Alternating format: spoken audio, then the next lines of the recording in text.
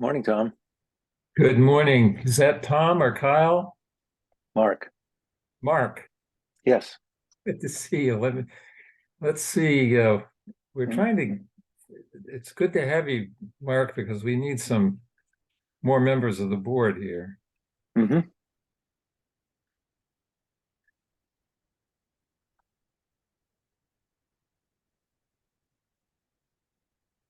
There we are.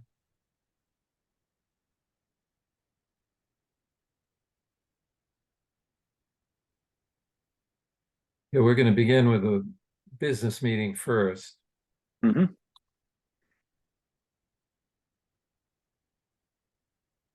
I think the agenda looks pretty good. I'm sorry we have to do it from online. Well, I'm sorry too, but I think it was just outstanding to have it all set up and ready to go. Oh, I know. I know. Absolutely.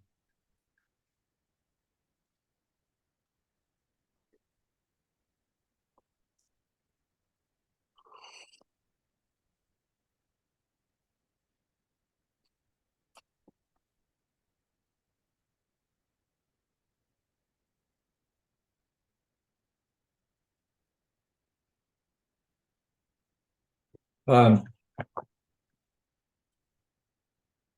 Jen, can you hear us?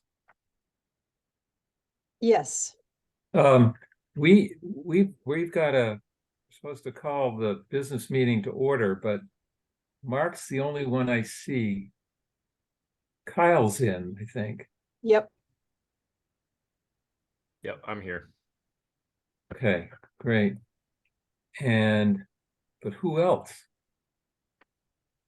On the board. Yeah, That's it. can we, There's Who's going Jen. to offer the Oh, slate? Jen's here. I'm gonna I'll promote her. She'll be a panelist so she can speak. okay, good. Will she But offer the slate?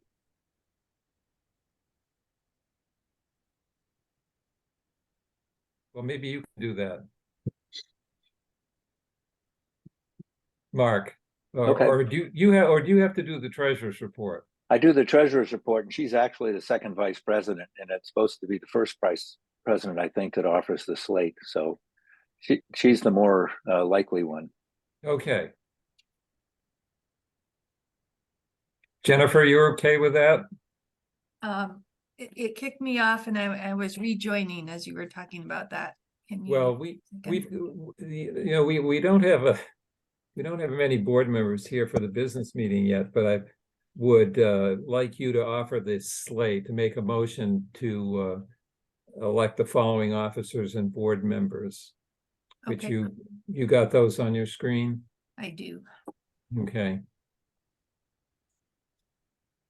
So if you make the offer and Mark does the second, we'll at least have that accomplished. Sure.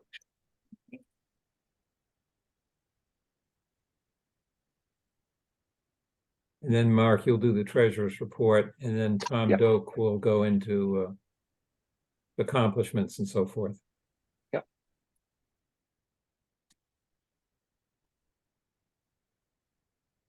Well, the deal is to call. Well, we've got just a couple minutes here. Jennifer, what's the weather like up near you? Well, I knock on wood. I think the worst of it is past. It's raining hard. Bad wind gusts this morning, but it seems to be dying down. Yeah. Down here, some schools are closed, but Falmouth, for example, but others aren't. So seems quiet if you're indoors anyway.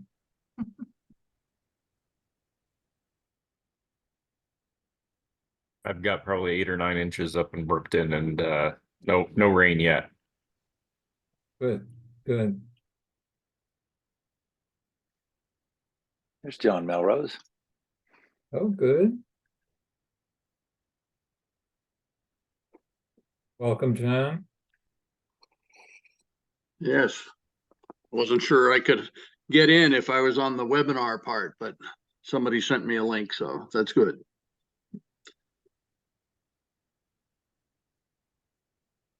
Well, Jen Hicks is sort of keeping us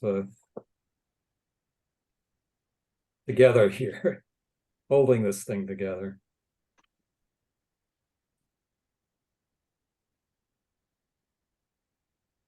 As board members arrive, I'll send them over to the panelist section so they can. Okay, Oh, you need a quorum though, is that right? I believe we do, Tom. Oh, Hannah's here. I'm sending her over. It's not really a board meeting, so we're okay.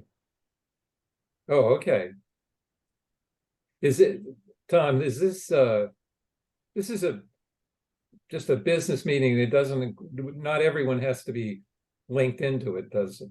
Right, right. We don't really need everybody to be on the board to be a participant, right, Jen? It's only those that are gonna speak. Yeah, but I figure if anybody on the board wants to speak, they have to be a panelist, so Right. Right. I'll bring them Right. over.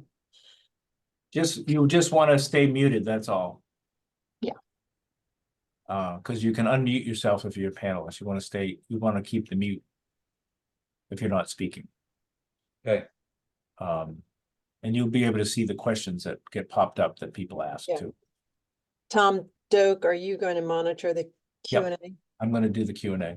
So we have several attendees right now, so just so everybody's aware, that this is just a quick business meeting for the membership. And if anybody does have a question or a comment to make during the meeting, click on the Q&A icon at the bottom of your screen, and that'll open up a box. You can type in your question. So participants aren't able to turn on a mic or turn on their video, but they can to ask a question, but you can type in a question or comment that way.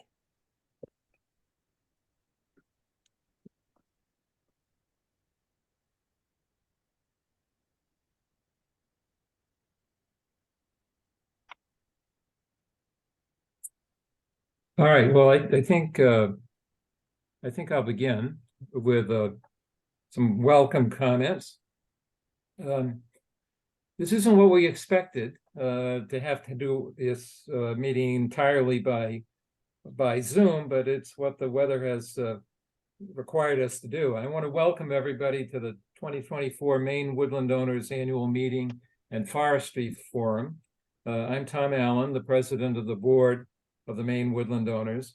We are really happy that so many of you are here and participating in this annual event online. It's the best we could do, but I think what you will find is the presentations today are going to be very interesting and hopefully very helpful to all of you. And I hope many of you can attend this entire presentation. But if you can't, if you have to sign off for one reason or another, we are recording the entire day. You will be able to get back into this presentation simply by going to our website after this event is over. For online participants, which is everyone now, if you leave the meeting and you want to come back, you simply use the same link you used to get on in order to return. Attendee video and audio functions are disabled, so we can only see your names and we won't hear or see you. If you move your mouse over below your video screen, you'll see a few icons. And if you click on the one that is Q&A, a window will open where you can type in and send a question to Tom Doak. We will go through the submitted questions and read them to the panelists during the Q&A period for them to answer. So refer to our website, www.mainewoodlandowners.org, and click on our annual meeting and forestry forum page to see our agenda so you can plan your day accordingly. While on this webpage, don't forget to click on the link to our online auction to see all of the interesting items that are up for bidding. You won't be able to see them live, but we've got photographs there, and bidding will close at 6 p.m. today. That's one event that can't quite be replicated as well on Zoom. Let's see. Make sure. Okay, I think pretty much that's it. And what I want to do now is move to the annual business meeting. So I'll begin by calling the meeting to order. I want to say, once again, I'm pleased that you're all here. And I would now entertain a motion for the election of officers and board members. Hi, this is Jennifer Dan. I'd like to make a motion to approve the slate of officers as presented on the slide. Is there a second? Hi, this is Board Member Mark Doty. I would like to second that nomination. Any questions or comments by anyone? All right, hearing none, I would call for the vote. All those in favor?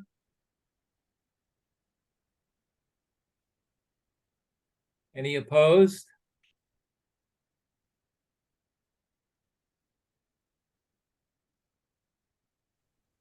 Jen, can you report on Jennifer Hicks, Jen Hicks? Does that come through clearly? Yeah, I'm not able to see everybody. So I was not able to see hands. Okay. But let's see. Maybe if everybody types in the Q&A, No, and then we have it on record. So if all the board members. I think they could raise their hand. Yeah, I'm sorry. Is it it's the whole membership that you need to vote on. You need to vote from. So they could do the hand raising. And why don't we leave it this way, Jen? Why don't anyone who objects to the slate of officers please indicate so now in the Q&A box? Okay. Yeah, there's no, Tom, there's no objections in the Q&A box. Yep, that's what I see too. Okay, then the motion is approved, and the named officers and board members are elected as provided. Next item for the business meeting is the treasurer's report. Thank you, Tom. Good morning, everyone. Through the hard work of your staff and board and the steady support of our loyal members, I'm pleased to report that Maine Woodland Owners is in sound financial shape. Since our fiscal year ends on April 30th, it seems to make sense to report more current numbers, so my comments reflect activities for the 12 months of calendar year 2023. For that period, our operating budget was $700,000. A very capable full-time staff of 4 managed our day-to-day operations. Executive Director Tom Doak, Deputy Executive Director Carla Black, Communications and Outreach Director Jen Hicks, and Office Manager Debbie Ladd. The Forestry role is contracted out to Prentice and Carlisle, and they have assigned their Mike Redante to our work. Peter Jones continues as our development consultant, and Debbie Ladd has contracted help in the office. We're very fortunate to have a diverse revenue sources, which have been growing. In part, this has allowed us to keep membership dues unchanged since 2016. Next slide, please. This slide illustrates the diversity and relative importance of our various revenue sources. As you can see, annual appeal at 33%, dues at 21%, and special donations at 4%, all of these come from members, combined to account for 58% of our revenue. We're clearly a membership-dependent organization. We do, however, have multiple other sources that provide opportunities for growth, among them sale of stumpage from our land trust properties and foundation and business grants. Next slide, please. The revenue we generate is dispersed as illustrated here. Events and programs through the year lead at 42% of our expenses, and combined with the newsletter at 8%, make up fully half of our expenses dedicated to education. Managing our land trust and paying the tree growth property tax makes up 18%. Calendar year 2023 was a success financially for Maine woodland owners, and we continue to meet or exceed our financial goals. And I'd like to thank the Finance Committee for their excellent support and work through calendar year 2023. Are there any questions?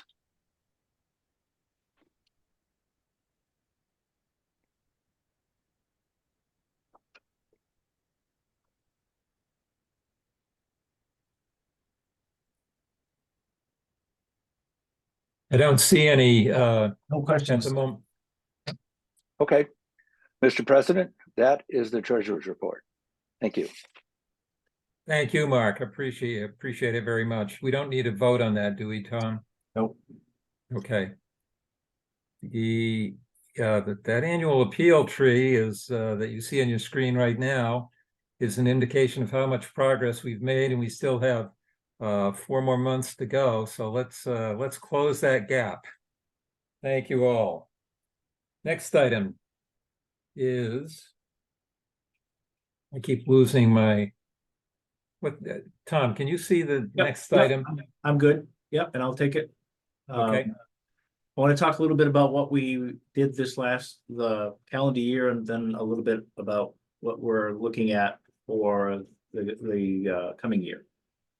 We continue to spend a fair amount of time at the legislature. This every session. I say this every session that it's one of the strangest sessions I've been involved in, but this last one was very interesting, very a bit different and strange. And Carla's actually going to update everybody about where that stands. Just know that we're spending a fair amount of time on legislative matters that are of interest to landowners. We continue to expand our revenue and how we are funded. One of the big issues we've had is we want to make sure we have a diverse source of revenue to run this organization, so we're not dependent as much on one particular source. So we're continue to work on that. The monthly newsletter, Jen Hicks deserves a whole bunch of credit for that. I mean, I continually hear from people about how much they really enjoy the newsletter and how good it is. And I agree completely. And we spent a great deal of time on that newsletter, and I hope everybody finds it useful. And I know from the feedback I get, it's people think it's outstanding. We have started a land conservation fund where we do have the land trust program, and we'll talk a little bit about that. But we do have created a fund, and we've been adding to that fund about having money available for acquisition when land becomes available, a key piece or something like that. We're not going to be in the business of buying a lot of land. All of our lands pretty much come from donated to us, but sometimes a key piece comes available to us, and this idea is to have funds to acquire them. And then one of the things we're working on is there are a lot of new woodland owners. A lot of people moved into Maine. A lot of people bought land. A lot of people are new to owning woodland in Maine, and so we are ramping up our programming and assistance to the newer owners, often who don't have a lot of knowledge about being a woodland owner, and want to help make sure that we can help those people as well as people that are very experienced. So that's been a bit of a focus for us. Next slide, Jen. This is our land trust, the current status of our land trust. The red dots actually show land we own outright, and the green dots are where we hold conservation easements. And in many of those towns, we have multiple parcels. So we actually have 73 parcels in 42 towns. So almost, and between our fee and conservation easements, we have a presence in about 10% of all Maine municipalities. We have, I think there's 5 new acquisitions very close to being completed. We're working with landowners on their pace, but we have about 5 that we should be announcing here in the next few months, which will add significantly to our land trust. Next, Jen. A little bit more about accomplishment. This is just a list of some of the boards and committees and commissions that our staff serves on. Just give you a flavor for what, some of the kind of things that we're on that representing woodland owners. And this is not a full set, but just give you an idea of the kind of the diversity of different efforts that we are involved with other organizations in the state and such. So. Next, Jen. Tree growth tax law. We can count on tree growth tax law bills pretty much every session. Carla will talk about the current one. We did defeat all 4 Sunday hunting proposals. We're hoping that may be the end of that, but there are a few people that will never give that up, I think. We'll continue to manage our land trust properties with a long-term view. We've expanded our education program for both, during COVID, we ramped up our online programming, and we are continuing that as well as in-person meetings. So we're kind of expanding our opportunities. And the Tree Growth Tax Law program is obviously a good membership recruitment area. There are a lot of people in the in tree growth, and a lot of our members are in the Tree Growth Tax Law program. And then we are reaching out to many of those people in tree growth about becoming members. Jen, thanks. So 2000, what is 2024? Okay, it's going to be a very busy legislative session. Most of the very difficult issues that were in the first session of the legislature were held over to the second. So we know that it's going to be a busy session. Continue on diversifying income sources. Carbon, there's a lot of discussion about carbon. We've got a program later today to talk about carbon opportunities. There's a lot going on. Not yet a lot of opportunities for smaller owners like our members, but there's a lot of work going on there. Again, we want to continue to expand our outreach to new woodland owners.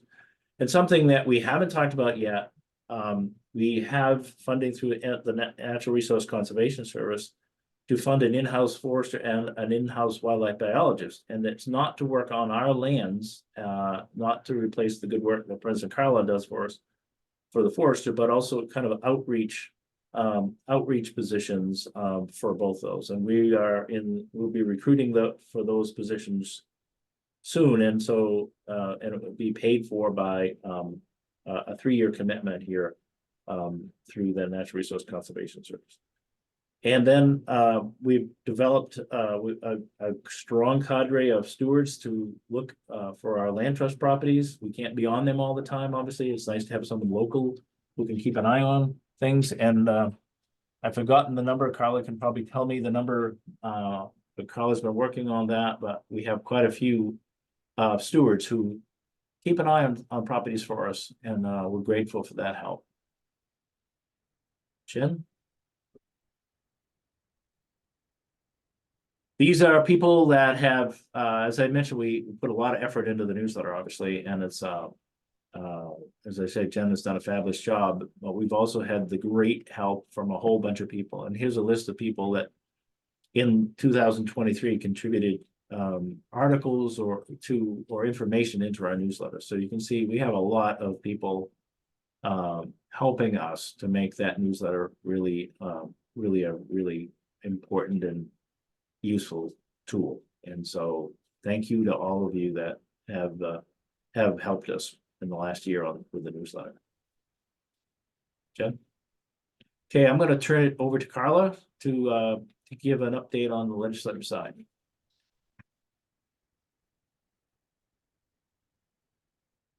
Morning, everyone. I'm Carla Black, Deputy Executive Director, and wanted to give you a quick overview of what is happening in Augusta these days. I thought I would first start with a little recap of what happened during the last legislative session, so that it sort of sets the table for what we're looking at during this current session. There were 2019 bills printed last session, which is an extraordinary number. Of those bills that were printed, 483 bills were carried over at the end of the session.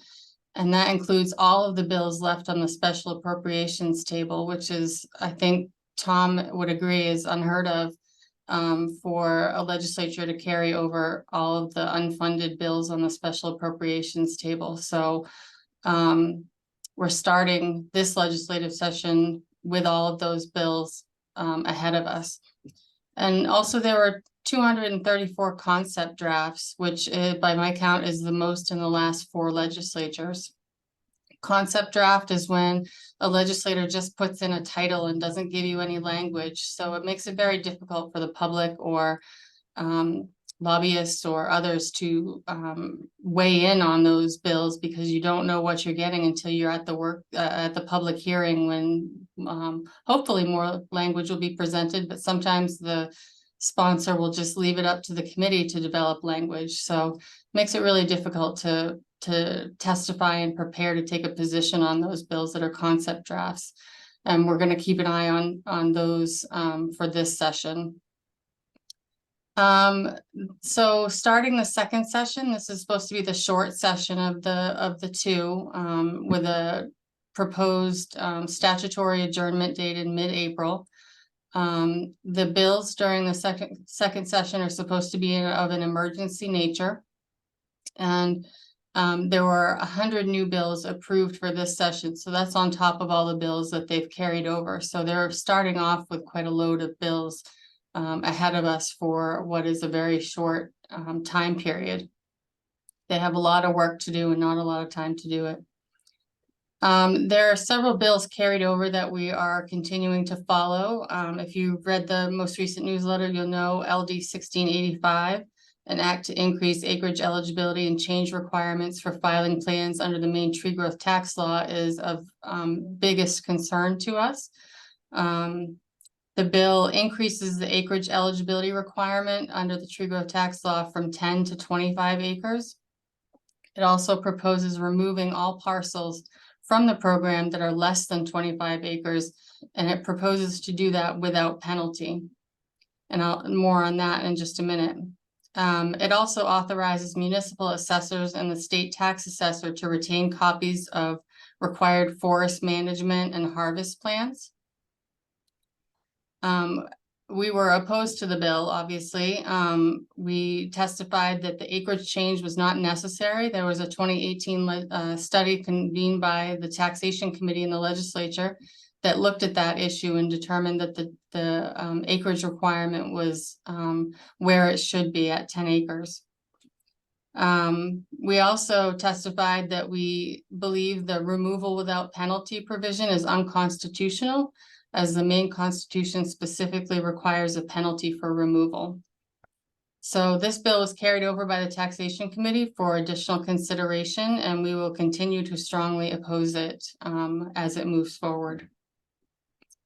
LD 1648, an act to make changes to the farm and open space tax law, is another bill that was carried over. It makes amendments to the farm and open space program to make the program more attractive to landowners, increase its public value, and make it easier to understand and administer. The major changes proposed in the original draft were to remove the 15,000 acre cap, to add municipal reimbursement, and to create a new valuation methodology. There hasn't been consensus among stakeholders regarding those provisions. And so a group led by the Nature Conservancy has been working in the off session to try to reach consensus, and those conversations continue to evolve. As we speak, there are a few more scheduled conversations that will be upcoming and trying to reach consensus on how to move that bill forward. The next bill is LD 993, an act to facilitate stakeholder input regarding forest policy in Maine. This bill, as amended, creates a 10-member board appointed by the governor, and the board would assist the Maine Forest Service with the development and implementation of the State Forest Action Plan, as well as other various issues. We were opposed to this bill. We felt that a standing board was not necessary, and that the Forest Service can and does pull stakeholder groups together as needed for different projects. This bill made its way through the process and is one of those bills that ended up on the special appropriations table, waiting for funding. There's a $5,000 annual fiscal note with it. So time will tell whether that bill decides, whether the appropriators decide to fund that bill and move it forward. Next slide, please.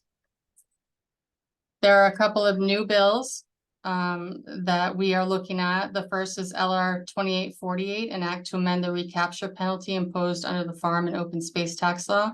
There's no language yet to review on this bill. It was, it's still in the revisor's office being developed.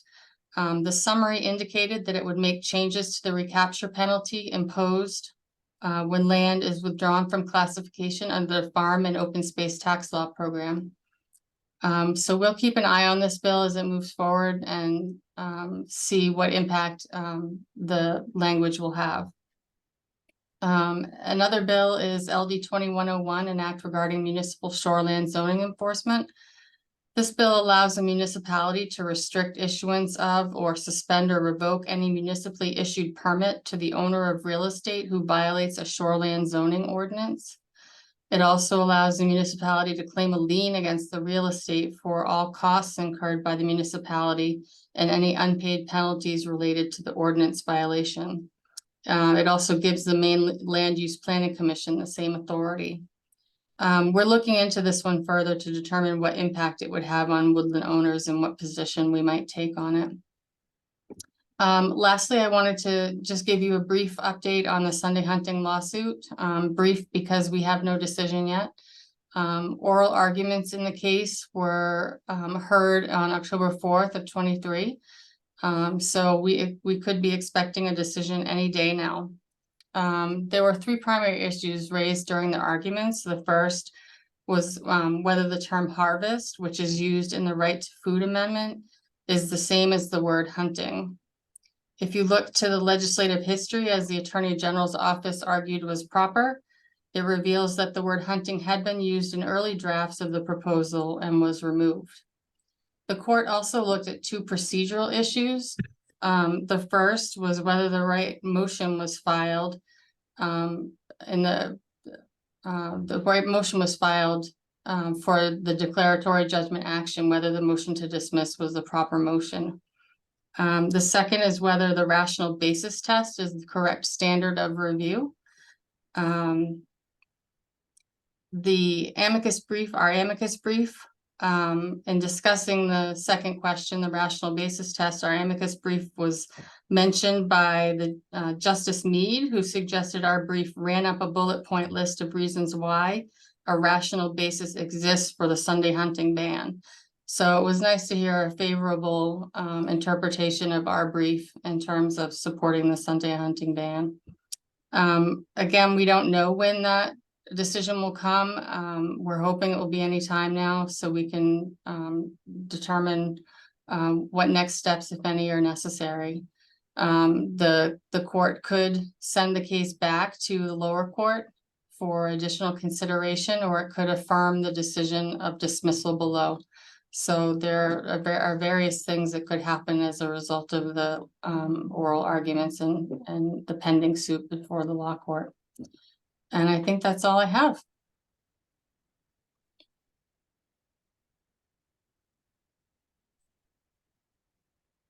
Any questions for either Carla or Tom? There's one question in the chat. And the question is, how many more years do I plan to serve Maine Woodland owners? I'd be interested in that, Tom. Hopefully, quite a few. I'm not, I have no secret plan at this point to change what I'm doing. How's that? I'll leave it at that. Okay, fair enough. But I'm also no spring chicken, so. But yes, Fair enough. thank you for the question, Ernest Carl. Good. Oh, I think there might be another one. Oh, it's the comment. Okay. I think it's any other questions or from anybody is what we're waiting for. You know, does anybody have a question they want to ask?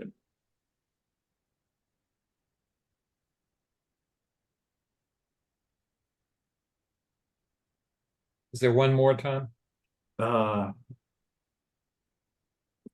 Here's an interesting one. I can't help but notice that most of the people presenting are older white men. How do you plan to diversify the organization?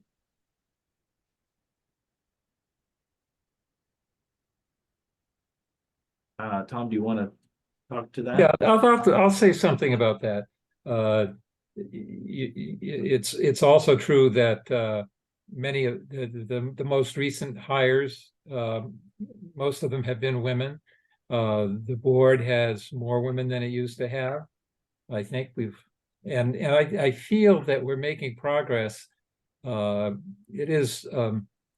moving from a generation, it seems to me, where so many woodland owners, and I don't mean just owners, but people who took a deep interest in the extent and quality of their woodlots were male, and that is really changing now as more of our members are interested not just in the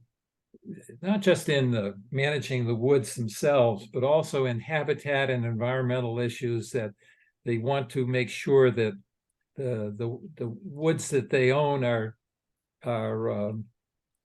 healthy for everyone, all creatures great and small. And I do think that we're on a path that this organization will increasingly be have more women active in the organization and more women who are on the board. And I would add that we always are trying to make sure that we have diverse points of view on the board of directors. And I think one of the strengths of the organization over the years is that we do have a very diverse backgrounds certainly on the board. And I think we'd welcome ideas for anybody, for other anybody who would like to play a more active role. We always want to hear from those members. So I would encourage people that would like to be involved to let us know that want to be involved on one of our committees or any of those kind of things. That's right. Tom, I think there's another couple questions here. Carla, it's one for you. What sort of incursions are there to be addressed by the shoreland zoning regulations? I think that's about that. I assume that's about that shoreland zoning bill that you mentioned. Yeah, do you want to speak to that, Tom? Yeah, just that we don't really know because what that would do yet.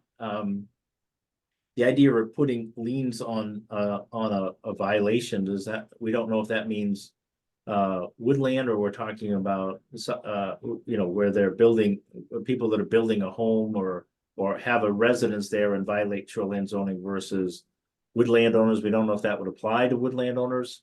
And then the question is, what's the process for determining if there is a violation? Is it a court issue? Is it a court settlement kind of thing? Or so we're not really sure of the details. And what I suspect it has to do with people that have real estate or homes and something that are violating shoreland zoning somehow, and basically saying, well, I'll pay a penalty, but I'll build too close or do something else or cut all the trees down. I'm guessing that's the but we don't know what's really behind the bill and what the intent is yet.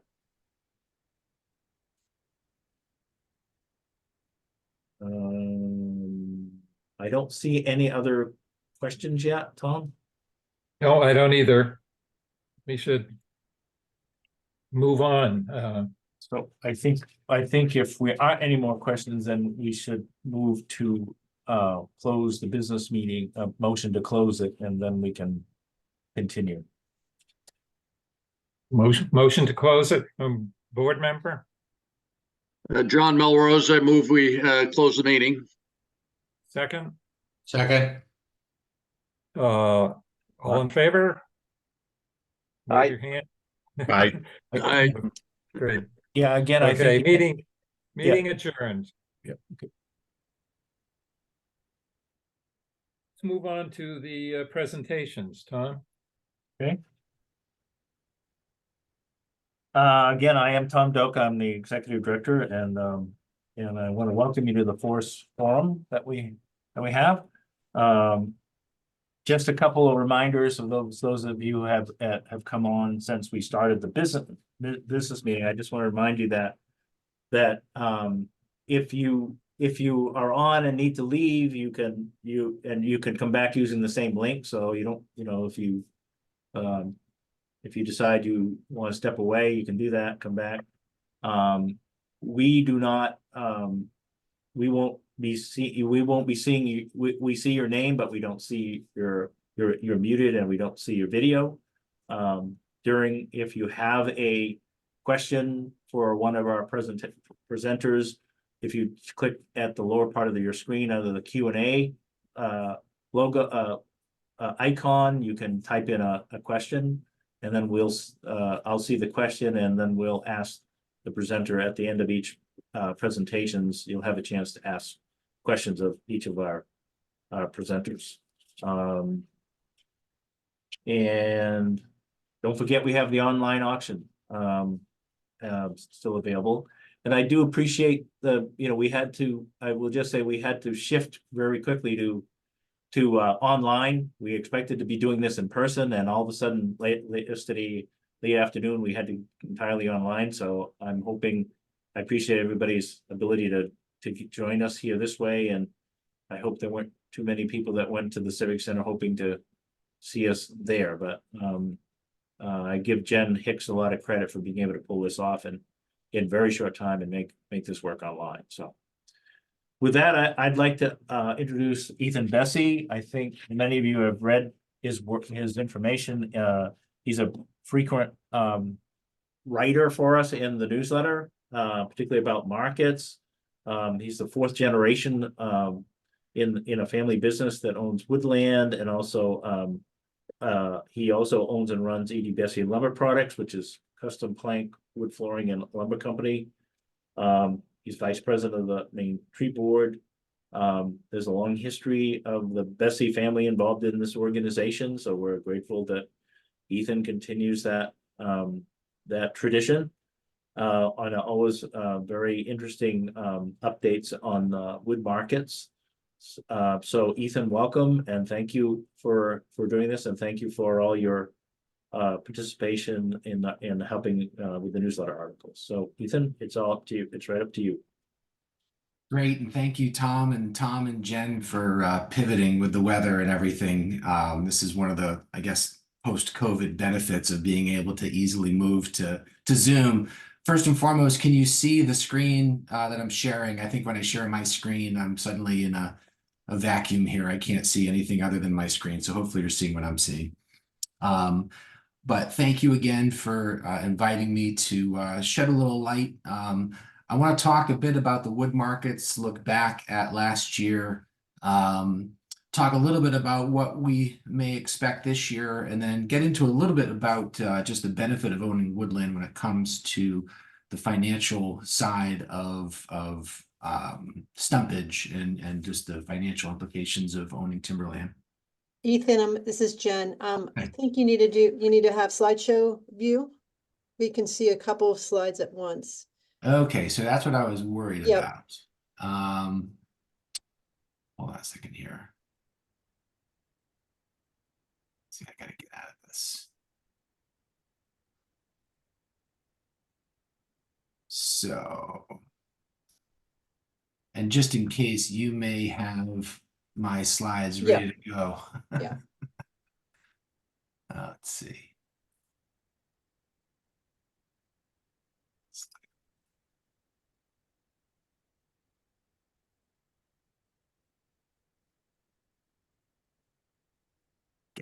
Getting there. Here we go. Okay, how's that? Yeah, it's still the kind of the presenter view. So if you want to start, there you go, play.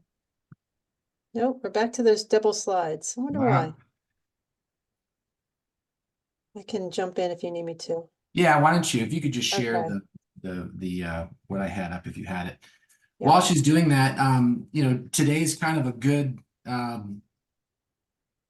it's a timely illustration of what 2023 was like. It was wet. And not just wet, but like biblical wet. I mean, it got to the point where people literally parked equipment and just did other things that normally would be working in the woods.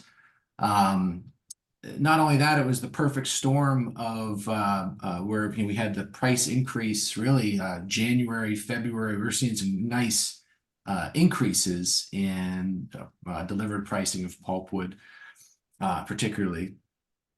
This is kind of coming out of the COVID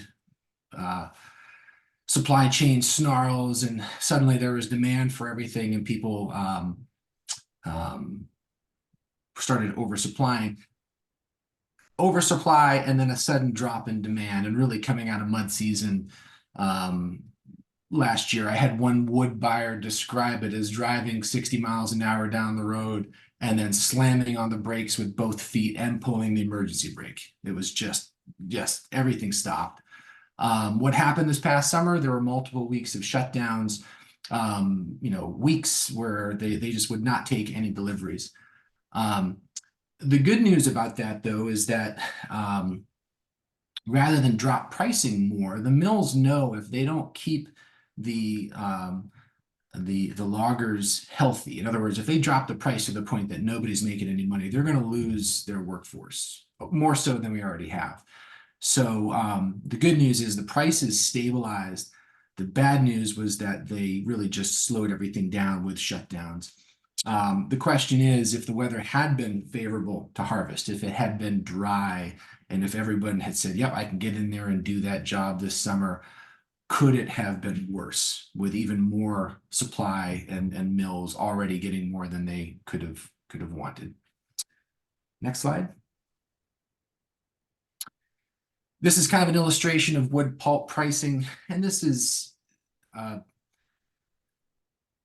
these slides and graphs, there's always going to be you know, nitpicking things you can find, but in general, you're seeing a general uptick right up until March of 23, and then you could just see a slide. And that's exactly what we experienced. So, you know, no surprise there. It was a price drop. Good news is it looks like the price of pulp has stabilized from all indications of people I speak with.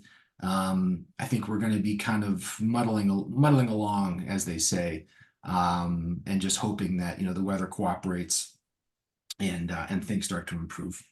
Next slide. So stepping back a little bit from a macroeconomic standpoint, this is the 30-year fixed rate mortgage average.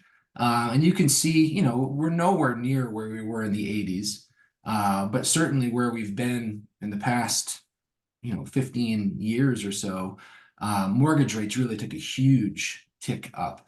And if somebody owns a home now and they're in a sub 3% mortgage, now the question is, you know, if they want to move or get a loan for any reason to renovate and do things that would ultimately use products that our trees would go into, be it framing lumber, flooring, cabinets, whatever.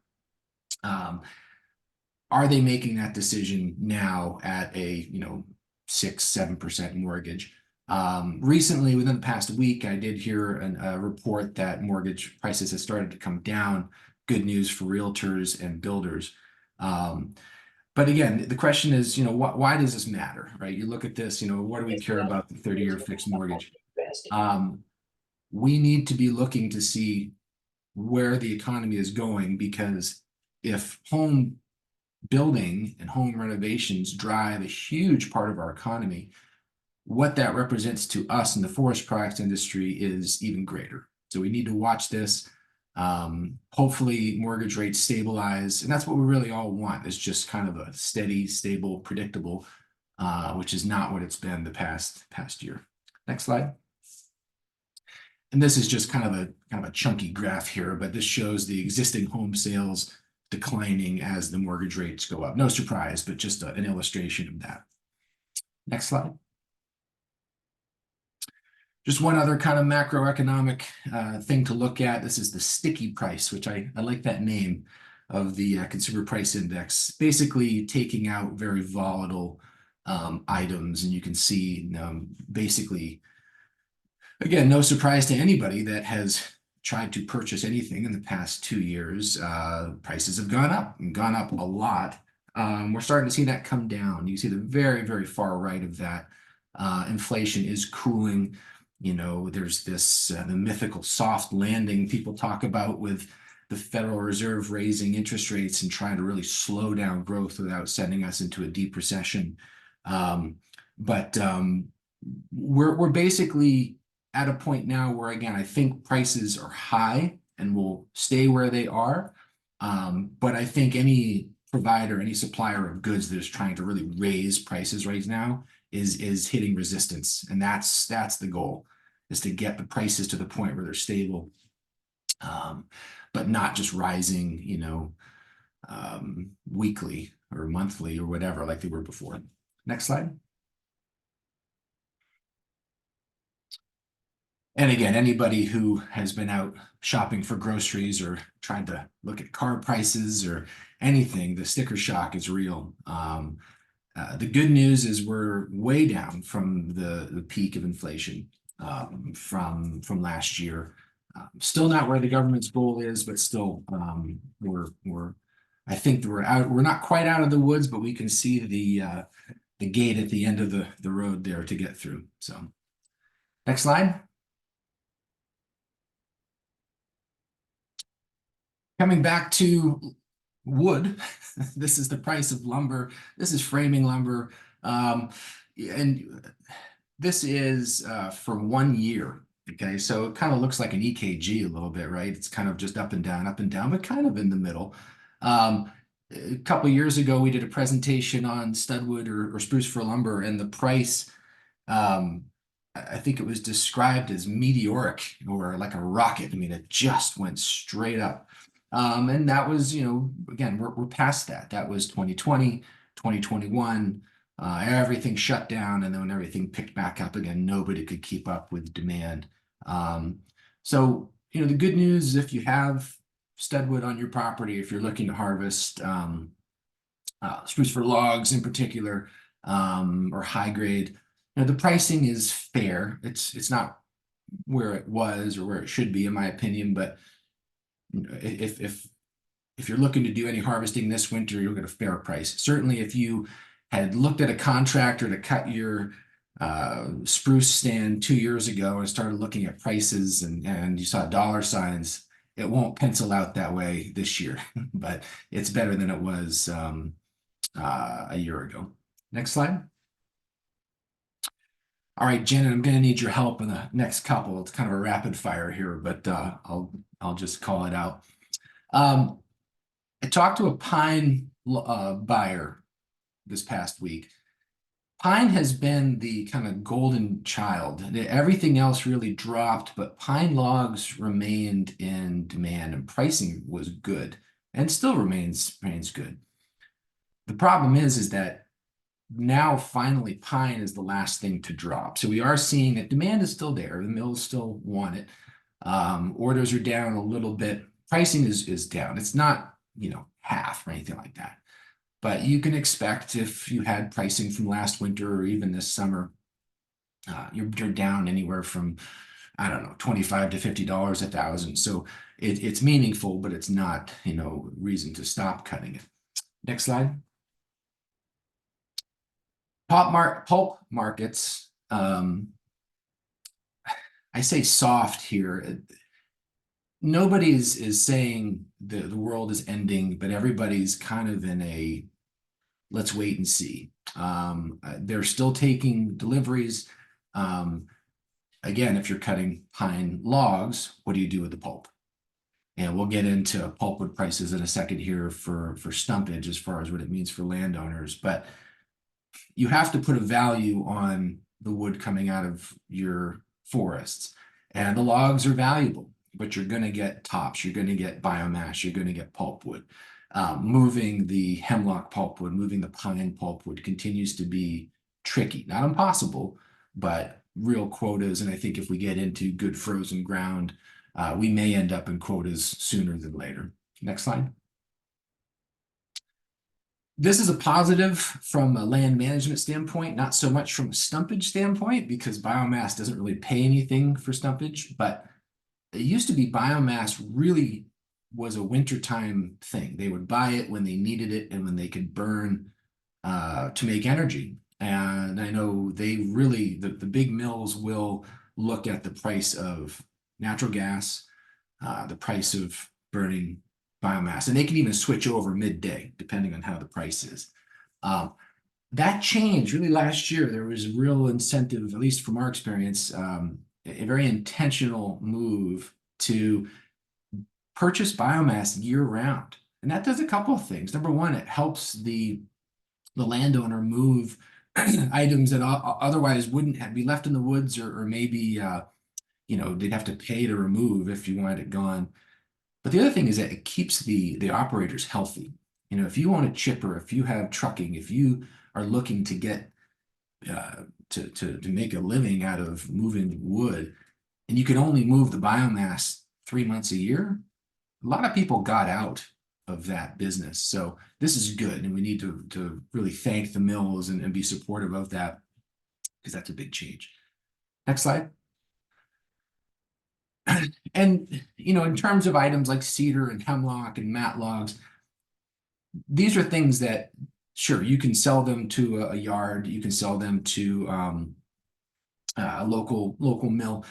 The small local markets, in my opinion, are where it's at. So if you have a forester or a logger that's working on your property, they may know of a small custom mill that's got a hemlock order, for example, for log homes, and they want 20-foot long, perfectly straight, 16-inch diameter hemlock logs, which you may have, you may not, but if you do, you can get a good price for them. Cedar, same thing. There's small local mills, and the mat log business seems to be chugging along.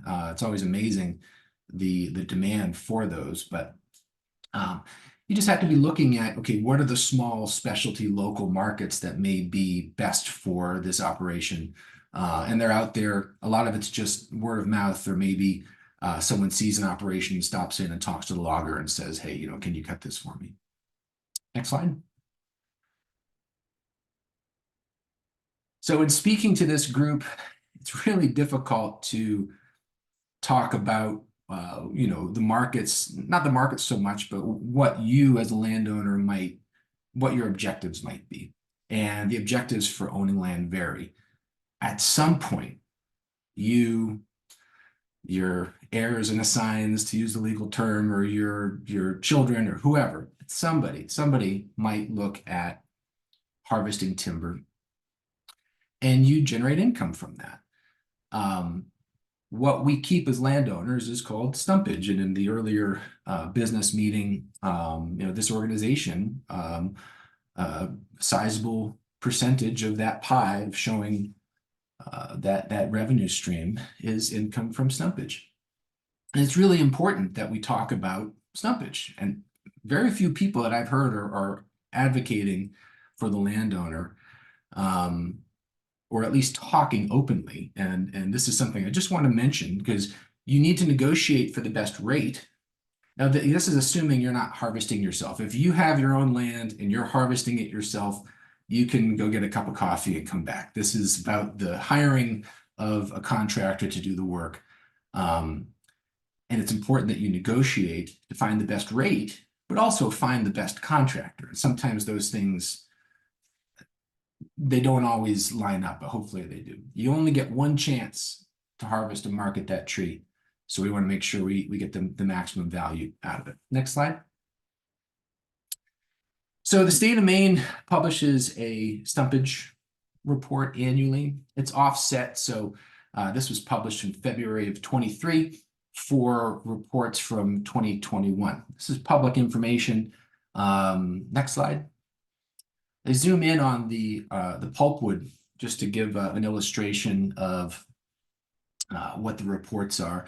And it gives you the average, the minimum, maximum, and the number of reports. This is really important for, citizen scientists. If you have a small population size or number of, 22 reports of spruce fir, it's hard to know if that's accurate. That's a pretty low number of reports. Whereas the hardwood report at 115 is a pretty good sample size. But anyway, this is something that we, when you file an intent to harvest number with the state, they will send you a request for information the following year, and you're obligated to send it in. At least my understanding is you are. And this is public information. By the way, what I'm showing right now is the capital region. So this is not statewide. This is within what we would operate within. So, Kennebec County, Southern Somerset, kind of what they call the capital region. The thing I wanted to show in this, and this is stuff that gives me heartburn a little bit. If you look at spruce fir, the 2021 average for stumpage was $3 a ton. I mean, it doesn't seem like a lot. There are some landowners reporting $1 a ton for spruce fir pulpwood. I can't put it into words, and I'll try, but we had entire industries, Madison Paper Company, for example, based on huge volumes of spruce fir that grow in the state, and landowners being able to maximize, I think it was 4 foot a long time ago, and then when they started buying tree length. And so you look at what you're keeping, and if you're keeping $1 a ton for spruce fir pulpwood, that's biomass.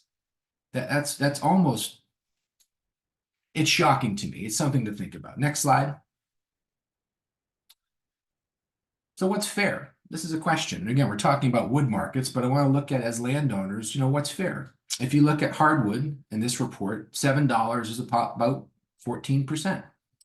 $4 is approximately 8%. $11 is about 22%.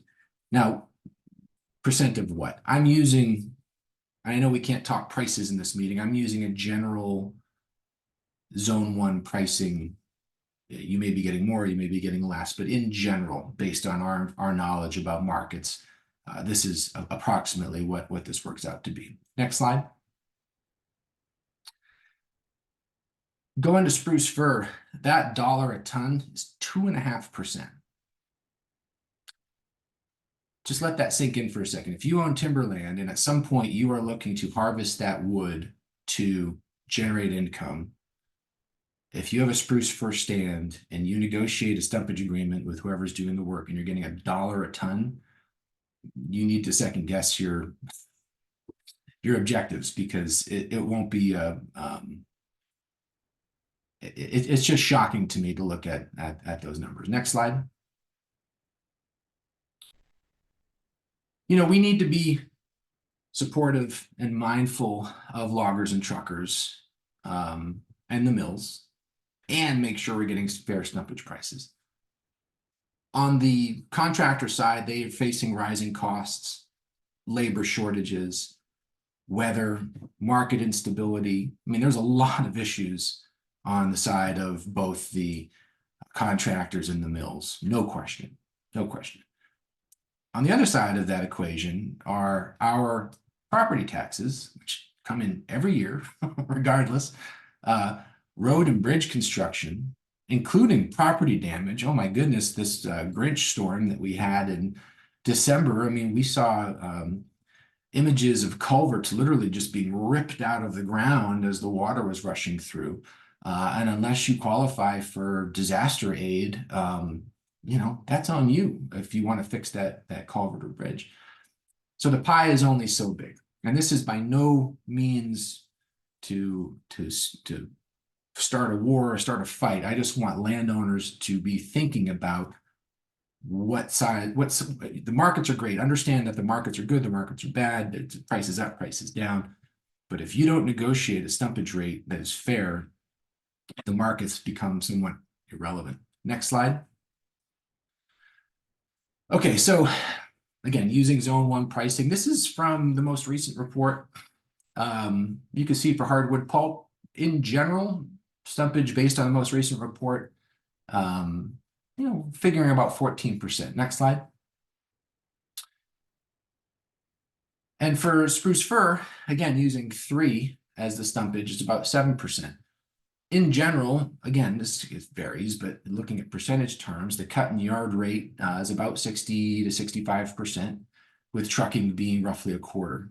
Next slide. So let's go back in time. Let's look back 10 years ago. So this is the 2012 report. Next slide. And again, zooming in on the 2012 report, you can see what it was like in 2012. Next slide, we'll do a comparison of 2012 to the most recent one. Go ahead, next slide. There you go. A lot of information. The biggest thing I'm looking at here is look at spruce and fir in 2012. Now, granted, a lot has happened since 2012. We all know that there was the collapse of 2015, multiple mills going out. I understand there's a lot's happened, but it's just eye-opening to look at the spruce and fir average of $9 in 2012 versus $3 today. But look at the min and the max. At some point, somebody was still reporting $1 a ton for spruce fir pulp in 2012, but a max of $18. 112 reports versus 22 on this. Again, I know that's a factor, but just in general, we need to be looking at what we keep. Understanding the markets is good, but thinking about what we keep is really very important if the financial return of owning timberland is high on your level of objectives. Next slide. So this is going back to 2012, and you can bring up the next slide too, Jen. Yeah, so comparing between the two, this is hardwood pulp. You can see the cut and yard rate. Again, using our numbers, I recognize this is kind of big picture. The cut and yard rate has mostly stayed the same. The trucking rate in 2012, if you got a wheeler in, it was about $8 a ton. Again, depends how far you're driving, but in general, we were seeing about $8 a ton for trucking. And of course, everything has gone up. Fuel has gone up. Tires have gone up. Labor has gone up. So trucking rates have gone up. What hasn't gone up based on these numbers is our stumpage. Next slide. Doing the same thing for spruce fir. This is 2012. Again, the cut and yard rate's been pretty steady. Next slide. Again, huge chunk of that pie gone. If this was Thanksgiving dinner, you'd be hungry if you were eating in the 2021 numbers. Next slide. Yeah, so there's many reasons to own timberland, and not to get into the weeds here, I do have a point, but there's obviously different objectives and perspectives for owning timberland. Certainly nature and beauty. Next slide. Recreation or hunting. Next slide. Investment, if you want to hold that land and sell it. Timber products and firewood. It's kind of what we're talking about with the markets now. Next slide. So the USDA actually did a woodland owner survey, and this is results for Maine. And it shows you a very important all the way to not applicable or very little importance. So any of the bars to the left are showing, high importance reported by landowners. So the importance of protecting nature or biological diversity, very important. Next slide. How about investment? Well, it's important, but you can see it kind of moderately important, and actually of little importance and important, or it's a little bit more important than of little importance, but this is interesting. It's not as important, pretty important, but not so much as you might imagine. The next slide, please. Timber products. this kind of levels off a little bit. So there are quite a few landowners where timber products are kind of important. Certainly people are reporting very important. But this was interesting just to see, oh, maybe timber products aren't that important to you. Next slide. Well, how about hunting? This is landowners reporting of their own reason for owning land for hunting. Not important, showed up pretty high. Again, there are people that are showing it's important, very important. Next slide. How about recreation other than hunting? And this takes the cake. This is very important. So in general, we're talking about markets, we're talking about stumpage. It may not be important to you now, but we want to think about it when it does come time for you or your family or whoever is looking at generating some income from the land. There will come a time when a harvest could happen. Next slide. Of course, there's carbon. I know there's talk about carbon coming up. Most of the activity in carbon, in our experience, has been with the larger landowners. And in particular, there was a Blue Source, which is a carbon developer. They actually started buying up land. In fact, they bought 146,000 acres from the Forest Land Group in northern New Hampshire. Huge chunk of land. And announced, I think a year ago this fall, that they were going to reduce, or they told their logging contractor, Landvest, that they would be reducing their harvest volumes by 50%. Now, this is shocking. And of course, it would have huge impacts on logging contractors and mills. The question is, if they do this, will there be logging contractors and mills? You know, let's say they want to do this for 10 years, 20 years. Well, 20 years from now, if there's 146 acres basically off the table or half of it, who's going to be there when they need them? As far as the smaller landowner, as Tom indicated early on, you know, it's kind of still in its infancy. We are in the process of a carbon project right now. I can tell you it's been very long, very drawn out, working with a good company. But, you know, one of the calculations that we look at, and I'm sure Blue Source, or what they're now called A New Climate, is we're going to cut this. I'm going to get stumpage. This is how much stumpage I'm going to get versus carbon credits. Well, if stumpage of spruce fir is $1 a ton and carbon credits are whatever they are, you can pencil that out and it makes a lot of sense. Again, there has to be a balance. Next slide, Jen. And if anyone's interested in that, New Hampshire Public Radio actually did a very good story on this, talking about the project and obviously the implications of the local economy there. Next slide. So in closing, markets are important, and looking ahead into this year, I think we're through the worst of it. If you're doing a stumpage agreement with somebody and you have a harvest plan for this winter, you're probably set with your income. But as you're looking into the future, you really want to look, next slide, Jen, make sure that you have the right contractor that will help with your objectives and pay a fair stumpage price.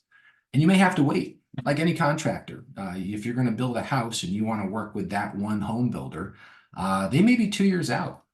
Really good home builders are years out. Really good loggers are years out.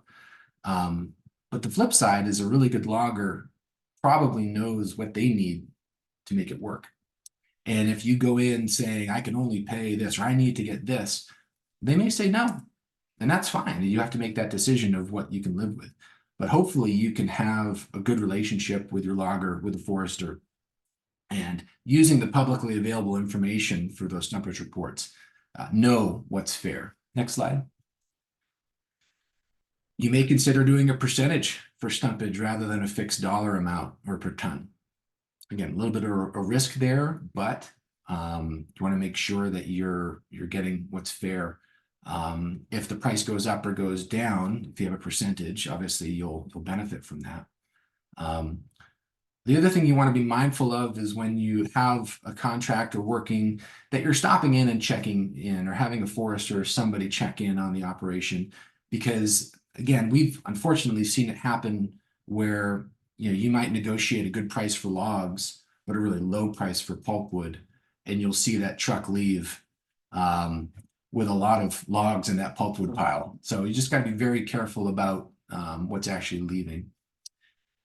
And then something that's not often talked about, but as landowners, you're really in the driver's seat. Nothing happens on the ground. No shovel hits the dirt without the landowner approval. That also means that you might not get someone to do what you want to do, and that's just the market. But you're in the driver's seat as far as being able to choose what happens. So it's something that often isn't mentioned, but at least for this group, I wanted to make sure that we're saying it. Last slide. It's .com on the email got cut off, but if anyone has any questions, our office phone number and my email is there, and I appreciate the time. Fantastic, Ethan. We have a couple questions in the chat.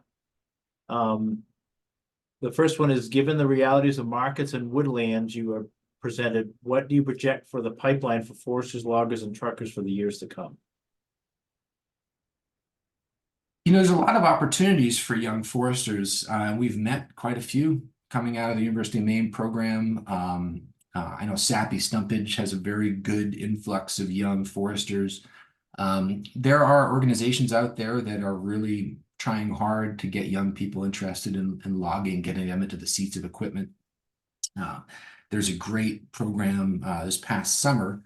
The teacher from Old Town actually took kids out into the woods for an immersive experience, actually living in tents with all the rain we had last summer, operating logging equipment. And I've met those kids and I've seen presentations, and I think the result of that will be young people who, you know, maybe they become loggers, maybe they become foresters, maybe they become surveyors, or they have an interest in being outside and not just getting a desk job. So none of this is going to happen quickly, but I think the pipeline of loggers and people interested in working in the woods, there's a lot of effort into that, and I think we're starting to see some fruits of that labor. Great. A second one is, do you know why the Maine Forest Service hasn't published the 2022 stumpage report yet? And it's delayed, so it's always, I think March of 23 was the 21 report, so March of 24 will probably be the 22 report. It's kind of it's just delayed. It's just a year later plus whatever quarter they get through to do it. That's usually how it happens. yeah, having been there, it sometimes, yeah, unfortunately, it does get delayed sometimes longer than it should. I can say that, but yeah. And then the one more is, what's, well, there may be a couple more here. What's, and we have time for probably maybe two more. I can talk fast. Yep. One of them is about the political and pricing clout of an organization like ours or others. You know, is there a role for an organization like ours in kind of helping its members with pricing? I don't think you can legally. I think that if you start talking pricing at a gathering like this, you get into antitrust laws. And so I think pricing is something that's personal and negotiated. The other thing is that as landowners, when you have someone come in, I mean, there are people that will say, hey, I need to have my woodlot cut. And a logger will show up and say, okay, I'll give you $7,500. And they'll say, okay. And that's it. They pay the landowner, and then whatever wood comes out goes to the logger. That's a perfectly fine agreement. There are other people that want every single log, they want a slip to know, and they want a price for every single item. And there's you know, in between, there's different ways of doing that. So there's not one kind of size fits all for getting stumpage. All I'm saying is, as landowners, we need to be mindful of what we're keeping. Really, that's it. And so how you negotiate that, I don't think an organization is going to be able to negotiate for you. But that information is publicly available with the stumpage report to give you at least a guideline. I will say I help a lot of our members with questions about pricing, just to they'll share what pricing is with me, and I can tell them if it's in the ballpark or not. I don't, their individual situation sometimes affects, as you know, the price, but I have helped some people, that these are reasonable prices or not, and that way. So I can help them, and I have helped a lot of people with that. And and if you're a member and you want help with that, you can always contact us. Also, if you're using I think one of the best reasons to use a forester is the forester has the knowledge of the market. I mean, it's cutting wood is a business transaction. If you're the logger, you can't blame the logger for wanting to pay as little as they can, right? To the landlord, it's a business transaction. And if you're not knowledgeable about pricing, if there's then maybe it's an advantage for you to have access to someone who does know the pricing and can help you. So I would also offer to you and to members, our office has pricing. I mean, we have our zone 1, zone 2 pricing. So if somebody has a woodlot coming up or they're looking for pricing or an outlet, you're welcome to call our office, and our staff can give you what our delivered pricing is. Again, that's not going to help you if you've got 5 logs, but if you have a load or a wheeler load, that's something we can do.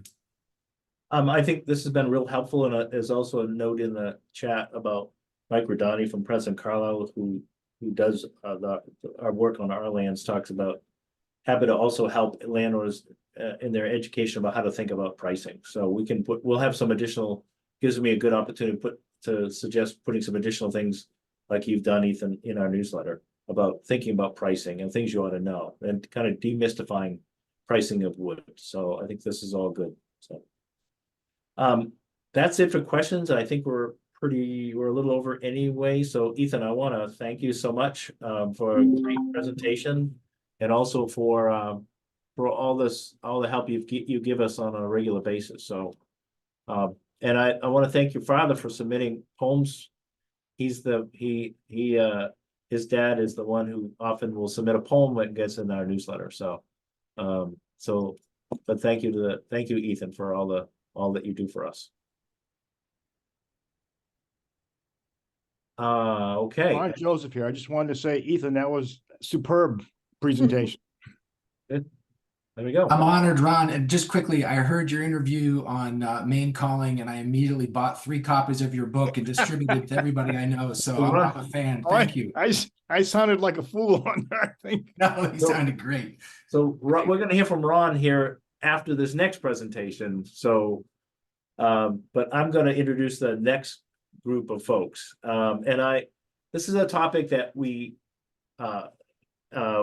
carbon and climate, and there's a lot of discussion going on right now. And it's one of the most common questions I get from people about understanding what's going on the carbon markets and things like that. So we wanted to put together a group of folks that could, kind of give us an update of where things sit. And so I think the order is going to be, we have 3 in the panelists, and I think Erin, I think Erin's on for first, and I'm going to introduce her, and then when you finish, I'll introduce each of them as they go. So Erin, thank you for being here. Erin is the coordinator of the USDA Northeast Climate Hub, one of the founding editors of The Pulse, which is climate and forest in the news. She's worked for USDA Forest Service since 1997, both in management and research, and has recently started studying soil carbon. And there's a lot of carbon in soils, and expertise in fire ecology in New England, and one of the authors of the National Climate Assessment. So Erin, welcome, and go right ahead. Thank you. All right, so I have a talk here that's a little bit of an overview. I talk more about climate than carbon, I'll just warn you there, but I do try to tie together some of the concepts of where we're going with the carbon topic. So let's see, how does that look? Looks good. All right, first try, amazing. So as mentioned, I am with the USDA Northeast Climate Hub, and I do want to share with you some of the resources that are available on this topic from USDA and thinking about how forest carbon is related to climate change and what we can do in our region. But first, the National Climate Assessment just came out 2 months ago, and it's somewhat of a big deal where we have had 750 authors, and we have a chapter that's focused on the Northeast. There's also a chapter focused on forestry and many other. There's 37 chapters, so many sectors and regions. And the idea is to really hone in on what the impacts are. So not just how the climate is changing, but how it's changing in our region and what that means for people, communities, forest sector, ecosystems specific to our region. So I encourage you to take a look at the Northeast chapter. There's some really cool information about extreme precipitation events, which are, of course, one of the biggest impacts that we're seeing. And then there's also something called an interactive atlas, which is a way to look at data from a particular county or state. And you can analyze projections and trends, and it's the same data that we used for the National Climate Assessment. I always like to start with just an overview so that we're all on the same page, even though at this point, this is really old news. We have changes in the Northeast that somewhat look similar to the rest of the world and sometimes are unique. So our coasts are warming faster, some of the fastest in the globe. We have heat waves like other places do, although they seem to be worse because we have more urban areas, maybe not so much in Maine, but in our region. We have an extended spring season, which is, or a vernal period, which of course means mud on some of our back roads. And we are seeing in some areas of our region, it is like inland Northeast, are actually heavier snowfalls, but more likely in other, more prominently, we are seeing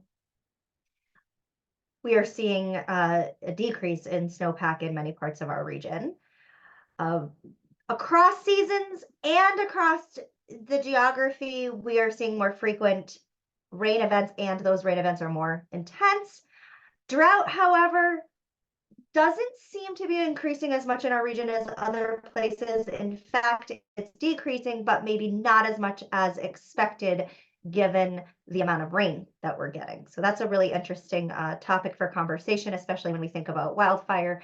And we are actively researching what's actually happening with the increase in evapotranspiration and soil moisture changes and such. And of course, we have sea level rise, which is a big deal for states with a lot of coastline.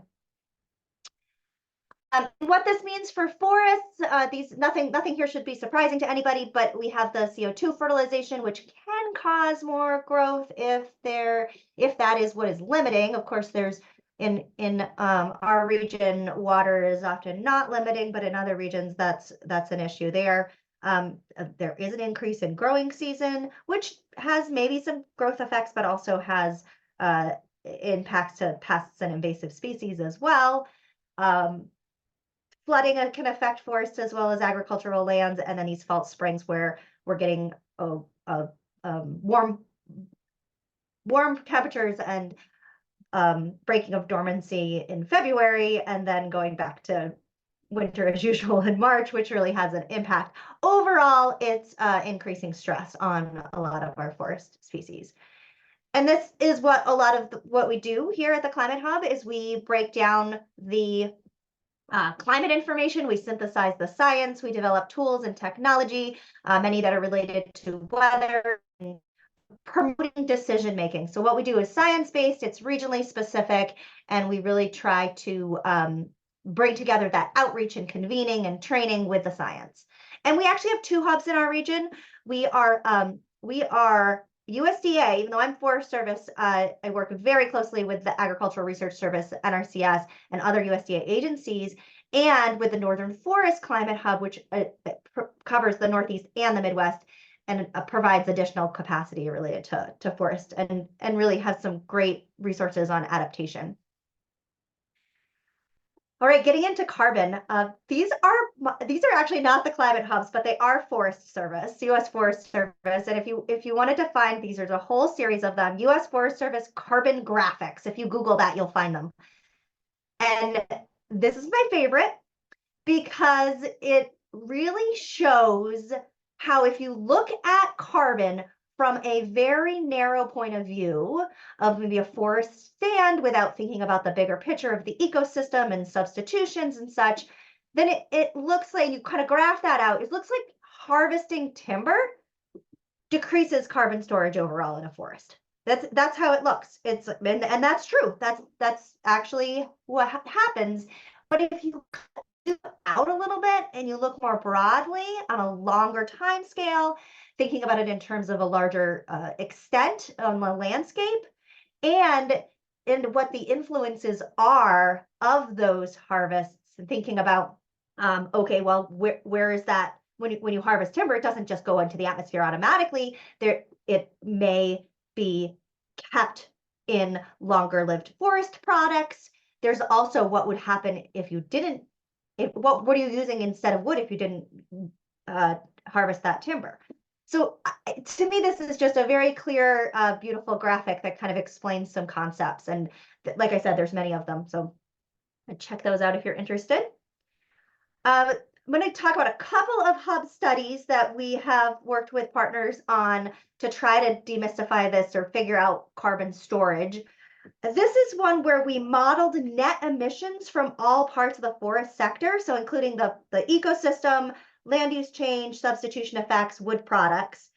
And we accounted for all the gains and losses and found that there were gains in actions like afforestation, reforestation, of course, reducing deforestation. Those are kind of obvious, but also with the longer lived wood products.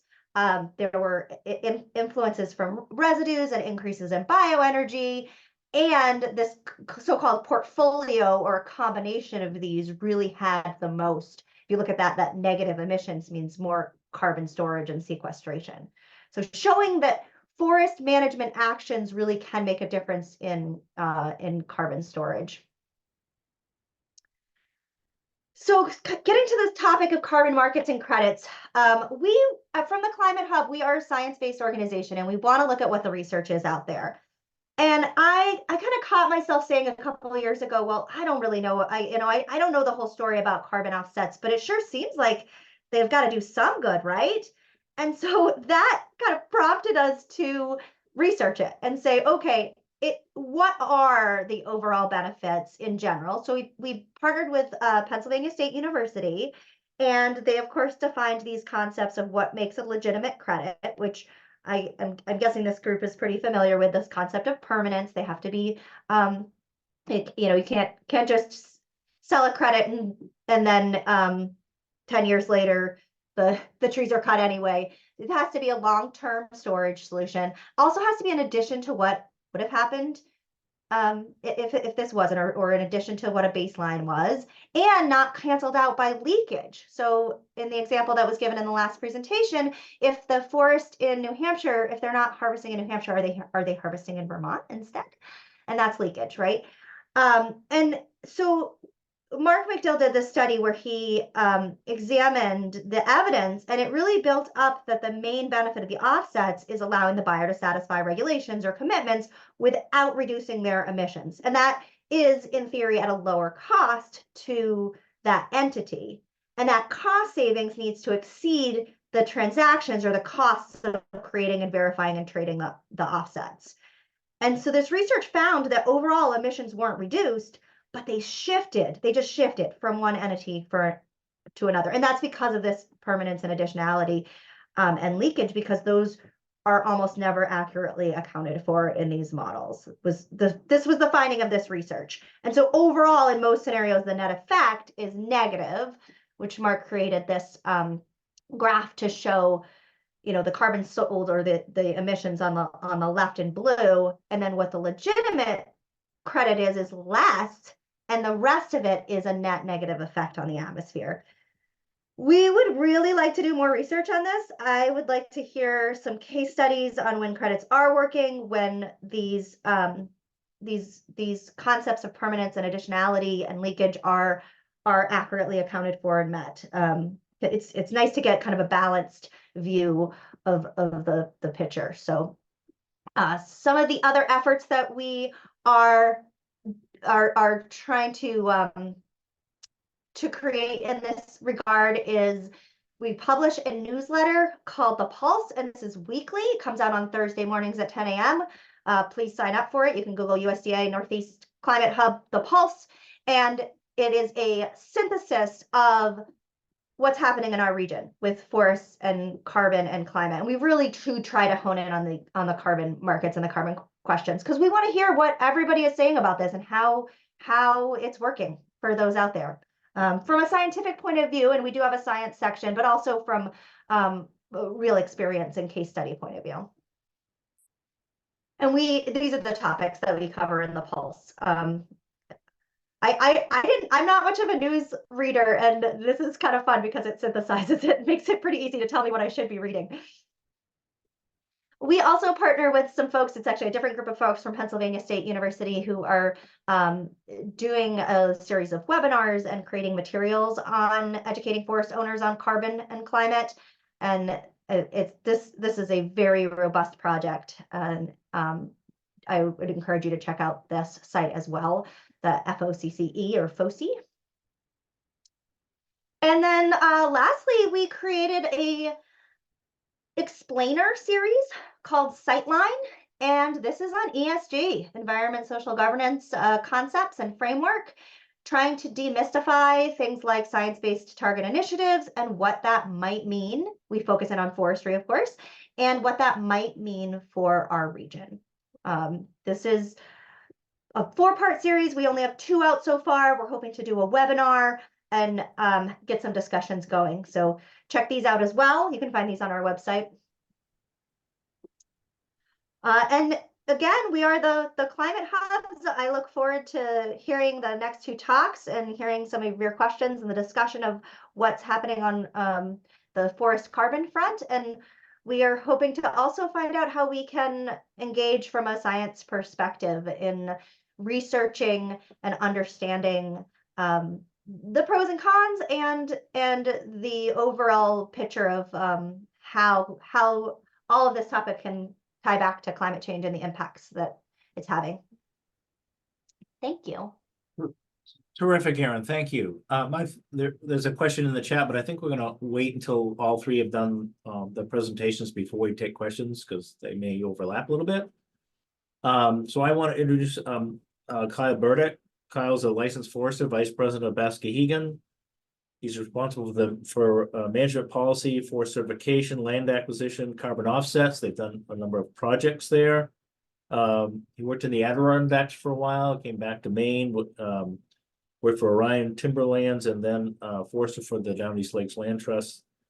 And he, in the last couple of years, has he's on our board of directors, but he also has spent time helping us look at the carbon on the lands that our organization owns. We did a full evaluation of our carbon and possible carbon sales, and we have not done any carbon sales, but we've looked at that issue on the lands that this organization owns. So we wanted to have Kyle come on and talk about, his experience in dealing with, particularly with carbon credit. So Kyle, welcome, thank you. And I know we originally going to have you were coming to Augusta, and then you're doing remotely, and I hope your power situation stays on. So yeah, I think welcome. So far so good. I should be all right. So Good. thank you very much. Thank you all for having me. Really enjoy being on the board here at Maine Woodland Owners, and glad to speak on the topic. This is actually kind of a bridged version of a presentation I gave to Yale a couple of months ago, sort of walking through our journey through carbon offset development here at Bascahegan Company, and going to use kind of like a story slide using maps to describe in very plain English how our carbon program works here. Trying not to get too deep into the weeds of some of the very complicated jargon that often comes with these carbon credit programs. So just a little bit about Baskehegan Company. It is a family-owned timber company. We're actually celebrating our 105th year in business, which is very appropriate for the context of this conversation. One of our carbon projects is a 100-year commitment, and we have actually proven that 100 years is actually not forever. And I'm very proud to be part of a company that has the foresight to see that far into the future and already has. So that's pretty fun. Baskehegan, we primarily are timber producers. We are a landowner, and we have been harvesting our own timber and finding logging contractors to harvest and deliver it for us. And we have relationships with mills, and that's our primary focus. But we've always had kind of an eye for what else we can do with the property. And as things in the world develop and change, it's very more likely that a lot of us will become more of forest benefits providers, not just timber products providers. And so carbon offsets is one of many things that landowners in Maine are looking into, and including renewable energy and all sorts of other things. Hopefully some other ecosystem services are going to be developed. But we own 150,000 acres now, and it's mostly in northern Washington County, some in Aroostook, and some in northern Penobscot County. And this is a quick glance. And I'm going to start the story by going all the way back to 2012. Now, this is well before we had a carbon program, and it's actually before I started with the company as well. But we've talked about these baselines, and baselines are calculated to measure change in behavior before and after a carbon program. And I'm not going to define it the way that maybe our mathematical baseline is calculated through our carbon developer, which is a new. But I'm going to do it in the very plain way that we internally think about it to discuss things like additionality and what's changed based on what happened before our program and what's happened now. So back in 2012, we owned about 102,000 acres. We had an AAC, which is annual allowable cut, of about 31,000 quarts. And, we have all sorts of things that go into that number, but we're sustainable. And we actually grew our forest since the 1920s forward to 2012, going from somewhere around 2 quarts per acre, believe it or not, when you could basically throw whatever you could pick up into a stream and send it to a mill, to, at this time, it was probably around 18 quarts per acre. And we've grown our forest significantly. And so we had a lot of timber on the property. And with timber revenue, we actually purchased most of the town of Bancroft. Now, this is about 18,000 acres. So that boosted us up to 120,000 acres total. And our AAC increased. However, that land that we purchased had virtually no merchantable timber on it. It was purchased from a logging liquidator that had finished with it. They didn't want to pay taxes on a piece of property they could no longer harvest. So we got a really good deal on it. And as Ethan very well described in his presentation, times have changed. Back then, wood was worth a lot of money, or a lot relative to today, and land was actually much, much cheaper. So we were actually able to use timber revenue to buy land. So how do we cut more wood if we have just purchased land that didn't have any? Well, it kind of works like solar panels. So we knew wood was growing there, and we knew we had lots of land that was already merchantable and very mature in the older lands that we had. So we can actually siphon off fiber faster from our older forest while the younger forest is growing back. And then eventually, when that Bancroft land has timber, we can start harvesting there. And it will be kind of a seamless transition. It's a very neat way to benefit from buying cut over land that people with patience and a long-term view can take advantage of. So in 2018, we looked at the opportunity to develop carbon credit programs, and we did. I will discuss briefly at the end of this why it worked for Baskehegan, but it took 2 years to walk our shareholders through the process. And at the time, it had a lot to do with what we would be giving up as a landowner, not so much working through additionality and leakage, because that's frankly kind of above a lot of people's conception, especially without the benefit of a research team. So we enrolled all these core acres. So this is the land that we've owned since 1920 into a 100-year commitment in the California market. So that constitutes about 88,000 acres. And these were what we now call conservation credits. So we were basically being paid to store existing stocking of forest for 100 years. So it's not about additional annual growth of carbon. It's about making sure that carbon that we developed over 100 years stays at a sustainable level, a flat level. So we can harvest sustainably every year, but we can't exceed growth. It's kind of like a carbon conservation easement, if you will. Whereas many conservation easements are really just about development and keeping forest. So we had to drop our AAC down back to 31,000 cords because now the yellow and the orange area actually have to have their own sustainable yields. We can't harvest that orange land any faster because that yellow land is growing rapidly. So we had to drop it down. So that just goes to show that there's not some leakage and other things going on. We did make a change in behavior based on that enrollment. So what do we do with the land, or excuse me, what do we do with the money? I just sort of spoiled the surprise. We wanted to buy land. That was immediately known.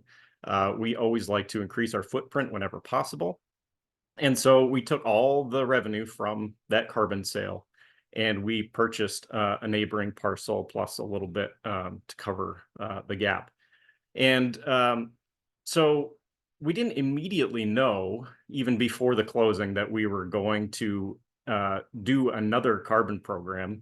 It was kind of in my mind, but not really to the level of the shareholders yet. But we had to make a choice. We purchased this additional 24,000 acres, and it did have some timber on it. It was being sustainably managed for pulpwood production, not for logs. It's basically a company whose model is to supply the local pulp mill. And we could go ahead and start harvesting pulpwood the way they were doing it, but it doesn't really mesh quite with Baskekegan's vision for long-term durable wood products. So it wasn't really happy, but owning land costs a lot of money. We all know that. So we probably would have been forced to if we hadn't decided to enroll it into a different carbon program. But should we have harvested it at the time when we bought it, we would have boosted our AAC probably up to about 40,000 cords. So we would have gained some AAC there. But we didn't. We decided to enroll it all into a carbon project along with some of the Bancroft land. Now, in a way, these two properties were actually pretty well tied together in terms of development stages and things like that. Very different forests from our older lands that we've owned for a long time. And so we entered that combined 36,000 acres into the voluntary offset program. So now the goal for that project is actually selling credits annually as those forests grow very rapidly. And so now our AAC has dropped back down to what it was in 2012 to 31,000 cords again, but we own now 150,000 acres. So our land base has increased by 40%, but we're harvesting the same as when we were only owning 120, or excuse me, around 100,000 acres. So it's additionality, but we didn't go and disrupt the forest products ecosystem as we discussed with the New Hampshire lands there. And just as a comment to that, in Maine, harvesting has declined by something like 30% in the last 10 years, and none of that has anything to do with carbon offset markets. That's just the industry being the industry. Obviously, things can happen on a much local scale with big carbon projects in a small wood basket. But that's the story as we've developed it, and it's very interesting now to hear anecdotal information as markets have changed. we are seeing buyers asking very sophisticated questions where that really wasn't much of a thing prior to some of the scrutiny, publicly speaking. So those questions actually get to us, and we are answering some very tricky things. And presentations like this, I think, actually help describe what's going on, because there is actually quite a lot of things like additionality that isn't incorporated into the math when a researcher in Pennsylvania looks into things. There's no way they would have known what was going on our property. They can only look at sort of the formulas and make assumptions based on that.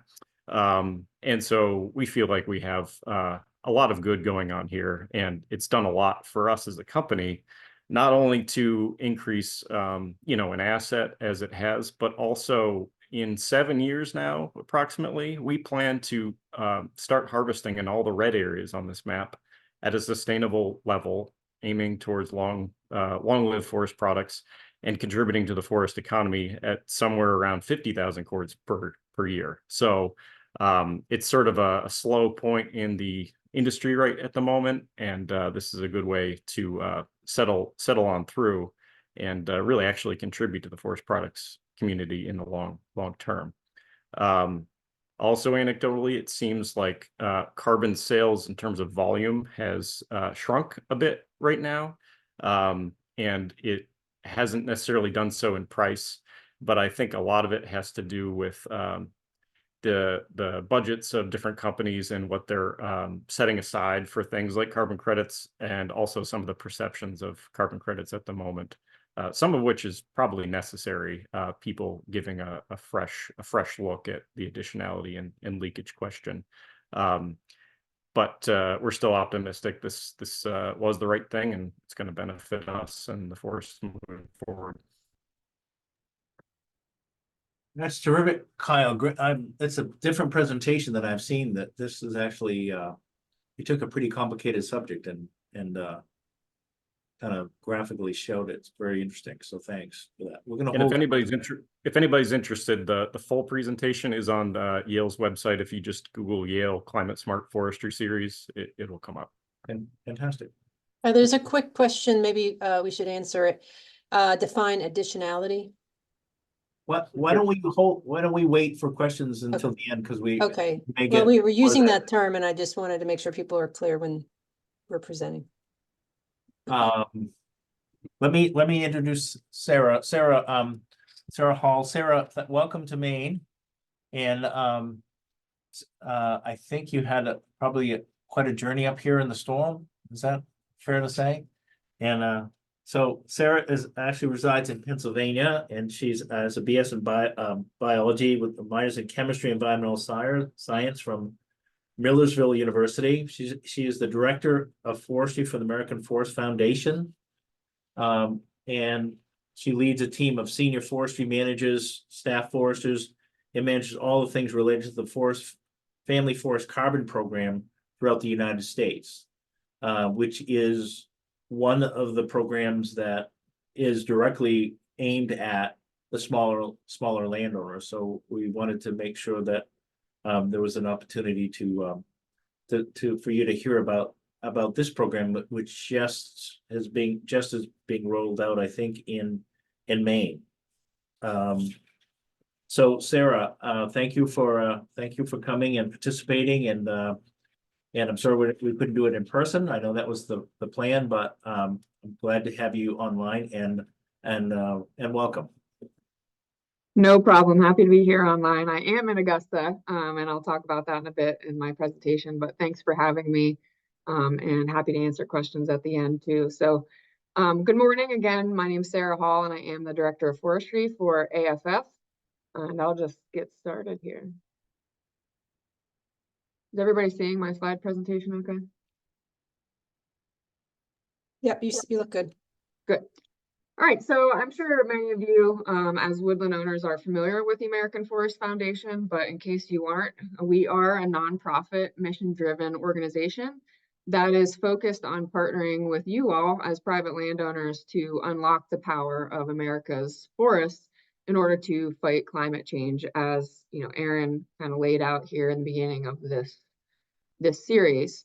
So I would just like to say that we are the only nonprofit organization, to my knowledge, that are offering this carbon opportunity for small landowners to access the voluntary carbon markets. And so I'm sure you all are familiar with the American Tree Farm System and the sign you see here on this tree, the wood, water, recreation, and wildlife sign. So the American Forest Foundation has been administering the ATFS program for many, many years now. And so the Family Forest Carbon Program was really started back, the research started with the Nature Conservancy back in 2017. And so this program is, an effort put on by two national, in the case of AFF, and international, in the case of TNC, organizations that are passionate about America's forests and working with, America's landowners in order to promote sustainable forestry. And so, back then we saw an opportunity to provide, access to these markets to the small landowners that we've been working with for many years.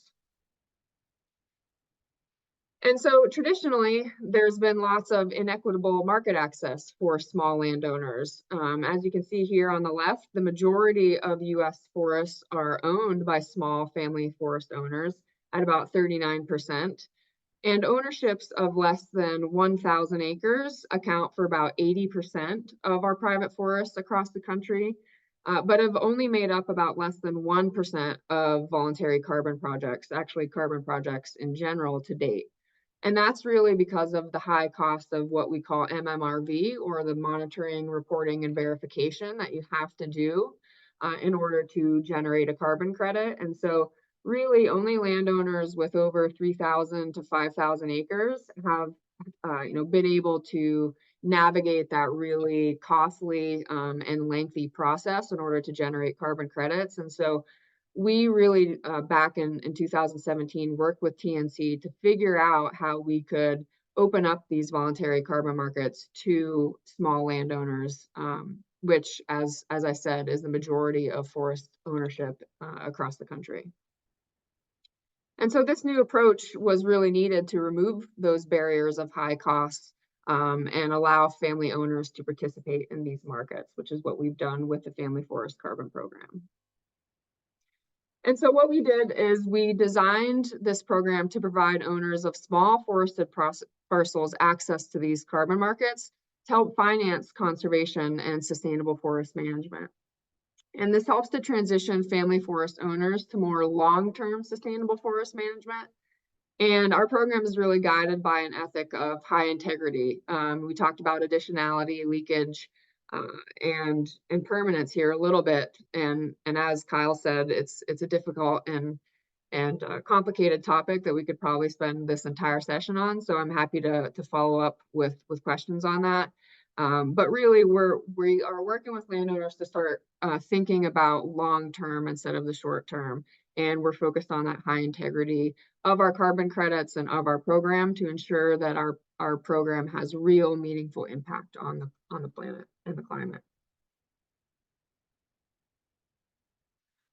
And so again, I could talk, for an hour or more on our innovative carbon accounting methodology, but really all of it is to say that it is the first of its kind. So we were the first to develop what's called a dynamic baseline that was approved by Vera back in the fall of 2022. And essentially what we do is we compare the carbon sequestered and stored on our enrolled lands to a control group of highly similar forests that are not enrolled in the program. And we do that using FIA plots, so forest inventory and analysis plots that the US Forest Service has all across the country. And so by measuring the difference between forests over time, between our enrolled properties and our unenrolled, this methodology really isolates the program as the key intervention that created that additional carbon benefit. So we know that without our program, that carbon benefit would not be there because we're not modeling what could have happened. We're actually measuring our carbon on the ground on our enrolled properties in real time to the unenrolled properties using those FIA plots. So we catch changes in markets, we catch things, irregulation, we catch pests and disease, All of those things are caught by our methodology. And so if we do our monitoring, reporting, and verification and find out that we actually did not sequester and store more carbon on our enrolled properties, then we cannot generate a credit. And so as Kyle and Aaron have highlighted, there's been a lot of critiques of carbon programs and the true additionality and the true impact. And we feel and know that our program really has high integrity because of this innovative methodology. And so here you can see again, the business as usual is down on the bottom where you sort of have short rotations. And ours is on the top where we're really extending the rotation time between harvests. And I'll talk about that a little bit. But we do allow for harvesting, and we're just really focusing on extending those rotations and maximizing that carbon sequestration and storage so that when it eventually does become a wood product, when you do a harvest at the right time, we've maximized that carbon and that additionality.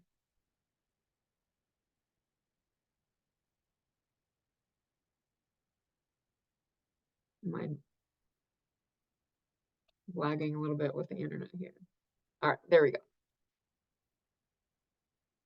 All right, so the FFCP, the Family Forest Carbon Program, started as a pilot back in Pennsylvania in the Central Appalachians, and we scaled out from there. So we did open in the Northeast. We started as a pilot there in that orange area in Vermont and Massachusetts and a little bit of New York back in late, I think, 2022. And now we've expanded throughout all of the Northeast as of last year. So we are fully operating in New York throughout the tip of Maine. So this program is available to everyone in Maine as long as the forest is eligible, which I'll talk about.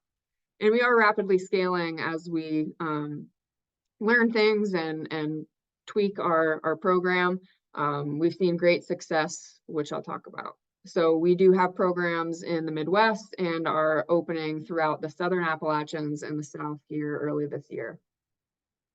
And really the goal by scaling is to create a real climate impact. We also, by scaling, address the leakage issue, but our goals are big and we're working hard to achieve them. So we're trying to get 50 million tons of CO2 sequestered by 2030, which means about 11 million cars off the road.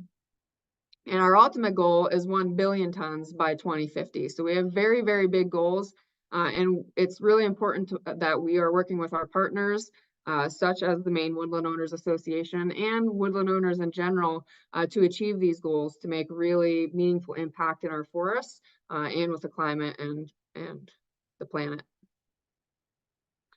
So we've enrolled almost 66,000 acres to date. That equates, if all of our equations work out, to about 1.2 million tons of CO2 stored and about 264,000, almost 265,000 car emissions offset for 1 year so far. What does this mean for landowners? So what this program does is we provide funding. So we provide those financial incentives to implement these specific forest practices that have been scientifically proven to enhance the carbon sequestration and storage. I think the key to our program is really providing support. It's what sets us apart from many other programs, is that we connect our enrollees with natural resource professionals and foresters to provide that technical assistance, whether that be, on the ground in the initial forest visit, or throughout the length of the contract. We do provide that technical support throughout, our contract length. And so we have a commitment to sustained engagement. We do offer forest management plans. Everybody in our program has to have a forest management plan. So if you do not have one, we will help a landowner get one and help to pay for it. And then the sustainability in the long run. So we're really focused on not just carbon, but balancing the multiple benefits that this program and carbon programs and markets can provide with, sound, sustainable forest management. And so that includes timber production, enhancing wildlife habitat, protecting water sources, etc. So it's very easy to enroll. If you're interested, you can go onto our website at familyforestcarbon.org. and you can speak with one of our representatives who helps guide landowners through the entire process from interest to signing. There are no obligations if you do sign up. So, you know, all of this is free to anyone who's interested. We'll help you review and get your contract signed. You will receive your first payment within 60 days. And then again, you can work with a forester to help develop a management plan if you don't have one, as well as just having that connection to technical assistance throughout the life of your contract. And so I am here in Augusta, and we are here. I know that the Ag Show doesn't open until noon, but for any of you that may have made the trip and are interested in meeting us in person, we will be at the Ag Show at booth 56 in the Maine auditorium. And so we can actually help you walk through this process in real time at the Ag Show if you're interested. And so again, this is, I think, also unique to our program. This is guaranteed income. So we take the risk at AFF, depending on what the carbon markets are doing, and we've built all of that into our financial payments. And so our agreement terms are 20 years. That is a very short time in terms of our forests. So we're really, again, talking about extending that rotation for a 20-year term. We pay about $200 to $300 per acre for over the 20 years, and we're paying for the practice, not the actual carbon. So, you know, we are again taking on that risk. We believe that our methodology works, and so we're going to pay you, and that income is guaranteed throughout the life of the contract. So what about timber harvest? This is always, you know, when people think carbon, they think no harvesting, and that's just not true with our program especially. So most of our practices do allow for some degree of harvesting to foster that sustainable, healthy, and vibrant forest. And I'll just very quickly talk about our options here and practices. So the enhanced or woodland practice is the one that landowners can choose if they'd like to do some less, you know, a little bit less sustainable management. So you can harvest, we just have limits on what you can do so that we are, you know, maximizing that carbon additionality. And so the total harvest has to be less than 15% of the total basal area, so the total cross-sectional area of your trees, and can exceed 25% in any individual stand. So you can't reduce the reduction in the mean diameter of the trees. And then we have some other things that you can't do. So canopy gaps have to be less than 20% of the harvested area. They must be smaller than 5 acres, and you do have to leave some big trees, 4 big trees per acre. So we have foresters that will work with you on all of this to make sure you don't go over it, but this is the practice for folks who are in current use and do have to do some harvesting or are interested in harvesting. And then we do have a grow older forest practice that is no cutting. So we are deferring harvest for 20 years. But again, it's not a permanent reserve. You can harvest after that 20-year contract is up, and we hope that you do that more sustainably now we've provided the technical assistance and forest management plan to do so.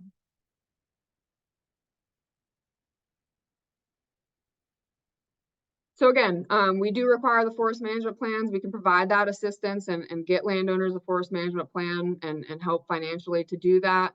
And our trained foresters can help landowners. So we have staff foresters that can help landowners through that process. Or we do work with consulting foresters as well that contract with us, and we pay them to write forest management plans and pay them to work with landowners. So many of you probably have foresters, and we work with a lot of those consultants in this region. And that long-term support is very important to us. So we do have a community and sustained engagement team. And like I said, we will be there throughout the length of the contract to provide technical assistance and also to be a part of a community just like this. You know, we do a lot of events, virtual events, in-person events. So keeping all of our enrollees as a community of like-minded landowners with access to these important resources to help manage that land. And with that, again, you know, these programs are complicated, they're new, and we're always happy to take additional questions and talk about our program. So if you'd like to contact me, you know, outside of this, I'd be happy to answer any questions and do presentations and such. So, thank you. Terrific. Thank you, Sarah, very much. Let's have Kyle and Aaron turn your videos back on if you would. And who wants to explain additionality? We'll start with that question and then I'll work through the ones that are in the queue. Anybody want to volunteer on that one? I could. Kyle, go ahead. Sure. So additionality, in short, is making sure that behavior has changed after implementation of the project. So Ethan was talking about landowners being sort of weighing timber harvesting on one hand and storing it as carbon on the other. That dangling of the carrot to not harvest would trigger the additionality of not harvesting. So something changed because money was offered. You know, there are criticisms of the projects basically just calculating out additionality without the landowner actually changing behavior, as in not harvesting any less. There are some hidden additionality things that can occur from a carbon offset project. Like with Bascahegan, we purchased land that was in a short pulpwood rotation condition, and now we're managing it for the long-term forest products. There's nowhere in these carbon offset project descriptions to record that. That's not factored into the additionality of any of these formulas. So there's all sorts of different ways to look at it. But if anybody else wants to add into that, happy to hand it over. Sarah or Aaron, anything you want to add to that? I just wanted to say that I think that we've all agreed that it's pretty hard to quantify additionality. I think I like Kyle's perspective of maybe you didn't say this, but what I heard was it's a whole story, right? It's not just a scientific measurement or quantification. It is much deeper than that. I think I might try to talk about it now as like a narrative of what is additionality, because it's not clear cut. It brings in not just the measurements that we're making and the verification, it's also there's some social aspects of it as well, and human behavior and that type of thing. Someone also might want to define leakage, because that's the other term that we've been, that people are using. It's been talked about. So leakage is the other thing we probably ought to quickly cover. Yeah, so leakage, there's a couple of different scales of it. So everybody remembers the colors from my map. If I were to promise to grow my forest on one of those colors, but then I just harvested the other color faster, and in a way that's lack of additionality too, but it's leakage. Like we just shifted that harvesting pressure somewhere else, nothing actually changed. You can look at that on more of a regional or a global level too. Pulpwood, for example, is a global commodity. If landowners in the United States start storing all their trees as carbon, well, maybe the Brazilian rainforest gets cut down faster. That's leakage. And so to me, that's one of the biggest and hardest ways to even fathom what's going on. And then how do you separate that from just global changes in forest products markets? With everything changing so rapidly here in Maine alone, how do you really say what is because of carbon and what was because of just natural industry collapse or growth or whatever?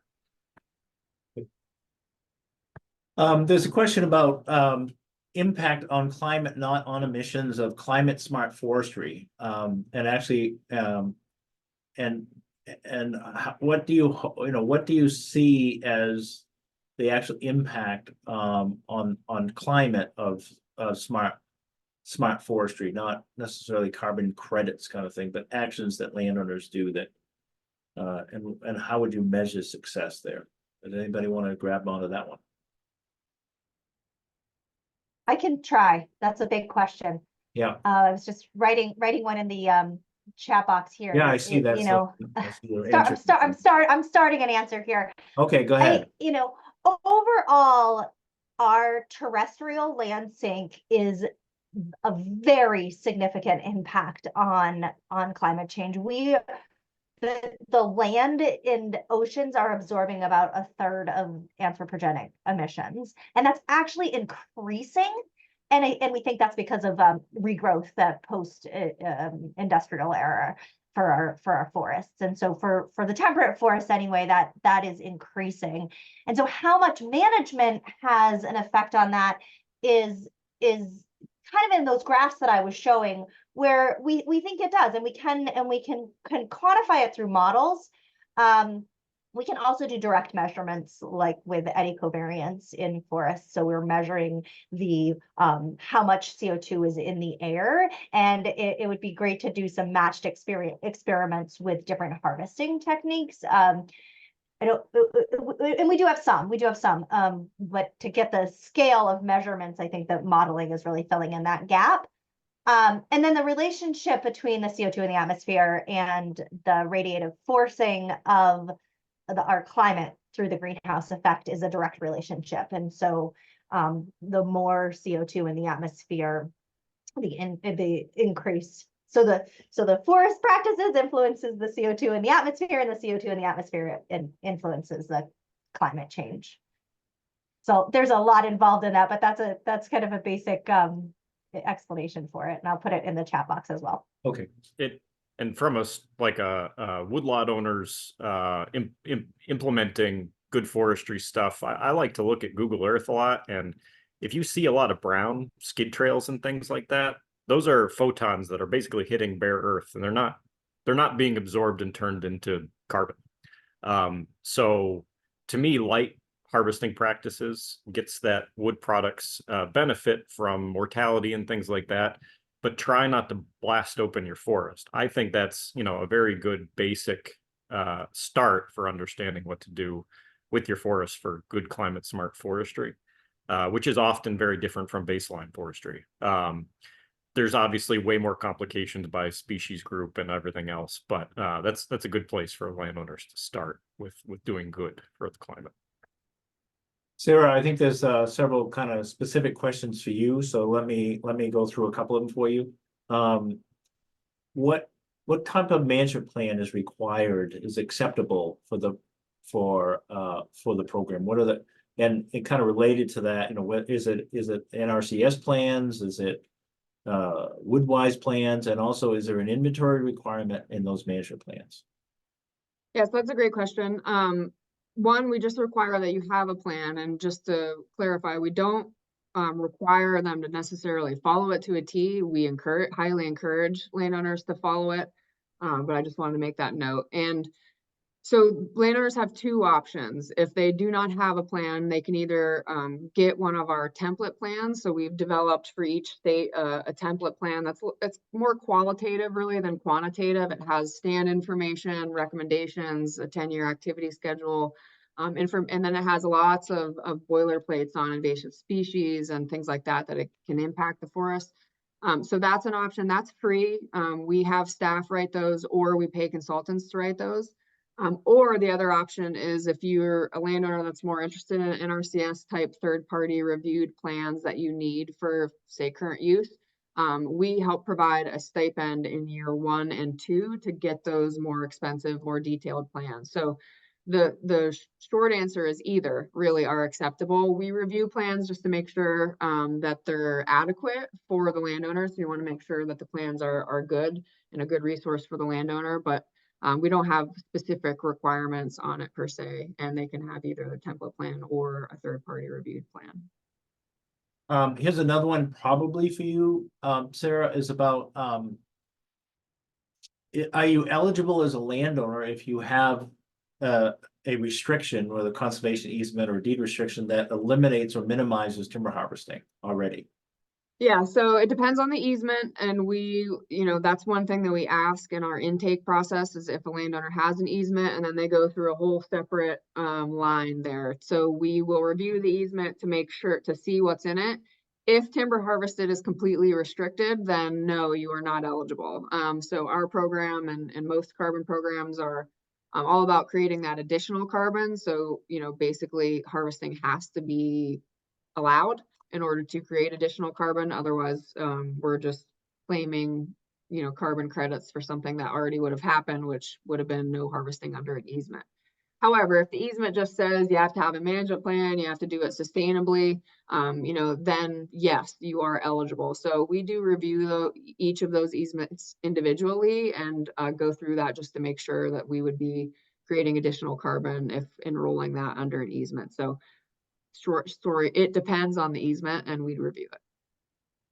So here's an interesting one about how carbon programs, and this, maybe Sarah, for you specifically, but also for all three of you, how you see carbon programs and deferral of harvesting or reduction in harvesting fitting with current use taxation programs in in here or in other experiences in other places. Yeah, so I'll be honest, has been a big learning for us as we scale. So we, look into and research all current use programs for each state. So where we first opened, they're not as detailed, in Pennsylvania and West Virginia as they are, in Vermont, for example. So especially with the changes, recently to states like Vermont's current use, that's something that we look into again on, we ask that in our intake, are you involved in current use? And then we make sure that whatever practices that they're interested in are compliant with that current use program. So of course, if you're in current use and you have to harvest, then growing older forests would not be for you, right? Because you do have to do some harvesting and that practice doesn't allow for it. However, that's why we see, enhance your woodlands practice is more popular and more applicable to folks who are in current use. So we look at all of those on a state-by-state basis, and then we ask that, and if a landowner is involved in current use, we make sure that the practice is compatible with that. Yeah, and that's something that we're also working with states and things on a broader level, just to better, have better education about carbon programs, to those as well. I can say that we had a bill in the legislature last session to explicitly say that if you're in a carbon program, you can remain in current use taxation. And there are certainly interests that don't like carbon programs and see it as a threat to wood supply. And the result of that bill is the Maine Forest Service and Maine Revenue Service are required to produce an interpretation of the statute to say how carbon programs fit within the tree growth tax law program. And I don't think they've done I haven't seen anything yet. But that is one of the issues in Maine, is going to be making sure you're not violating the tree growth tax law program if you're in a carbon program. Yep. Yeah. And that's something that our policy team and many of our team, including myself, have worked on a state by state basis. And, I think really it just comes down to a lot of, misunderstanding about carbon programs in general.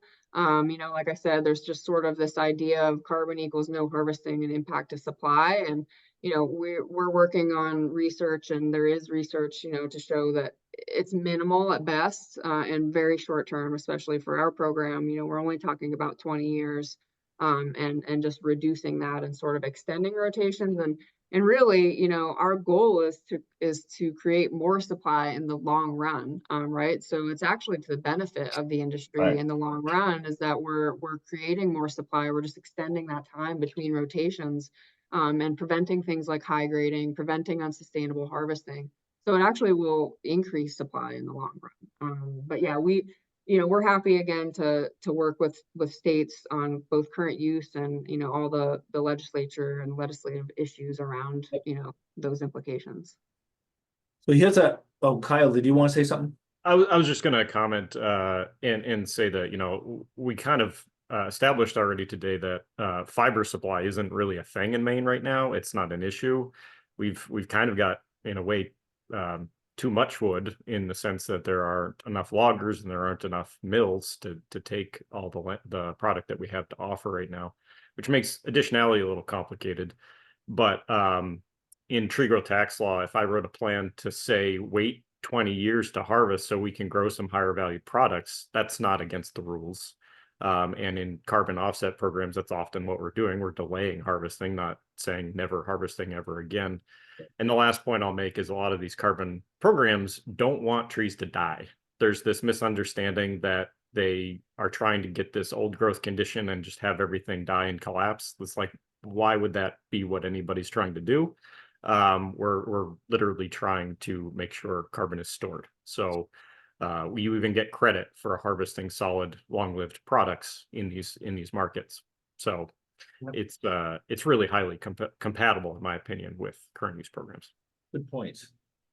Here's a broader question. I'm not sure which of you would like, or all three of you maybe, but if you believe the UN numbers, we are using all the annual growth in the world on a worldwide basis.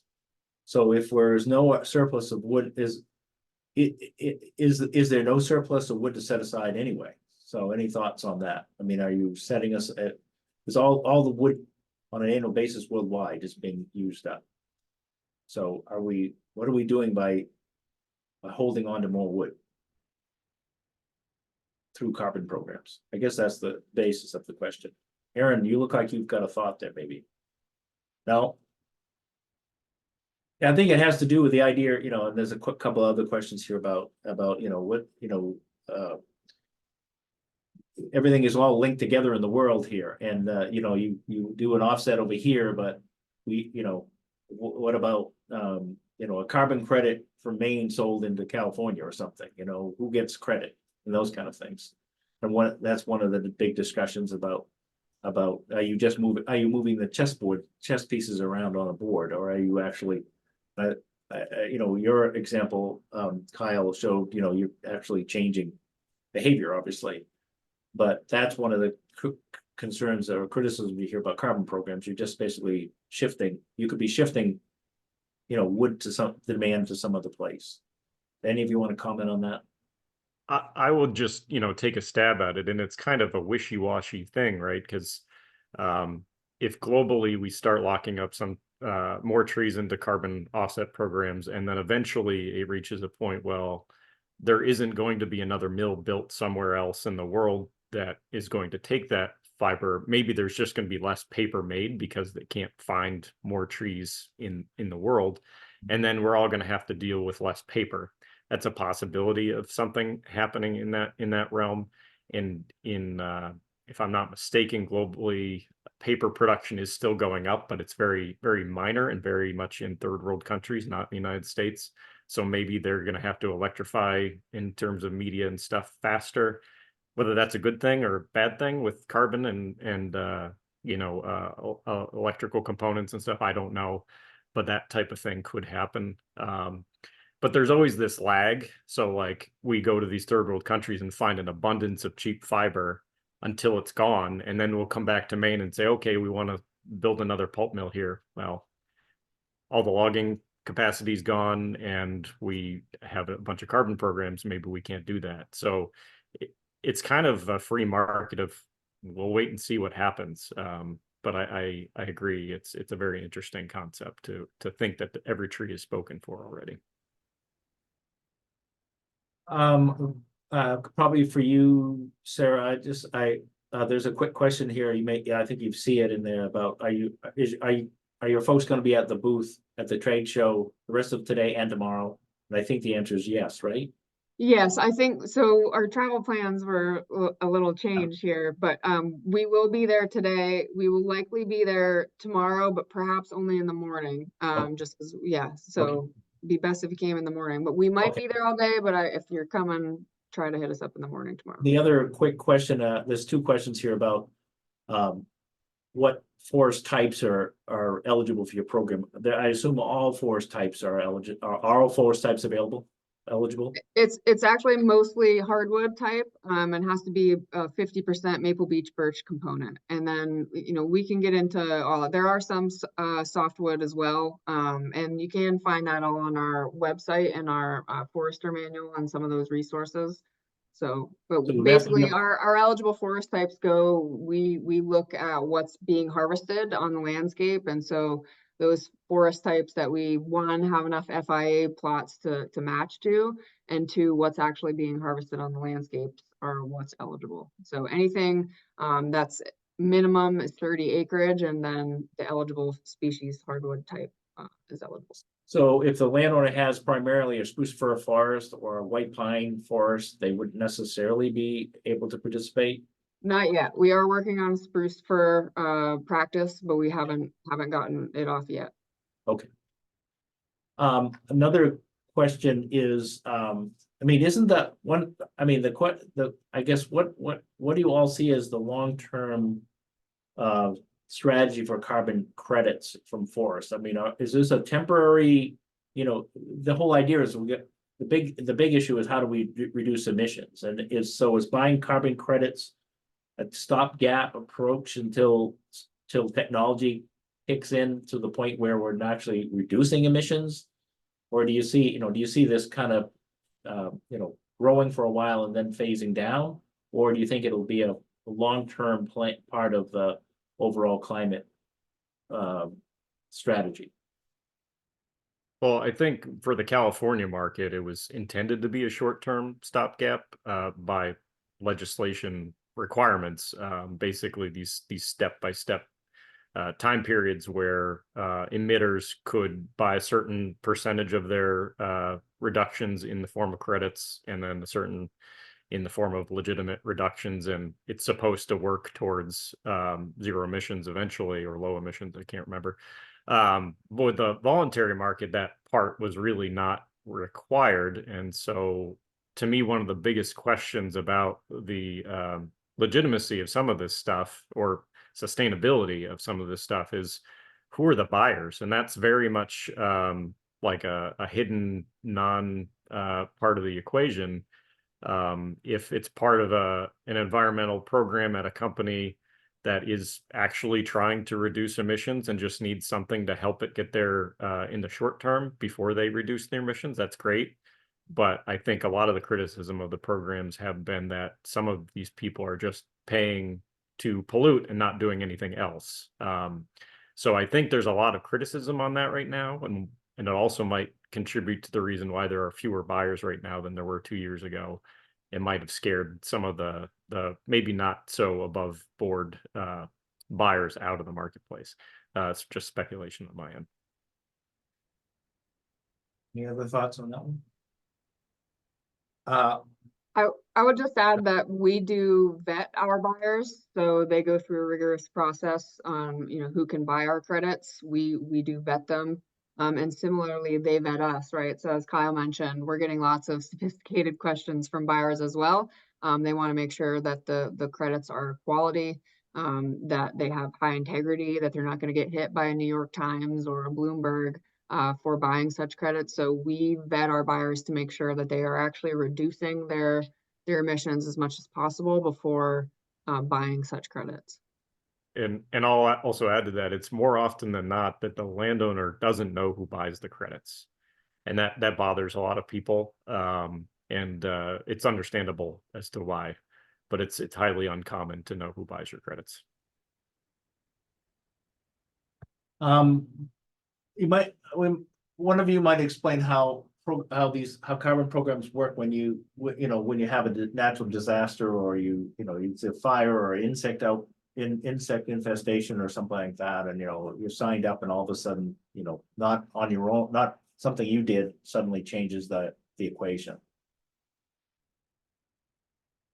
I can speak to our program. It's a little different, I'm sure, for the small woodlot owner program, but when we harvest timber in our program, we basically have to declare where the timber came from, what kind of silviculture happened there, all those things. And salvaging is one of the things we'll register as what we did.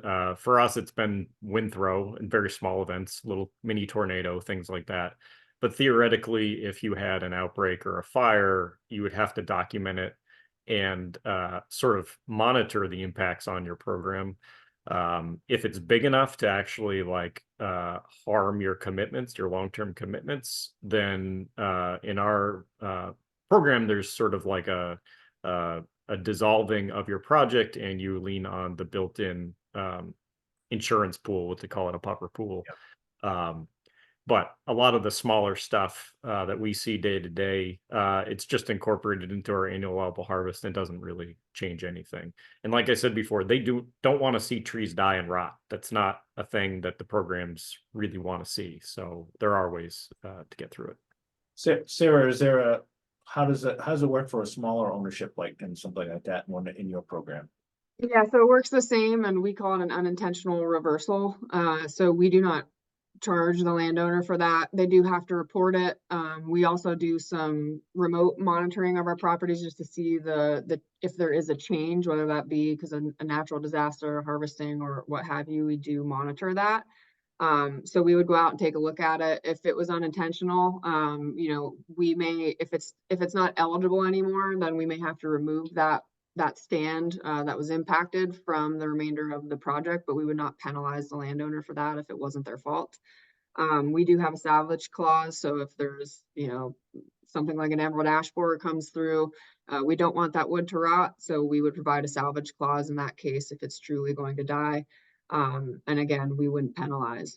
We only penalize the landowners if it was an intentional reversal. I'm assuming there's several questions about that kind of related to that. I'm assuming there's a because you're paying for the practice, but then you're estimating the carbon and then you're selling the carbon, and there's some reserve anyway that you're holding, I assume. Right. Right. We have So to have the that buffer reserve- pools and Right. yeah, we have to have the buffer pools and Right, all that buffer just in pool. case. Yep. Which was what a large landowner, you know, if you're a large landowner, you have the same kind of situation. It just yeah. Yeah, and so if there was like a tornado or something, like I said, we may just remove that. So we wouldn't pay the landowner for that section. We would, if there's still enough acres to be eligible, the 30 acres, we would Right. still continue with the contract for that eligible acreage. But again, we would remove that and stop paying for that area impacted, but you wouldn't be penalized. Right, there's no penalty, right? One other quick question for you, I think, is why is oak not an eligible species? That's a question we get a lot. So one, again, back to the FIA plots. So there aren't a lot of them because oak hickory is just not as prevalent here in the Northeast as it is in somewhere like Appalachia. Two, we don't see enough harvesting of it on the landscape. However, we do have a lot of things that we've learned and changed as we go along. So, you know, it's possible that it could be in the future, but as of right now, we just simply don't have enough FIA plots. And where we do, we don't see enough harvesting of it at a scale to really see truly additional carbon. And thus, that's why it's not eligible here in the Northeast. Okay. I think I've tried to capture all the questions, you know, at least the intent behind the questions that I see here. I hope I didn't miss any particular one. We can also, we'll have these questions recorded and we can respond. Okay. You know, on our website with Yeah. anything more that we want to say. This has been a really interesting conversation. I think it's just by the number of comments that people are making, I can tell you this is a subject that people really care about and are very, very interested in here. So this has been great. I really appreciate all three of you, your expertise on this issue has been really great. And I'm sure this is going to be one of those segments that since it's recorded, this is one of those segments that a lot of people are going to go back and want to watch, even if they, you know, either they're participating now, or people that weren't able to do this live will be able to see it and watch it. So I appreciate all the really interesting comments that you all have made. So thank you so much for this. I'm sorry about the weather and all that, and it would have been nice to do this all together because you'd have 2 or 3 times the number of people watching you. That if we were able to do this in person. So, but thank you all for very much. I think I now, if I am correct, Jen, I'm turning it over to Carla, right? Yep. To me, I'm going to introduce. Oh no, that's right, to you. Susan Correct. McKay. Yes, to you. So Okay, great. take it away. Thank you for that panel. We're moving on to our next presentation. We're a bit behind, but hopefully everyone's in for the day and can stick with us. We may have to shorten our lunch break, but all for good reason. These are really great topics, and I know people are very enthusiastic about these presenters. Our next presenter is Susan McKay.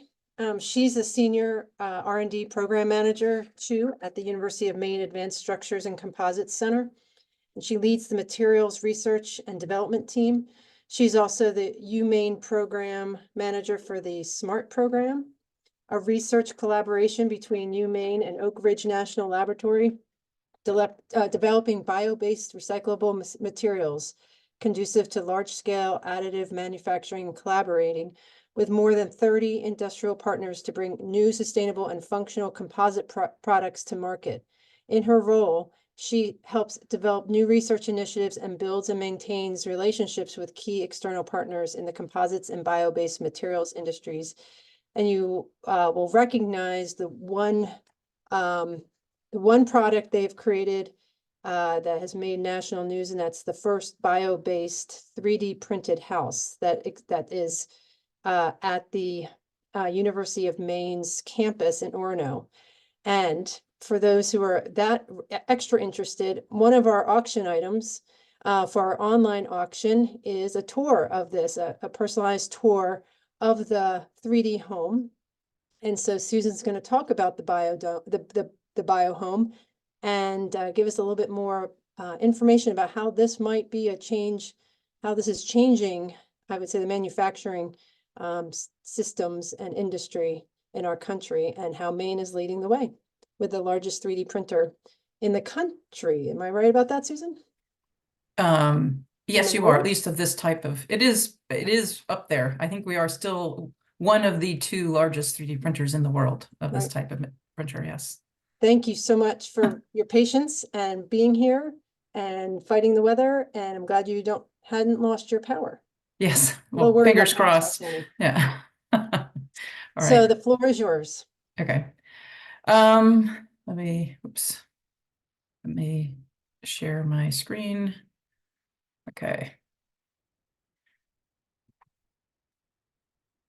All right. Here we go. I'll try and get us back on track. Might be a little difficult. Thank you all for inviting me to talk today. As it was said in the introduction, I'll be talking primarily about BioHome 3D, which was indeed the world's first entirely bio-based 3D printed home. And the reason we're doing research in this area is that in the next decade, the world is going, there's a huge scarcity already of affordable housing worldwide. And in Maine alone, we're going to need more than 80,000 units during the next decade. And at the same time, 40% of the whole world's population won't have access to affordable, adequate housing. So it's a huge global problem, which we're also seeing here in our own state. One of the major factors behind the fact that the housing is in such a crisis is that the construction industry itself lags all others in terms of efficiency. And in fact, when you align, there's like 7 contributing factors to this poor efficiency in the construction market. More than half of them can be addressed by technological innovation. Digitalization alone can help make this industry more efficient. And about 30 to 40% of the problems are due to things like policy, access to financing, and local and regional zoning laws. At the University of Maine, we're focusing specifically on dealing with the productivity and sustainability opportunities in construction. So we're really looking at demonstrating how the technology innovations that we're researching at UMaine can help improve construction efficiency through modular construction, advanced automation technologies, bringing those into construction, and also the utilization of sustainable materials. For the project of the BioHome project, we actually partnered with several other Maine organizations. Maine Housing is a leader in the space of fossil-free and affordable housing. The reason it's so important in the state of Maine that affordable housing be highly efficient is because while it may not cost as much to purchase a home in Maine, it certainly is challenging and to afford to heat your home. And so the idea is affordable housing also has to have a really strong build envelope and decreasing the operational costs and the operational energy to keep your home warm through the winter. We partnered also with an engineering and architecture firm in the Bangor region who specializes in design, efficient design of housing, as well as in LEED homes. And so WBRC in Bangor is very interested in the opportunities for new technologies and new opportunities to develop energy efficient and green housing stock. Also, the Maine Technology Institute, which is currently also distributing and leading the new EDA designation for the state of Maine, which allows for access to additional grant opportunities for projects that deal with innovative forest products and advanced manufacturing opportunities. This is a great opportunity for our state to develop and to further develop technologies which utilize our forest resources. The program I manage at the University of Maine Advanced Structures and Composites Center is called SMART, and that's our unique relationship with Oak Ridge National Laboratory. We've had a series of phased research grants, each of above $10 million worth of investment into solving problems and how to bring sustainable, functional, bio-based composite materials coupled with advanced manufacturing technology to create new opportunities for introducing and transforming US-based manufacturing into a more sustainable industry for the emerging circular economy. So at the Composite Center, if you're not familiar with it, we are the largest university research center in the state of Maine. We have a 100,000 square foot laboratory, which is ISO certified for testing. We focus on infrastructure scale projects, so housing, bridges, floating offshore wind. These are all areas of research that we lead, both nationally and in some cases internationally. We have partnered with industry. We've spun out companies in the state, and we've provided experiential learning opportunities for nearly 3,000 students in the 25 years of our existence. We also have, due to our innovative director, the ability to look ahead into the future and see what areas are becoming of emerging interests. And that allows us to lead across many fields of advanced manufacturing and the incorporation, especially of wood composites. So that's an area where we have significant expertise. Our research team, together with the one at Oak Ridge, is highly integrated and multidisciplinary, and this allows us to apply and solve some critical problems which have existed and have sort of been barriers to adoption for wood plastic composites into new product areas. Significantly, we've been able to solve the ability to reduce the energy needed to dry the materials, to produce the materials, and also to increase the value-added products that you can make using wood in composite materials. Our goal is to create new opportunities, so redirecting forest resources into more innovative, climate-neutral types of products. And so that's a really good example of the biohome product itself. And the way we did this is we've increased the performance of the wood materials that we incorporate into the composites.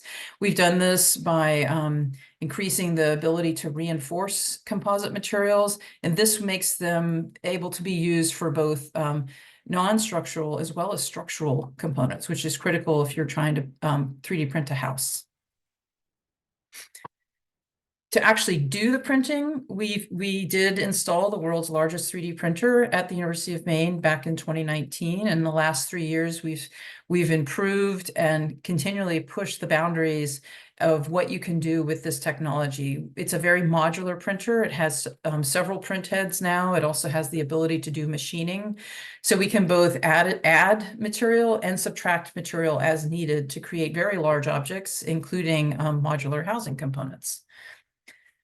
So here I'd like to start a video showing how we use this printer to 3D print a home. We are able, with our innovation, to print both all 6 sides of a modular living component. So it's called volumetric modular construction. You can see we can print the interior structural elements. We can then, inside the building, fit out these structures, wire them up, add plumbing as needed, etc. We can then crane them and transport them to the site. In this case, the foundation is in back of our lab. Each of the modules of the first biohome were installed in less than a day and connected up, and electricity was turned on during that same day. And so the advantage here is you also significantly decrease the carbon used for transportation. And you're not, as you may know, if you've ever worked on a job site of a house, you've significantly reduced the transportation driving back and forth to the job site as the house is being constructed. I'd also like to show you sort of the interior of the home to understand why this has created so much buzz in the housing industry. Not only is this more affordable, the fact is for the first time you can 3D print interior walls, ceilings, floors, and roof, all with 3D printed material. Many other concrete 3D printed homes, you're only printing the walls. The rest is constructed using traditional construction methods. You can also see that the wood-filled plastic is quite beautiful. And that's important because aesthetics is a true component of building homes themselves, because it's not just a product we're creating, but it's a product that people will need to live inside.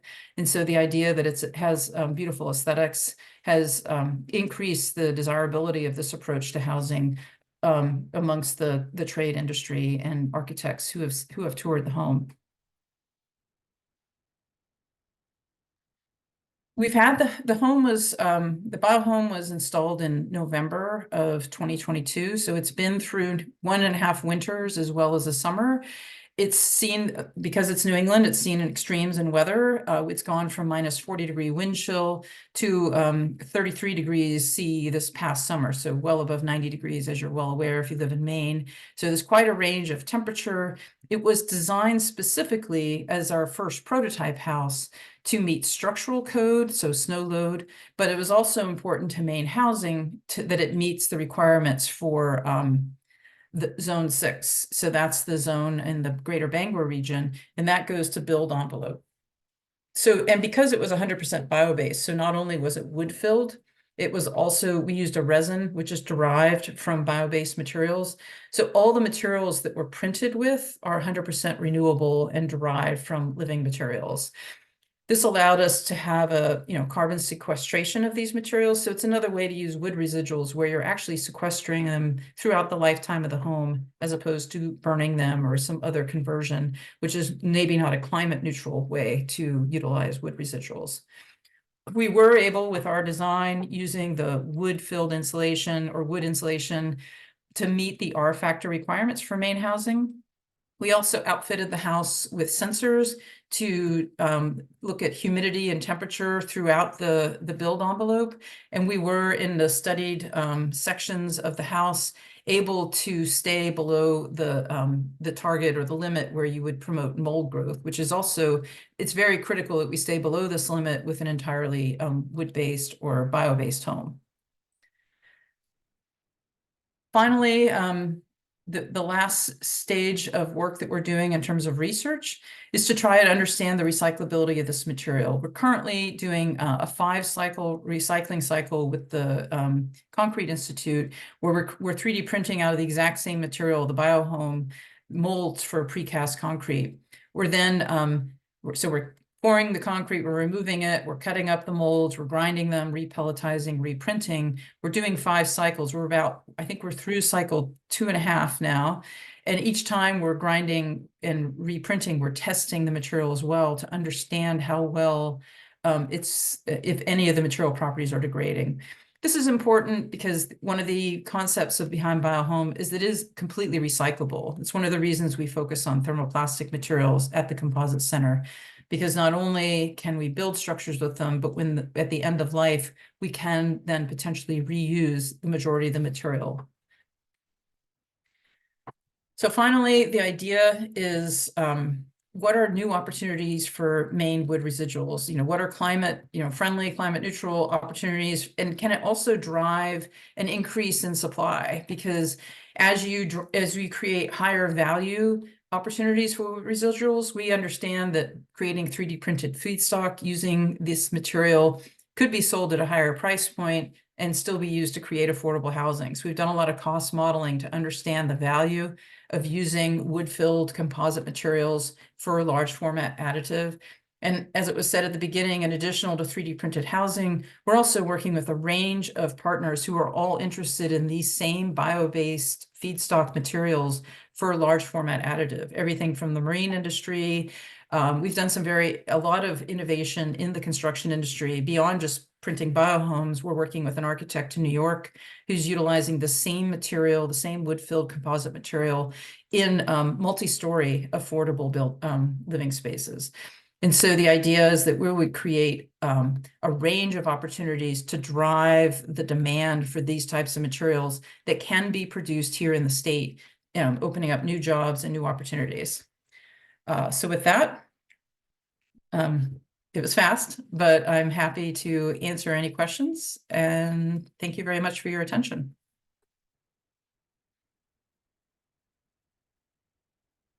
Thank you. That was great. We do have a few questions. Tom, did you want to go ahead and go through some of those questions we've received? You go ahead, Jen. Go ahead. Okay. So I think you answered this question, but I don't know if you want to just reiterate what was the raw material used. I think that last slide discussed that a little bit, but you're getting it primarily in Maine or? Yeah, the wood flour can be generated here in Maine, and we have compounded with Maine-based wood materials. Right now, there is no supplier of wood flour in the state because there's not enough demand. And that's one of our goals. And so the wood flour we get is from outside the state. And the resin itself is from the largest supplier of bio-based resin right now is in the Midwest. And so that's another opportunity for the state that we're looking at with EDA funds is how can we generate bioresins and wood flour regionally and in the state of Maine itself. Great. And a comment, I've been excited for years with University of Maine's work on innovative use of timber. I also continue to find any impact of its work on Maine timber industry and the small woodlot owner. I also wonder at the fossil fuel-based requirements for construction of this 3D home. So I don't know if you caught what that. Yeah, I think we are working. We have a new faculty at UMaine who does life cycle analysis. So we're working with him as well as our collaborators at the Oak Ridge National Laboratory. All of the research that I work on is funded by the Department of Energy, and 100% of it has to demonstrate a decrease or a decarbonization of the industry itself. So modular housing alone significantly decreases the carbon footprint of construction. I think I addressed that briefly in a comment that it's the number of trips back and forth to the site alone add a lot of, and it's transportation costs. There's everything goes into a higher carbon footprint, and as well as low. So right now, housing construction, it's not, we're looking at low embodied energy materials, but there's also a lot of construction costs in terms of, it's mostly in transportation. So. Great. Yeah. And what role did University of Maine have with Timber HP? What's your relationship with that new industry that's come into the Madison Mill? Yeah, that's a great company. It's a great story. Quite a bit, actually. Josh Henry worked closely with the Wood Composites group at the Composite Center, where I also work at UMaine. And we have the pilot line installed at the center. And that's where we're helping him. And we're working, and he also did a technical collaboration with Oak Ridge to look at new opportunities. So right now they have their standard products that they're offering. I think they've got at least 2 of the 3 fully up and running. And we collaborate quite closely with them. We've used some of their installation is in BioHome. They weren't fully operational when we came online yet, but we have some of the wood WFI material in the BioHome, and we have a very close relationship with what's going on there. And we're very excited. It's a great example of new value-added uses for Maine wood. So that's great. Mm-hmm. And then someone's ready to buy their first 3D home. When will that be possible? Well, right now we're working on phase 2. We've been improving the design all along. We're on like the wall 3.0 to optimize even more. Always looking to drive down total cost. So decreasing the amount of resin material, increasing the amount of wood that's incorporated into the resin. So we started at 20% wood flour. We can compound even higher now. We've actually created some material above 50% wood flour. We're looking at code compliance. We're looking at several different methods to meet fire code and the strict requirements to actually have a habitable building. And the first pilot that we're doing is with Penquist. So there will be up to 9 3D printed homes made out of these types of materials installed in the Bangor region in the next 5 years. So As it's- affordable it's coming. housing. As affordable housing, Yeah. yes.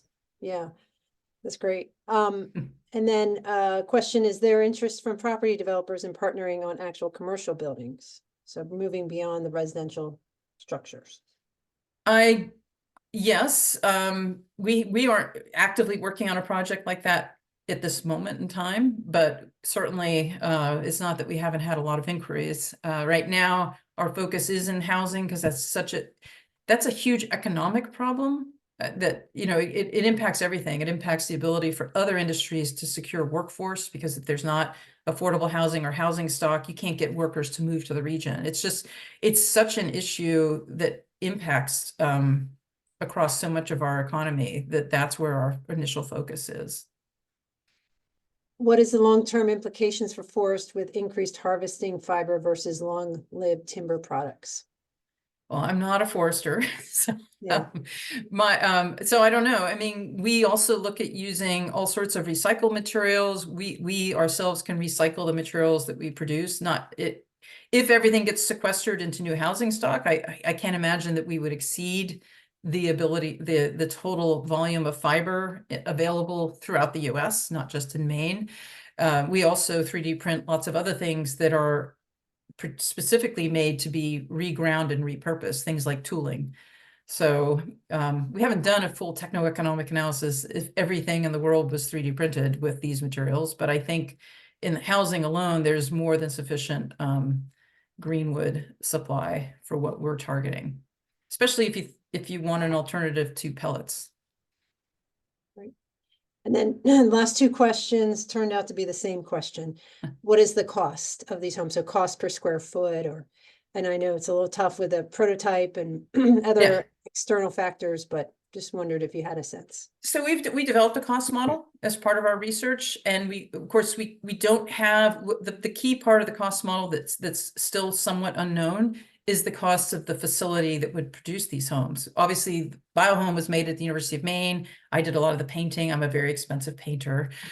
So we don't use our numbers for that cost analysis, but we can use standard costs for labor.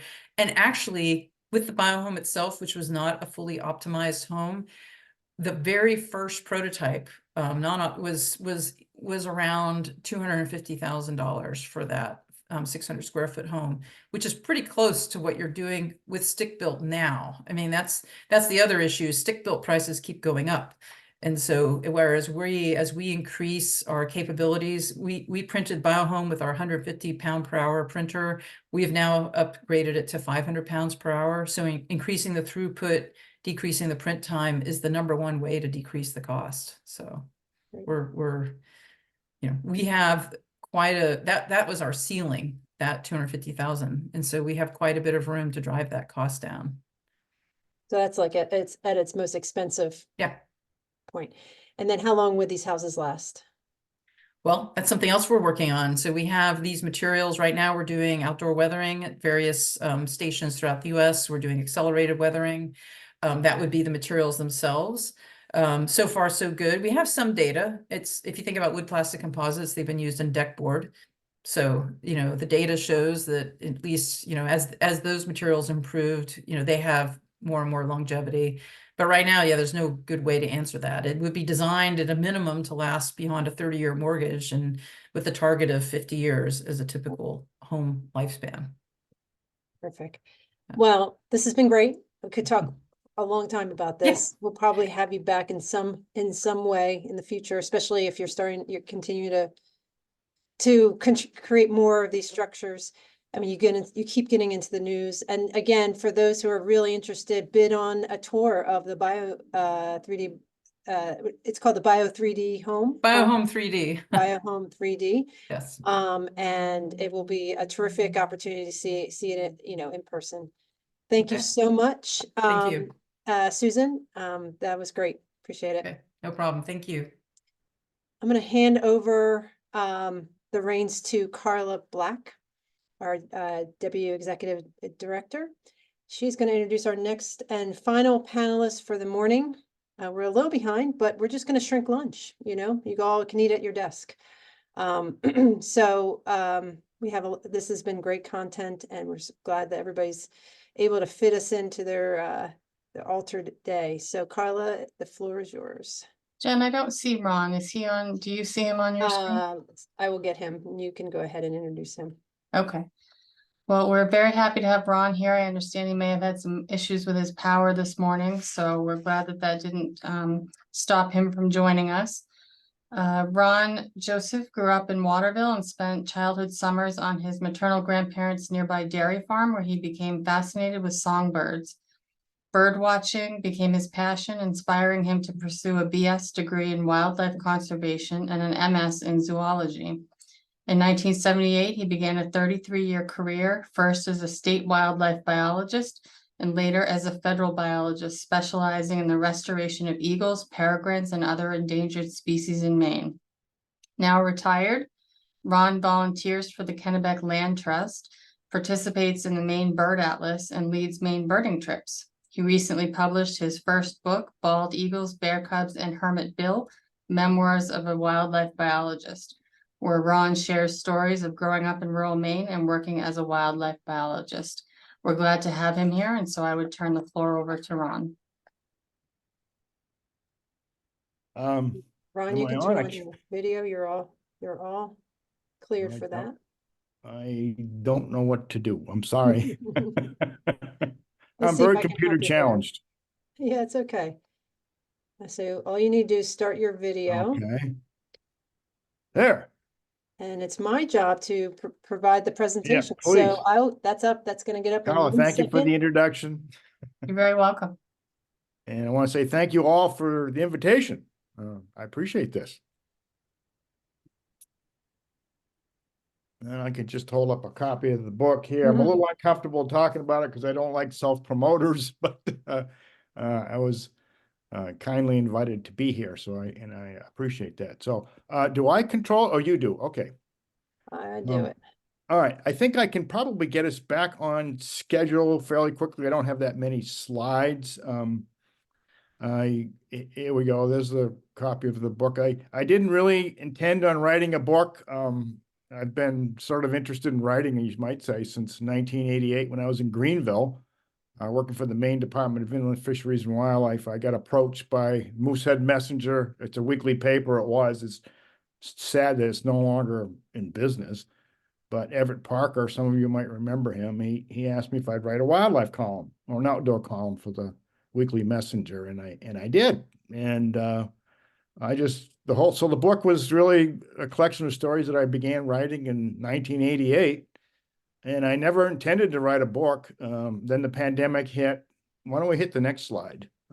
This is just an example. What you're seeing here is an example of a book talk I've got coming up in my hometown, Oakland. Go ahead. What's the next slide? I can't remember what I had in there. Oh yeah. So I've been traveling around the state. I wanted to make sure I got to Aroostook County. The book came out in May, late May. First book event was at Fields Pond, I think May 31st. And then the next day I was at Dover Foxcroft. They had me up there. So I've made quite a few tours and I've got quite a few more coming up because I'm actually kind of surprised at how well the book has been received. And like I said, I didn't plan on writing the book. It was the pandemic, and then Paul Dwarren, some of you may be familiar with Paul, his writings about fictitious Maine game warden Mike Bowdick. He's got a series out, but Paul was a good friend of mine, has been for 30 years. And he said, well, you got a book here, Ron. And he kept pushing me to consider collating all my stories. And I did, and during the pandemic, and submitted it to Islandport Press, and bingo, I've got a book. Never expected that. Next one, please. So again, a little bit of background. As Carla mentioned, my grandparents had a dairy farm in Mercer on the Sandy River Road, which is now called Main Street, but it was on the Sandy River, 105-acre dairy farm. And as a kid, I just loved, my twin brother and I just begged our parents to go to Oakland. I mean, go from Oakland where we lived to the farm. We spent most of our summers up there as kids and every school vacation, because what kid wouldn't like to be around workhorses? I mean, they had no electricity until the early 60s and no running water until 1972, when I was born in 1952. So I was 20 when they finally got indoor plumbing. They were very poor farmers, but hardworking. I think we had at most 16 dairy cows because you had to milk by hand.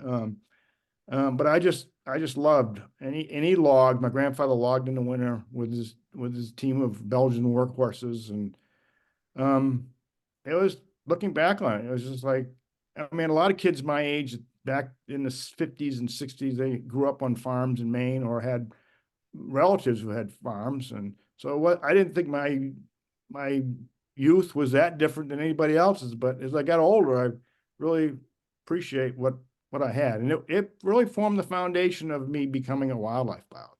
Next slide, please. Yeah, here's my grandfather with his team of horses, with a sickle bar mower, cutting hay, and I think it was 1947. He loved his animals, and he was a horse whisperer before there was even a term, a horse whisperer. I can remember local farmers bringing their teams of horses that were traumatized either by a barn fire or sighting of a bear, for example, and they were unruly, but my grandfather had a way with them, and it seemed like the barnyard was always in and out with teams of horses that others would bring to him from some distance, actually. Next slide, please. And this is my mother's youngest sister, Maxine Williamson from Nargeock. She's, of course, they're all dead now, but this is 1934. And here's the ice house to the right behind him. And that's my grandfather. And this is, I think, 1934. I never knew him not to have a team of workhorses. And like I said, in the wintertime, we had about 50 acres in woodlot and probably 55 acres in hay fields. And he used the horses for everything, from twitching logs out of the wood, pine logs, to planting sweet corn, to potatoes. I mean, and they were just such gentle giants. As kids, we just loved being around the horses. Next one, please. Yeah, and here he is, 1917. As a young, he was born 1894, so early 20s. Hauling ice. Not a great picture, but I'm so thankful we have a photograph of my grandfather hauling ice from the river. Imagine that, the river froze back then. Next one. So I've always had an interest in forestry, in wildlife. My mother could see, she was a backyard birder, and she knew at a young age, when I was a young age, that I had an interest in birds. And so she purchased, we didn't have much money, nobody did back then, and she purchased for 50 cents a pair of opera glasses and a pair of and a Peterson field guide, I think a 47 Peterson field guide to birds. And I would run around the farm with my brother. Here we are, like 5, 6 years old, just identifying all these birds that were, and the opera glasses were horrible, but we felt like big shots with like having some binoculars. But like I said, my grandfather logged with horses, and so forestry and wildlife has always been a really important part of my life. And fortunately, I was lucky to get a job here in Maine, in my home state, as a wildlife biologist. Next one, please.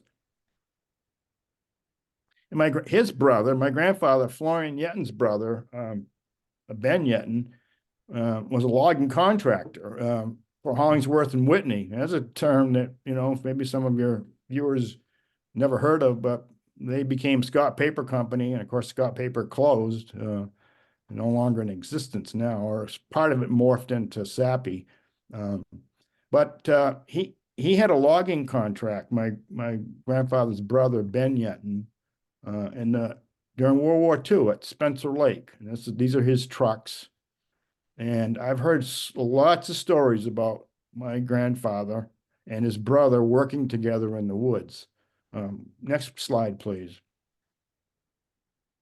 And that's Ben Yetton with his, it's on Fish Pond, Spencer Lake's right around the corner.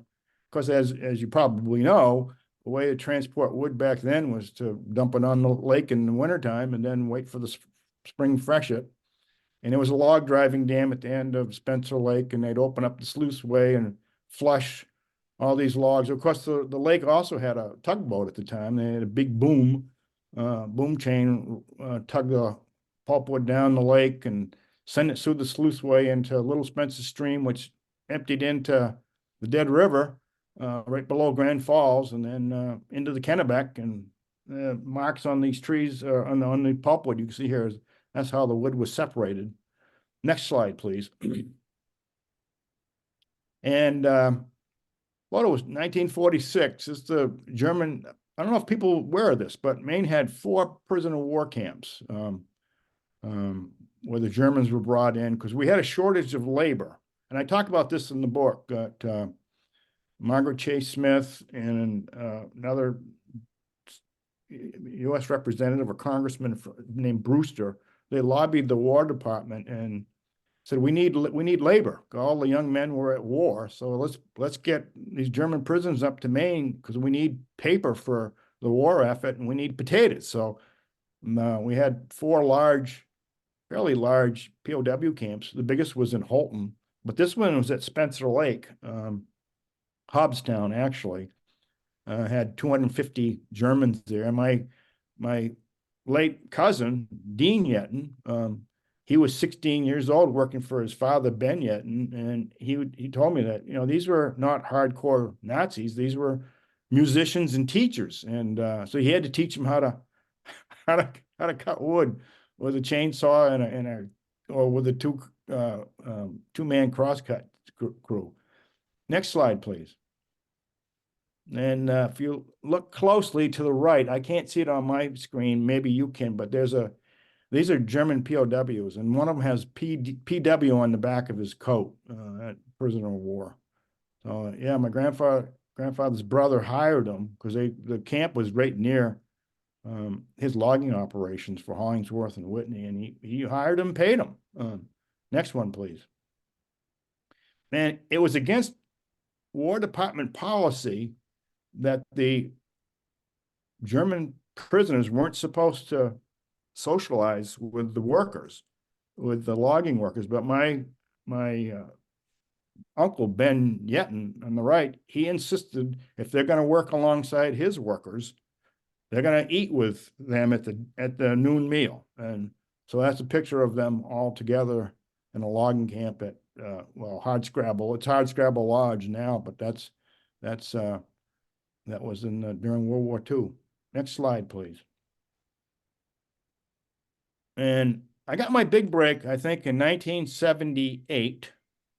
I went to work, actually started my first job in September of 78, working for CETA. I don't know if that's a term many of you are familiar with, CETA. Jimmy Carter was president. It was a Comprehensive Employment Training Act. And I applied for a job. It was through Maine Audubon. They had applied for a federal grant to help Maine Forest Service put people in the field to help landowners understand. It was during the energy crisis, and we had a lot of small woodlot owners that were cutting down really valuable trees like white birch that should go into the mills as boltwood, or oak logs, and cutting them up into firewood. So there was a big push to try to educate landowners through the CETA program. And I was hired, and I worked alongside a forester whose name I can't remember anymore in Androscoggin County. And he trained me for a few weeks and then turned me loose to go advise these landowners, like, you should be cutting red maple or diseased beech and leave your white birch and oaks for more valuable. You could sell those later and make a lot more money than putting it into. You could buy all kinds of firewood. So don't burn those woods. So, but then I went from the CETA program in Androscoggin County and applied for a job with Maine Department of Inland Fisheries and Wildlife in January of 77. I think that's right. I got that wrong. So I started working for the Audubon in 77. I'm 72 now, so I'm having a hard time remembering all this. But I ended up working in January 1978 at Ashland, Maine Department of Inland Fisheries and Wildlife, and they sent me to Clayton Lake, which was owned and run by International Paper Company. So I got to live and work with French Canadian loggers. It was heaven, and I got to work at Pelletier's camps and Maybeck's camps and Telos logging camp and Comstock logging camp. That's an era that's gone by, and I feel so fortunate that I got to see the big woods, because as you may remember, 78 was sort of during the peak of the budworm epidemic. But it was a wonderful, wonderful experience to work up in the big woods, doing deer yard work, which was pretty controversial, but I got to tip my hat to International Paper Company and all the landowners. They went along with it, didn't like it, but went along with trying to protect these areas for deer. Next slide, please. And yeah, here's the deer yard up at, I think this one is up on the Dead River, up near Flagstaff Lake. Did some work there as well. But, it was kind of controversial, as you know. Makes me wonder now, is the climate we've talked about, I heard speakers talk about climate change. It makes me wonder if the deer yards are going to become, basically passe in the years ahead, because our winters are just getting so much milder. But I did enjoy being on snowshoes 5 to 10 miles a day up at Clayton Lake. It was, as I said, it was looking back on it, it was heavenly. It was just a great experience. Next slide, please. And I also got to work with Randy Cross and the Bear Crew when I worked in Greenville, especially at Moosehead Lake. We had bear dens, and that was a lot of fun, handling black bears and their cubs. Next slide, please. I can move us right along. Yeah, and I said it's a great joy and a privilege to work beside Randy Cross and the bear research team. They're pretty hardy animals, bears. So I've had a really good career, good life, and feel very fortunate. Next one, please. And then moose. I got to run the moose check station up at Greenville when it was a really big check station. We'd handle 250 moose, during the week. And now there's so many check stations, I don't think they get the traffic through Greenville that they did then. But it was a lot of fun. So a lot of my stories in the book are about moose. In fact, I had too many. I had 5 stories in the book about moose, and I think I had more than that when I submitted. And I think the publisher said, we got 5's plenty. Because I'm very fascinated with moose. So there's quite a few pieces in there about moose. I can remember when I was, I think 1958, September, I was on my grandparents' farm, and this big moose, first moose I had ever seen, was in the pasture, and we had a border collie named Bonnie, and she got behind the moose. And of course, her job was, herd the sheep into the barn and herd the cattle and the cows in for milking hour, and she herded this moose in during the rut. And he came through the barnyard, and he didn't know where to go, because I'm standing there with my brother and my grandmother's standing there, and my mother's car's there, and he veered between the barn and the farmhouse, and that's where my grandmother had the clothesline. And as he went by, one of his tines snagged a strap on my grandmother's bra, and he's running across the field with the bra dangling from his antler, which my grandfather thought was hysterical. I thought it was hysterical, but my grandmother, who was an old crusty Yankee, she didn't see that humor in that at all. And she went running across the field with a broom and her gum rubber boots, yelling at that moose to drop her bra. And I think it was like a month later, 6 weeks later, Grandpa's out in the woods. He'd chopped down a big white pine, and we were twitching it out with his team of horses, and there's her bra on a witch hazel bush. So anyway, I've always had a fondness about moose because of that incident. Next one, please. And I got to work on eagles out west in Utah. These are golden eagles, but also I got to work on the early restoration of bald eagles in the state of Maine. So there's quite a few stories in the book about that as well. Next, please. And one of the big joys was in my life was working on the lynx study team with the Maine Department of Inland Fisheries and Wildlife up in, I think this lynx was Township 12, Range 12. There was a time when we couldn't say that because, you know, they were so few and it's such a controversial animal being listed. But now lynx we got fairly sizable lynx population, I think. But I do worry about the future because our moose and our lynx need winters, heavy winters, and winters are getting milder. So I worry about the future for those critters especially. Next slide, please. I think I'm pretty much close to wrapping it up. Is that the last one? That was the last one. Okay, great. So thanks for running that, Jen, Oh, sure, behind no the scenes. I sure wouldn't know how to do it from where I'm sitting. problem. And thank you all. So Yeah, well, Carla, are there any questions? I'm not seeing great talk. You got a great talk, Ron. oh, good. Well, thanks. I tried to get us back on schedule a little bit and Yeah, race it along, but thanks everybody for your patience. it was great to have you. Thanks, And Jen and Tom, for inviting me and for helping me, Carla, navigate through this, because this is all, I'm all thumbs when it comes to computers. so where can we find your book? It's available pretty much, well, Islandport Press has it in Yarmouth, Maine, but I think pretty much any bookstore has it. I think Barnes and Noble's going to have me come down and sign books in Augusta at the end of this month. Can you I can't send me the remember what date dates? it is. Because we But, promised people, can you send me the dates? Because we promised people you'd be signing books today. If we Yeah, were in sure. person. I can do that. Yeah. But I think to answer your question, I think any bookstore now, small independent bookstores have my book, and of course the big ones like Barnes and Noble and Amazon has the book. So it's widely available now, thankfully.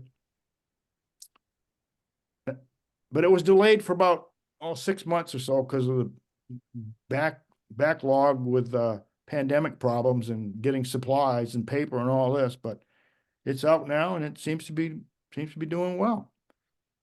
But I'll send you that. I think, like I said, I've had 30 book events up to this point, and I've got one in Augusta at the end of the month to sign copies at Barnes and Nobles, and I'll be in Oakland, my hometown, early next month at the library, and I've got to be in Skowhegan tomorrow night at the library on a book talk. So I've been pretty busy.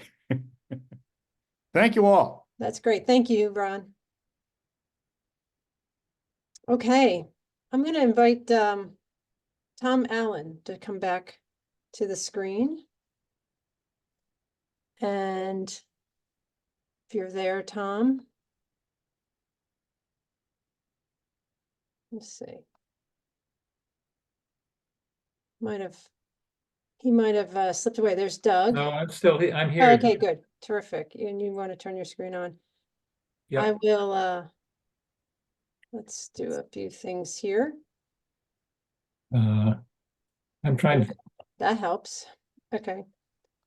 there we go. What do I have to do? Okay, I'm going to share my screen. And just give me 1 second. This is a time of recognition. So Tom Allen, you have the floor. I have the floor, but can you Yep. get me in so I can be seen? You can turn on your video. That'll get you. Let me try. It says I can't start my video because the host has stopped it. Oh, sorry about that. Okay. It's fixable, I'm sure. Yeah.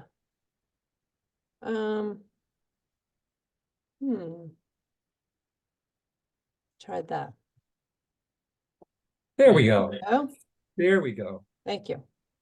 Well, yeah, what's next on our agenda is really but first of all, I do want to say thank you to all of presenters.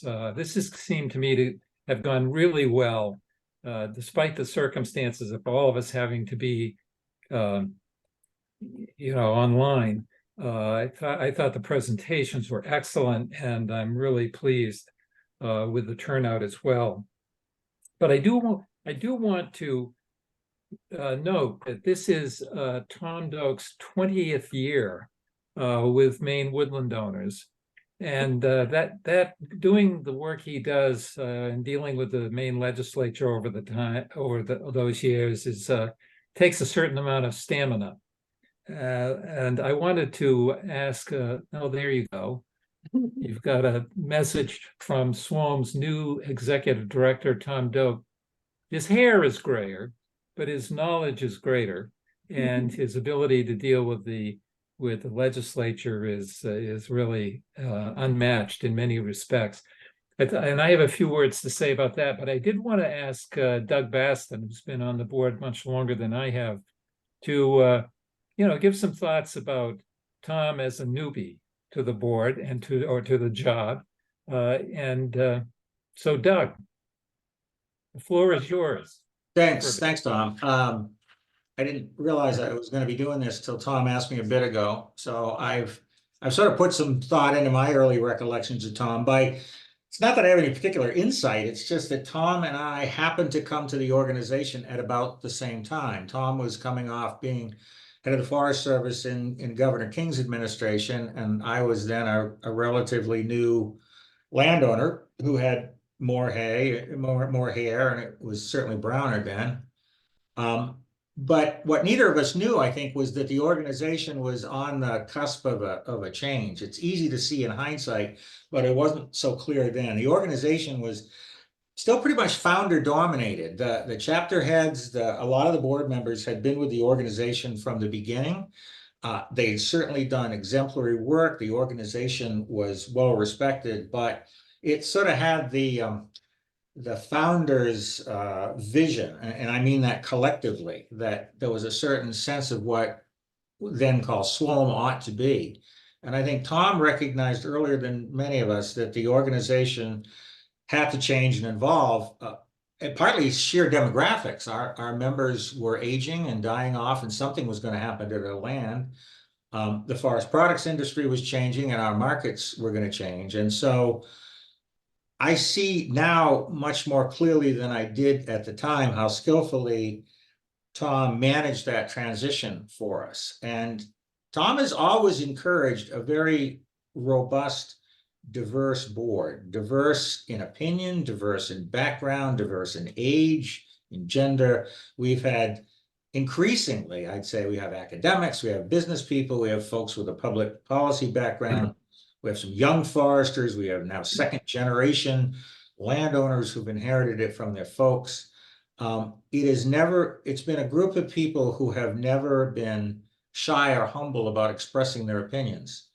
And that's hard, can be hard for an executive director to work with. And yet I think Tom has turned it to his advantage. He's allowed the robust discussion and argument that's taken place at the board to evolve the organization into a much different creature than it was when I first joined it. We now have a land trust that provides an opportunity for members to keep their land in production if that's what they wish as they pass out of ownership. We now provide much more background on wildlife and habitat than we did at the beginning of the organization, knowing that that's what the new generation of landowners prefer, as opposed to a focus on production goals only. I don't mean this to sound like a eulogy. I hope he's very coy about saying how long he's going to be with us. I hope he continues to be with us as long as it provides him with a productive challenge and he feels good about the work. He's certainly an institution in the forestry community in Maine. He's so well respected in the legislature, which Tom Allen will talk about in a bit. And increasingly, the challenge for us as woodland owners is much of the state continues to see our land, the land that we own and pay taxes on, as a public good. The attention on the carbon market seems to treat our land as a fungible commodity that can be shifted around to the state's climate goals. And Tom has always risen to whatever the particular challenge has been in the legislature: Sunday hunting, challenges to current use law, the complexity of carbon. And what's always stood out, and any member of the legislature, whether they agree with him or disagree with him, will say, is that Tom is a man of his word, a man of integrity. He brings knowledge and experience to the table.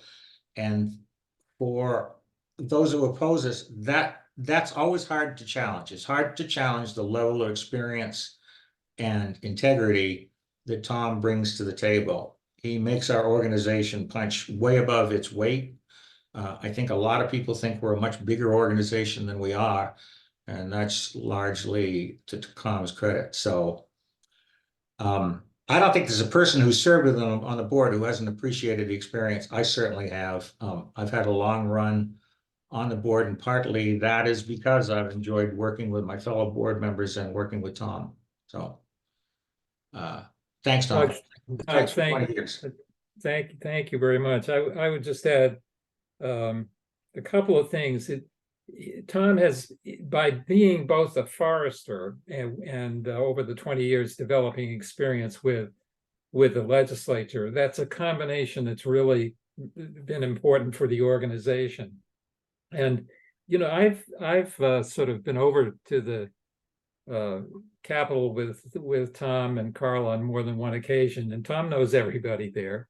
And we have both by his demeanor and by our organization being relatively nonpartisan, is extraordinarily helpful. And I will give you just one sort of sense of what it means. Tom I've seen him, he's been able to go over there, and as the proponents of getting some form of Sunday hunting passed in the legislature, as they try to do that, Tom has been able to say to a number of them, whenever it's appropriate, he says, look, Maine woodland owners will never support any form of Sunday hunting, however restrictive legislators try to make it.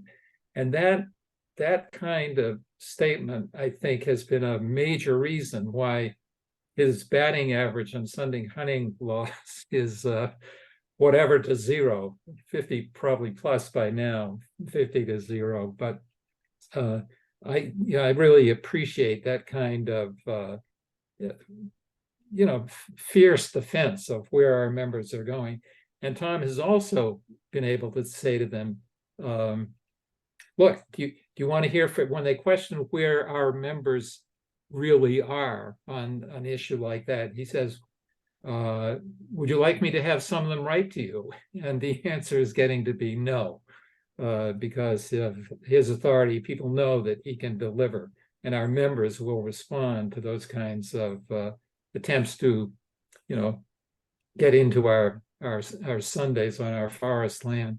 Anyway, Tom, 20 years. You've had a great run, and we hope you keep going. But we didn't want to have this day pass without saying thank you and recognizing all the good work you have done.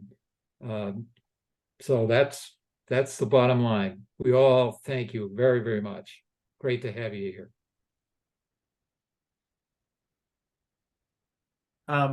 There's a couple things I'd like to say if I get a minute. Sure. I don't know where the 20 years went, and I can see that I looked a little younger in some of these pictures here, but I gotta say it's been a pleasure for me to be involved in the last 20 years. And I probably, when I started this job, I wasn't expecting to be 20 years, but it's a wonderful opportunity. I've had the great advantage of some really great board members, and my strategy to get board members is they always say, well, what's it involved? And I said, oh, don't worry, it's just a few meetings and stuff. Well, I never want to be an officer. Well, don't worry, you won't have to be an officer. I think I've used that strategy on every board president that's ever come on. I think pretty sure I've used that, and it usually works. Usually eventually I know that when we met with Tom Allen, I assured him he wouldn't have to be board president, and here he is, board president. So I think the most fun the reason I've been here 20 years, frankly, and still are here, are the quality of the people that I meet that are members. Some of the finest people I've ever met in my life are members of this organization, and the kindness and how nice they are, but also the passion they have for land. I'm a third generation woodland owner. I have the same issues that all of you have, and I just appreciate and I visit our members on their land, and I'm just always really impressed by what I see. And also been very fortunate with a great staff. We have a great staff now, with Carla and Jen and Debbie, and bless Debbie's heart, I don't think she's on right now, but she's been here the whole 20 years and put up with me for 20 years, and I don't know how she did that, but I just want to say a really thank you. And the whole Sunday hunting thing, I never intended to be Darth Vader. I'm an avid hunter. I've hunted all my life. I grew up walking in the woods, following my father around before I could even carry a gun with a stick, and so I'm an avid hunter, but I see the issue and I hear the members, and appreciate that one day. And the one thing that has changed, I think, a couple things that have changed, but one of the big ones is I used to spend all my time at the Agriculture, Conservation, Forestry Committee because it was always about forest regulation or practices or policies. I spend a lot more time at the Inland Fisheries and Wildlife Committee now, and that's because of public use of private land. And the public use of private land issues are largely in front of that committee. And so we've changed from the debate about how to manage the forest to how woodland is used by the public, how private land is used by the public. And that's one of the big shifts I've seen in the last 20 years. But this isn't my retirement. This isn't my retirement deal. This is that first question came up when I said, well, are they going to recognize me after 20 years? And I said, the first thought was, well, is this like the end of the 20 years? No, but there's a time for the next generation to carry it on here at some point. But I really do appreciate this wonderful opportunity, and the board has been fantastic. The members are fantastic. The only thing I regret today is we didn't get to meet in person, so I could see some of my favorite people, in person and shake hands and tell stories with you. But hopefully we'll do that again soon. So thank you for the recognition, and back to you, Tom. Thank you, Tom. Well deserved. I'll just go to Jen. What's next, Jen? What's next? Well, we did get someone asking where to get in line for the pizza, but unfortunately that's not happening today. So you will have to get your own pizza. But before you do that, we have one more quick presentation. We are honoring one of our very beloved members of Maine Woodland Owners, our chapter leader of the Penobscot Penobscot County chapter, and who has been very generous with his woodland, offering a lot of terrific programs on his woods. Larry Beauregard. I'm going to bring, Tom, I'd love for you to introduce our Commissioner of Agriculture, Conservation, and Forestry, and she's going to lead the way after that. So Tom Doak, you wanted to introduce Commissioner Beal? That would be great. She's here. Is she on? Maybe not. But Director Patty Cormier is here. So why don't we start there? Okay, I'll introduce Patty. Hey, Patty. Patty's the director of the Maine Forest Service. I believe, Patty, you used to actually work for me at one time, didn't you? Sorry, I see I'm Commissioner sorry. Beal. I sure did. I'm Yeah. sorry. Oh, I see Commissioner Beal is on too. So Let's start there. Okay. let me introduce her. Okay, thanks. This is you, Pat. Hi, Commissioner Beal. Welcome to our meeting. Actually, I think the commissioner is actually a member of our organization, so we appreciate that, woodland owner. And thank you, Commissioner, for joining us. And I know that the Tree Farm program really appreciates you doing this. I think this might be the first time that the award has ever been granted remotely. I think so. Larry, you, if nothing else, you're standalone in the history of Maine Tree Farm for you. So I'm going to turn it over to the commissioner, and welcome, Commissioner. Well, good afternoon, everyone. Good afternoon. Tom, before I begin, I just wanted to share my congratulations to you for your long tenure at Maine Woodland Owners. It's an amazing 20 years can go by really quickly. I understand that. But you've obviously brought some really steady, strong leadership to the organization. And I concur with everything that everyone was saying about, what an effective leader you are. You've made this organization a very trusted partner for our department and for the Maine Forest Service, I know. So thank you for everything that you do. But I'm also sorry that we're not all together this morning. I'm sorry the weather took a bit of a turn and that we're not in Augusta.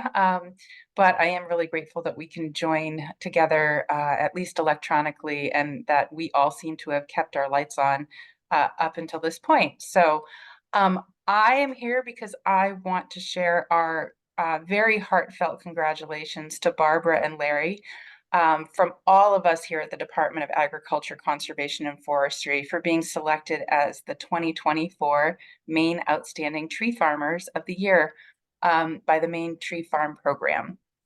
Your long-standing stewardship of your 117-acre woodlot is inspiring, especially to people like me who are newer to managing the woodlot on our current farm in Warren.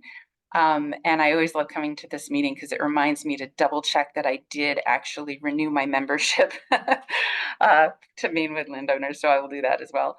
But the fact that you have welcomed the public onto your property on numerous occasions to learn about the sustainable practices you're implementing, and that you've been such a willing partner in numerous research initiatives is really a great benefit to your community and to our state as a whole. In my time as commissioner at DACF, I've been deeply involved in our work and around climate resilience and the work of the Maine Climate Council.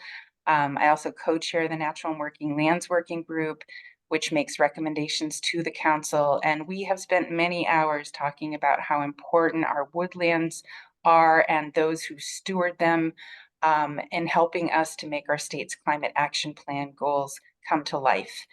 And, in fact, we all know this, that our forests really hold a critical role in our state's ability to mitigate climate change and to maximize carbon sequestration. And this is actually something I was very proud to talk about earlier this week when I was participating in a roundtable discussion on Monday with USDA Secretary Vilsack and Congresswoman Pingree as we were discussing climate resilience and all of the work going on in our state. And of course, even beyond the carbon benefits, we all know that our forests are one of our state's greatest assets and are very important to all of our lives in ways that I think are basically uncountable, infinite even. But we should certainly not take our woodlands for granted. And so Barbara and Larry, I know you are joining a very impressive group of previous Tree Farm Award winners who are modeling excellent forest stewardship. And once again, I want to wholeheartedly congratulate you both on being selected as this year's awardees. And thank you for being such an inspiration.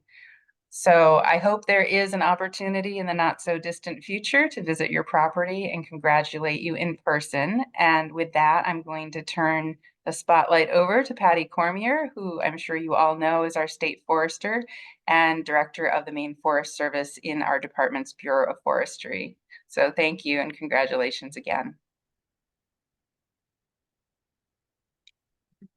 Thank you very much. Yeah, Tom, I didn't realize 20 years had gone by. It certainly went by quick, and what a testament to the organization and the staff and the members. And so congratulations, and let's go for 20 more of working together. So usually what happens in the tree farm system is that a tree farmer is nominated and chosen as an outstanding tree farmer, and then they're invited to be part of the tree farm committee. And we are really lucky that Larry took a different route, and he has been an essential partner and part of the tree farm committee since 2005, which is, just an amazing member. Larry, I appreciate your quiet and thoughtful manner and your dedication. You're always at all the field days, and you're a good worker, and you're a thoughtful worker as well. And also you brought the tree farm committee over the finish line as far as the 5013C. So you really exemplify though what an outstanding tree farmer is, both you and Barbara, in that you're always learning and you're promoting thoughtful management to others. Really what it's all about. Promoting promoting tree farm. And I also thank you for your participation in the citizen science kind of projects with the Maine Forest Service. So we love people like you, and congratulations to you and Barbara. And I really look forward to the field day, and so happy that you have been awarded this, and would love to hear from you two now. I guess I have to say, wow. We're both truly honored to be recognized as the outstanding tree farmers for this year. Truth of the matter is that 40 years ago, when we purchased our property, we had no idea about tree farming or anything like that. And over the years, over the past 40 years or so, we have had input from so many people to help us to understand things a little bit better and to get to the point where we are now. You know, I think back, our neighbor, who owned the neighboring land to our forest property in Old Town, was a fellow by the name of Ted Tryon, who worked for Sewell Company at the particular time. And he talked to me a little bit about managing your forest. It's a process that we had no idea about, but it became quick to get involved with our district foresters from the Maine Forest Service. I remember Jim Eckert, Terry Coulong, who many of you know, and now Kenny Ferguson. It's been great. And of course, Dave Wardrop, who's our consulting forester, has been a big help. And certainly as well, I really have to thank folks from the School of Forest Resources at the University of Maine for allowing an old geezer like me to sit in on a good number of their classes. And the reason for that was when people started talking to me about forest practices like, DBH and silviculture and all of that sort of thing, I had no idea what those things meant. So going to the university and sitting in on those classes was just an outstanding opportunity for me to learn something. And, Barbara and I really have to say thank you to all of our colleagues at the Maine Forest Service, the University of Maine, Tree Farm Program, Maine Woodland owners, who have all been outstanding in really helping us along to get to the point where we are now. We're really proud of our property, and we really like and enjoy the opportunities to share it with all kinds of folks. So look forward to doing that again in the not too distant future. Thank you.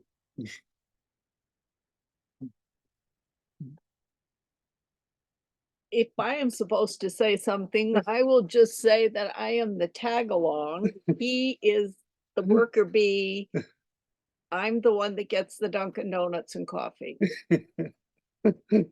And during the I'll just say we've had some really wonderful programs at your woods. And you have the perfect building, you have the perfect trails, you have it's a dream location for workshops for people to learn about woodland management. And Larry just wrote a great article, short but sweet article about wildflowers on the property. I mean, you try things, some things work, some things don't. You share that information. That is the essence of being a woodland owner here in Maine. And so it makes, in my opinion, perfect sense that you're now being recognized on a state level for all the work you've done at your beautiful woods.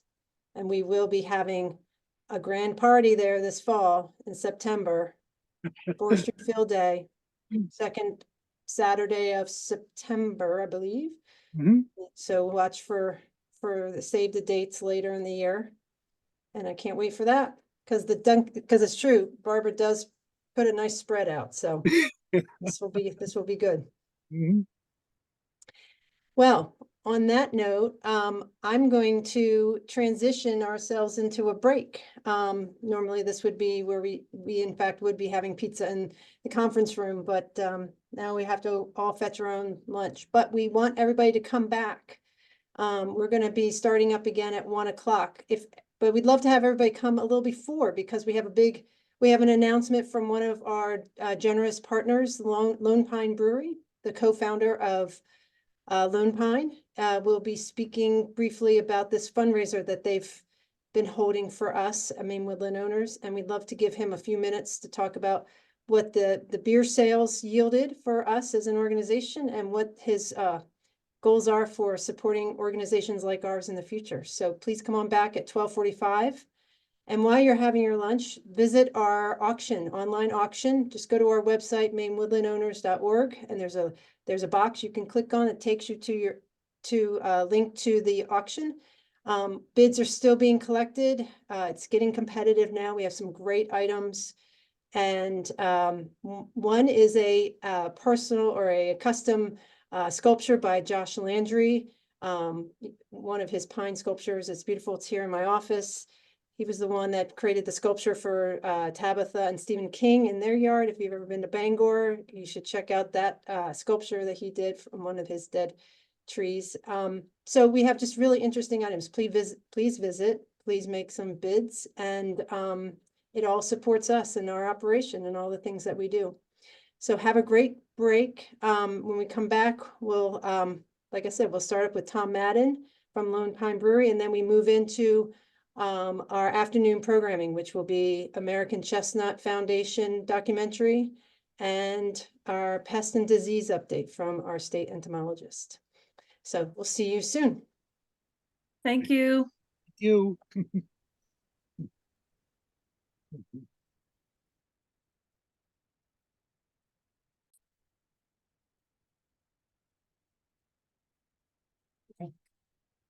Okay, we're back. I'm Tom Doak. I'm the Executive Director of Maine Woodland Owners. I want to welcome everybody back. Hope you had a good lunch. I do want to say hi to Tom Madden. Tom is the co-founder of Lone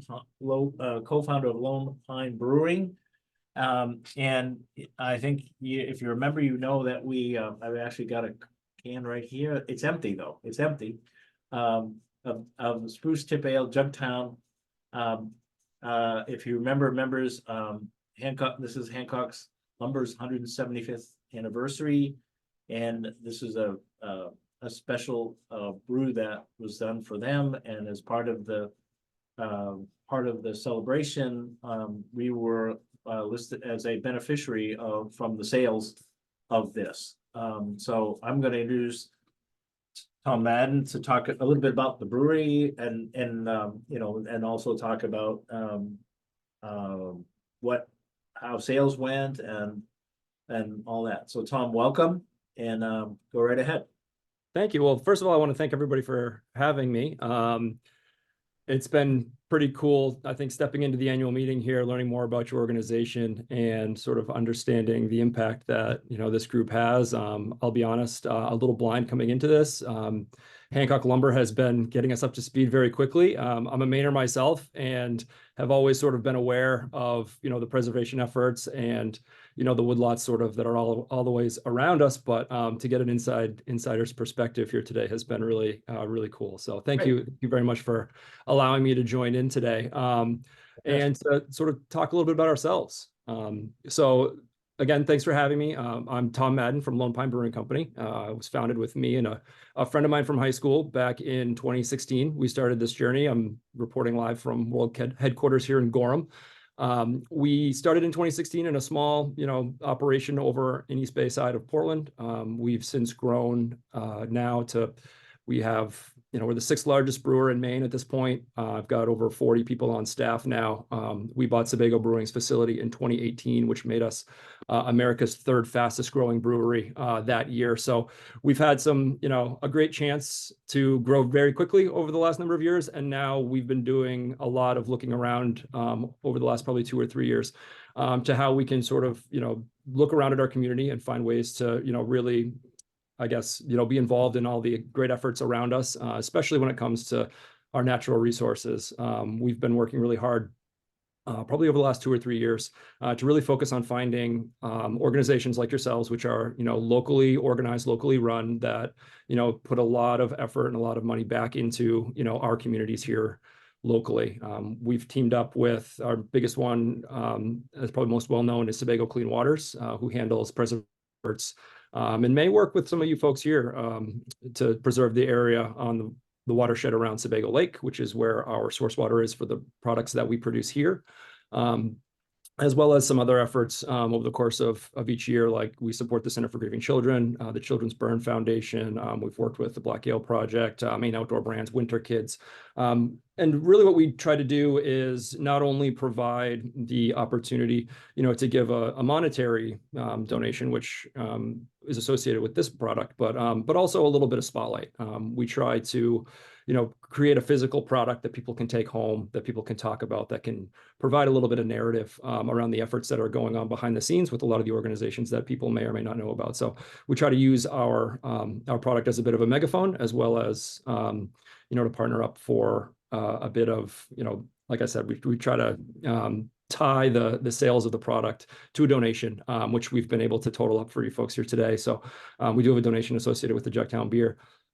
But this story all started when Hancock Lumber approached us. They were coming up to their 175th anniversary this year. Sydney Hancock and Aaron Plummer reached out and were hoping to do something a little more grand for their celebration. They needed a location, and we had just opened our Rock Row location in Westbrook, which could house a fair amount of people. So we hosted an event with them. We brewed a specialty beer, which I believe Tom just showed on screen. It was Jugtown Spruce Tip Ale.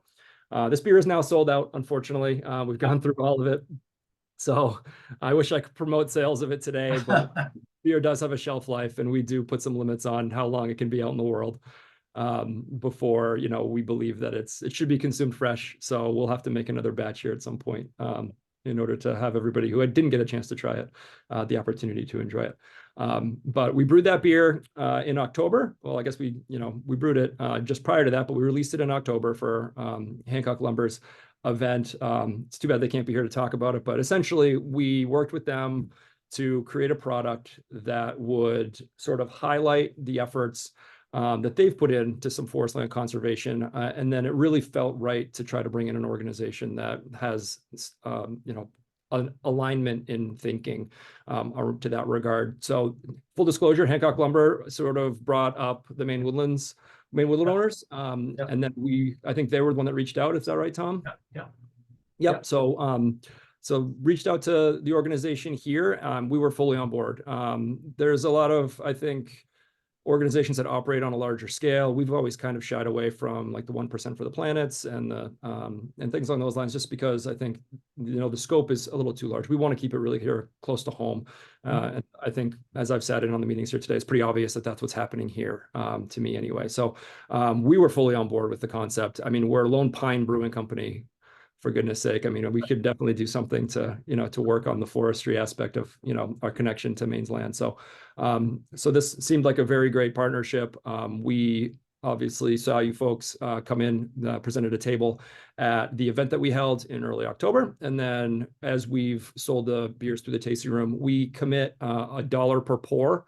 So every time someone comes in and buys that beer on draft, we reserve that one of those dollars then to go directly to the organization. We also commit $1 per 4-pack sale. And then if we are to wholesale some of this, which we did wholesale a bit of it, margins are a little poorer for us at wholesale compared to, the retail aspect of things, but we do commit a portion of those proceeds as well.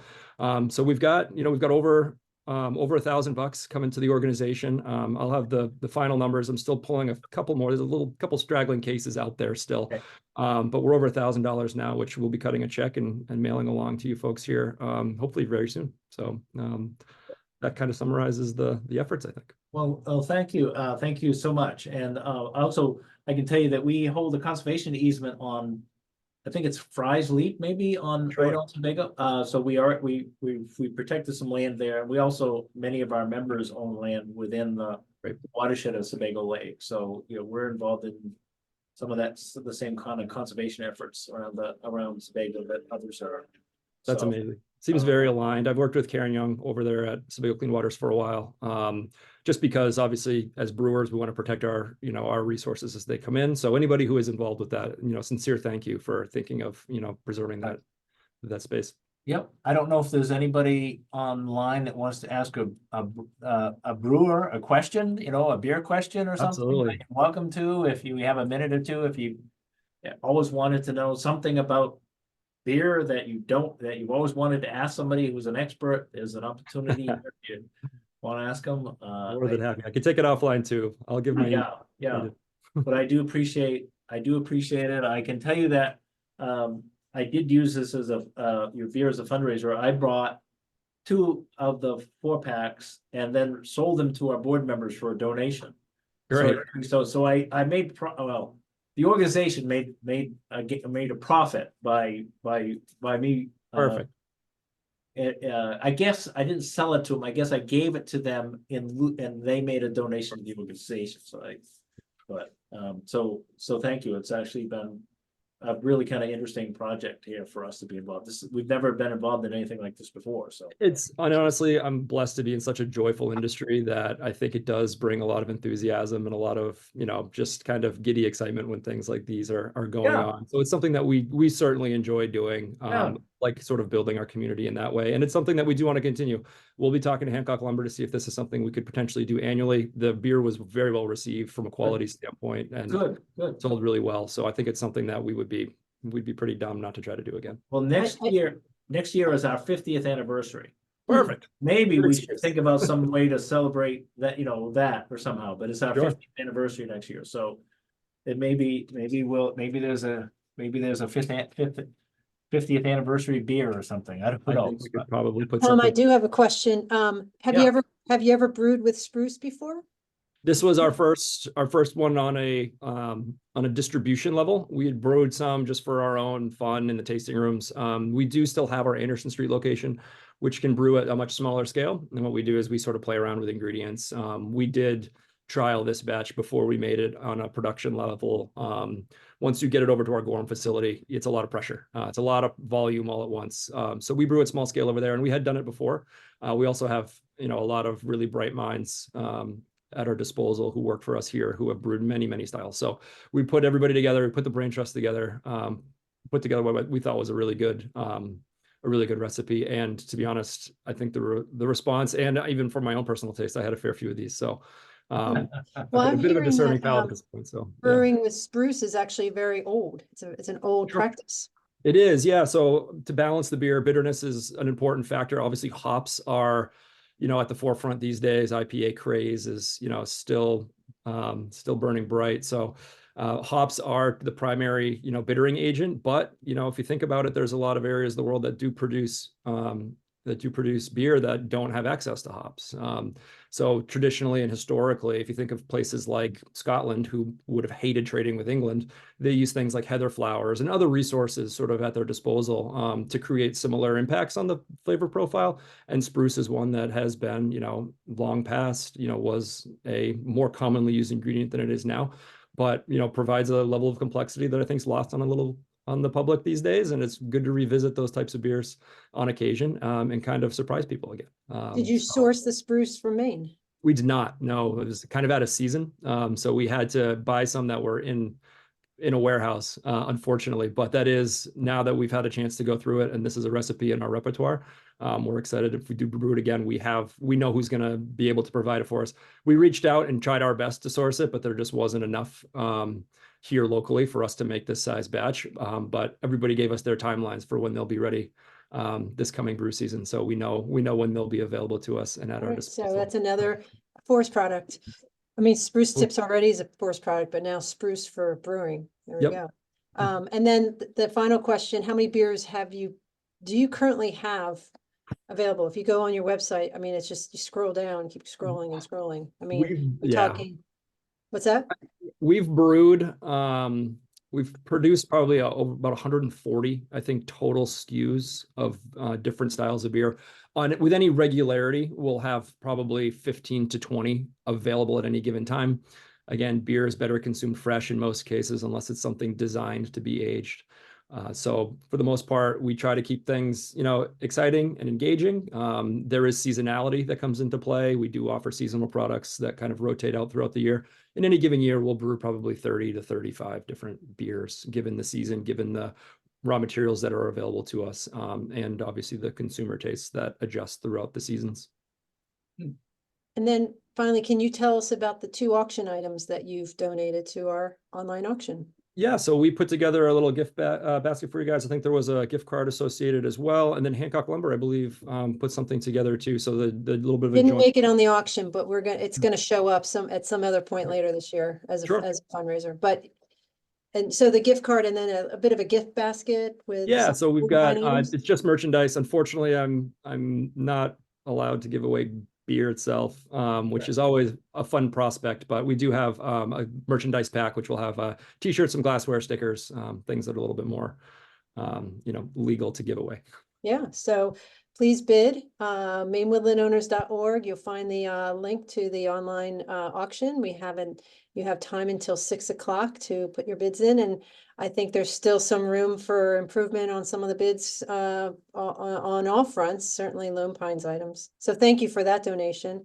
Value of $150 was great on top of the donation that you're giving us from your sales. We basically had to do nothing except tell our members to drink beer, which not a hard thing to do. So we're really, really pleased to have this partnership, and I'm looking forward to doing something again. And thank you to Hancock Lumber. They weren't able to make it today, but the first point of contact was from Sydney from Hancock saying, we're doing this, we've picked you. And we're thrilled. So we want to do more of that, those types of partnerships, because we're all working in the same, in the, this quality of life industry that we all are in, supports each other. So we're glad for it. Yeah, So, Hancock is certainly a driving force. So I do want to, make sure that we thank them. 175 years is, a Yes. good time too, something to admire. So happy to make that partnership happen this year too. And I know a lot of the people who are our members, who are Woodland owners, have, I'm sure, supplied Hancock at some point or another. So we have a nice relationship with them already. Yep. Good. Thank you so much. Yes, Thank you, everyone. Yeah, appreciate the time. And please stick around for our afternoon programs if you can. I know you're a busy guy, but I will do my best to pop in and out. Thank you. this is all being recorded as well. So we'll have this posted on our website. Awesome. Thanks, Okay. We move from spruce to American chestnut now. And Maine is in a really interesting position around the American chestnut and the restoration of that species, especially recently. And but more importantly, we have some really, really smart people in the Maine chapter of the American Chestnut Foundation organization. One of them is Mark McCullough, and he's the chapter president. But he's when I asked him for a profile headshot for this promoting this event, he gave me a picture of him actually doing something with a chestnut. You don't even see his face because he'd rather a picture of him actually in the field doing the work, supporting chestnut restoration. So it speaks volumes about Mark. Mark, I'm going to introduce you, and then I'm going to ask you to do a quick introduction to this documentary that we're going to show. And then we'll show the documentary, and then we're going to have you come back and talk a little bit further about the documentary and the American chestnut in general. So Mark McCullough is a retired endangered species biologist working 40 years for state and federal wildlife agencies in Maine, and the president of the American Chestnut Foundation Maine chapter. He's also a wildlife artist and has raised funds and awareness for many conservation programs, including painting a series of endangered species posters for Maine and inland fisheries and wildlife murals in the pediatric units of several of Bangor's hospitals, and the Penobscot River Restoration Project and Allagash Wilderness Waterway. And again, if you've been on the auction site, you'll see that one of Mark's prints is up for bid, framed print of his one of his Blue Jays and Chestnut seed action shots that he painted, and as a limited edition prints, where he American Chestnut Foundation has donated that. So thank you, Mark. So we have an artist and a scientist all in one. And today we're going to present American Chestnut Foundation's documentary about the work restoring the species. And so I'm going to let Mark talk a little bit about that, and then we're going to see if we can get this thing going. I think we're able to present this on Zoom. We were going to do this in person, but I think we'll figure this out. So Mark, the floor is yours. Okay, let's hope the documentary works, Jen. Thank you. Thanks for the nice introduction, and good afternoon, everyone. I'm the president of the Maine chapter of the American Chestnut Foundation, and something that I've been doing in retirement as a bit of a retirement project. Most of you are probably familiar with the goal of the American Chestnut Foundation, which is to restore this tremendous tree back to our eastern forests for the benefit of the health of our eastern hardwood forests, for the benefit of people, and for wildlife as well. I wanted to point out before we go to the documentary that we've had a long history of collaboration with Maine woodland owners. We share many members. Many of our members are members of your organization and vice versa. But more importantly, we share important values and interests in the health of our forests, in biodiversity and wildlife, as was pointed out earlier today. So we've been working with you for the last decade or more. Many of you may or may not know that the Maine woodland owners host two of our very important chestnut orchards that we have in Maine. One at Searsport, where we were just working on Monday doing some thinning of chestnut trees with Fox Forestry, and another on your land in Winthrop. So thank you very much for joining us in our efforts to restore the chestnut and hosting several of our important seed orchards. Last summer, we hosted 2 field days with different chapters of the Maine woodland owners, one at Huff Hill and Heartland, and another one at the Orono Land Trust. And both of those were very nicely attended, and we had a great field day at each of those places explaining the very latest on where we're at with chestnut restoration.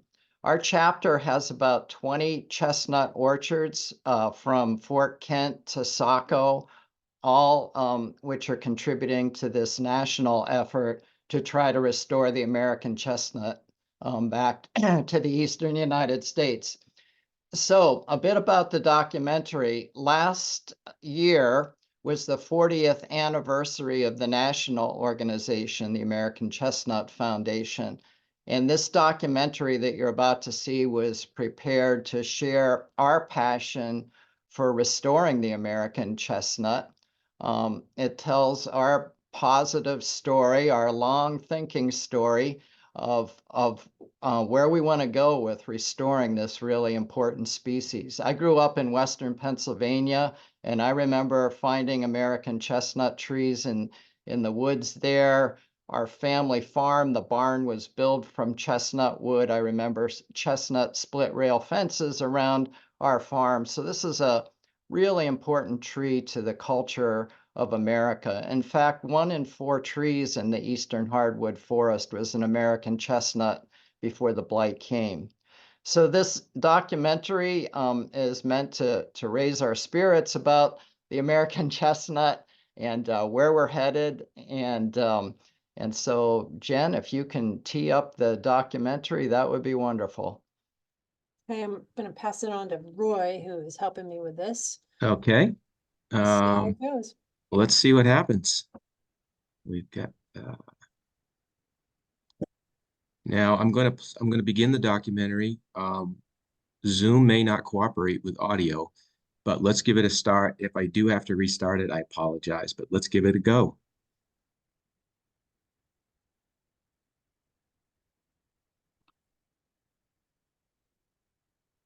Jen, I'll need you to tell me if it's audio. Okay.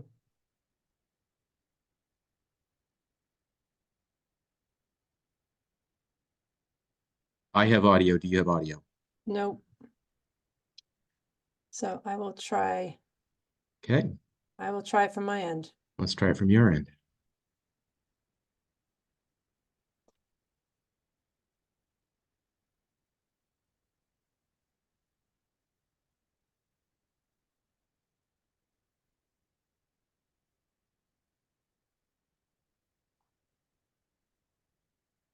Do you have audio?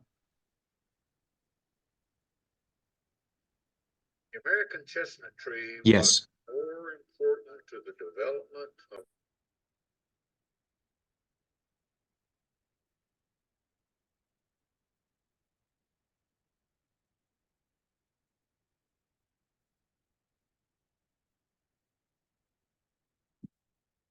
No audio.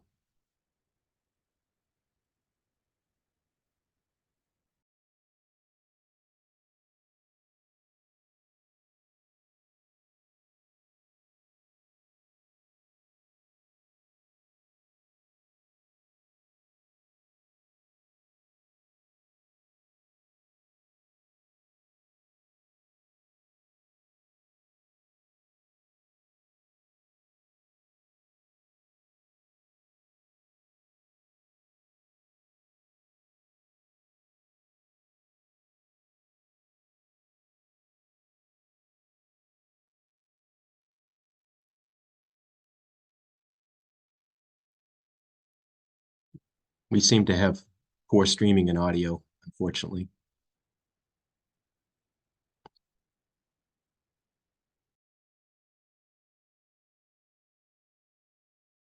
I just paused it, so there's no audio? Yeah, unfortunately, it just there was no audio. All right. Zoom is not giving us audio, not allowing it.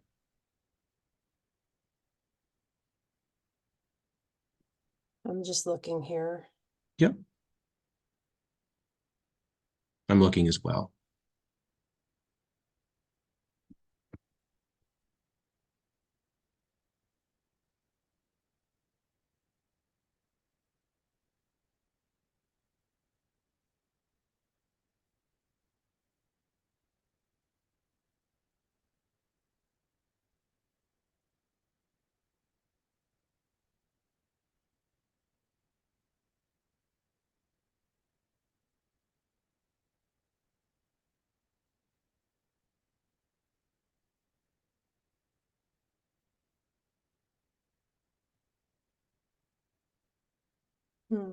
Okay, well, Mark, may I utilize you while we're trying to figure this out?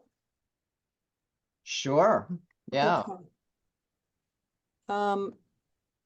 Maybe talk a little bit more about, you could start talking a little bit more about the work we're doing in Maine, or wherever you feel like you want to, chat about. Okay. Do you want to show the couple of PowerPoint slides that I had? Sure, yeah, let me stop sharing here. Okay. Although, do you have those handy? Yeah, I do. I need to figure out how to share screen, I guess. Mm-hmm. Oh, I see share screen at the bottom.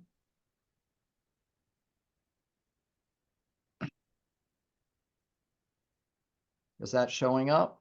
It is, yep.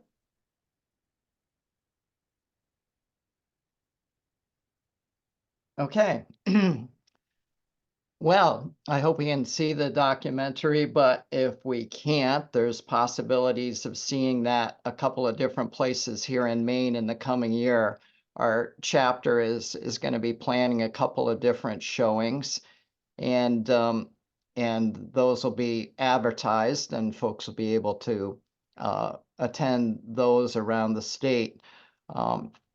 So I'll jump ahead a little bit because many of you know quite a bit about what we're doing to try to restore the American chestnut, and know that there was quite a bit of interesting news that came out last year in 2023. It was a pivotal year for chestnut restoration.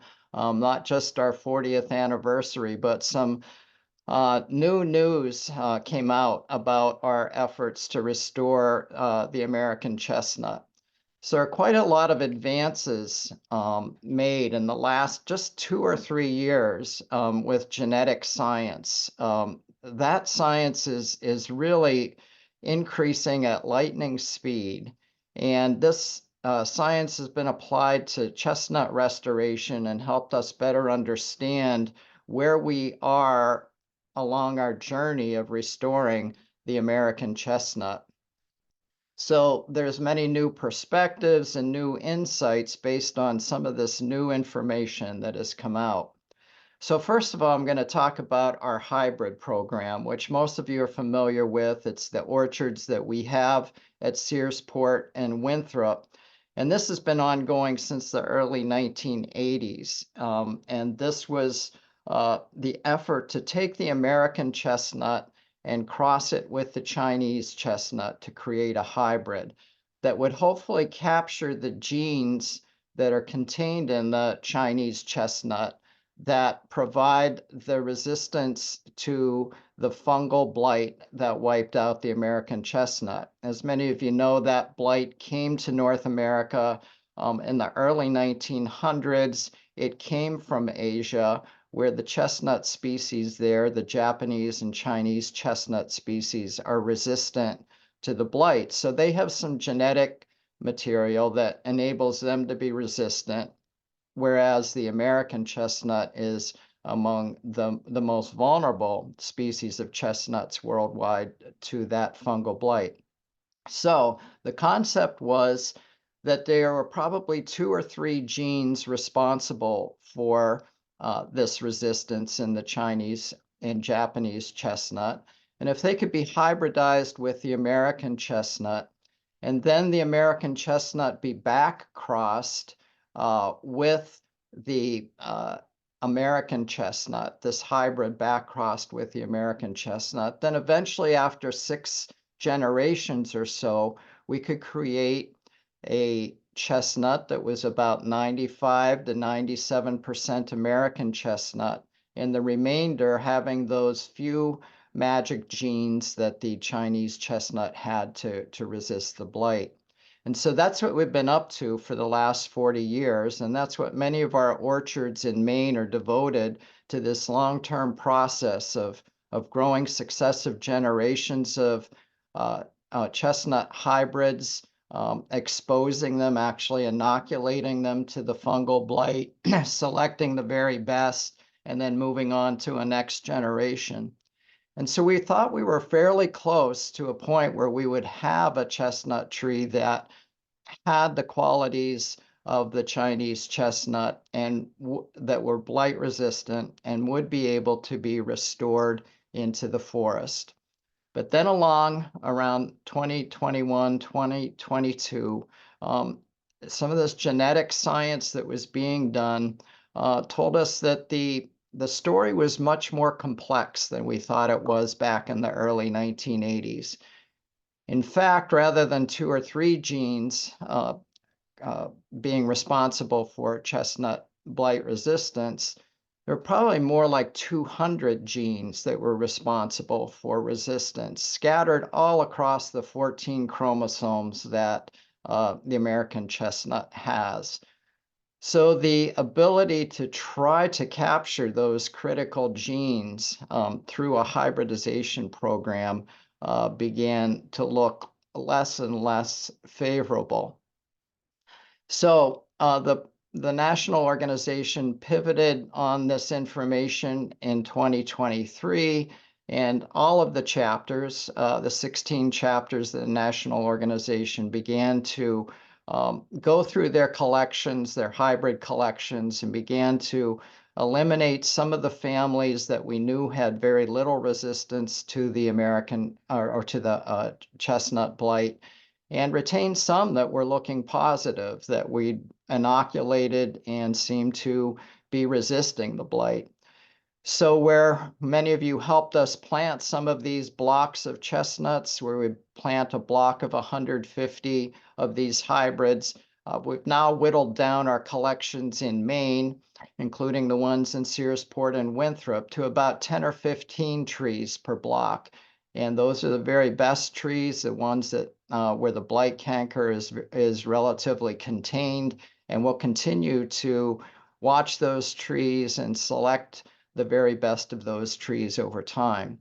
There's still some hope with the hybrid program. There's still a lot of value in that program. For one, we crossed the hybrids that came from the Meadowview Research Facility from the national organization with many of our surviving American chestnut trees here in Maine.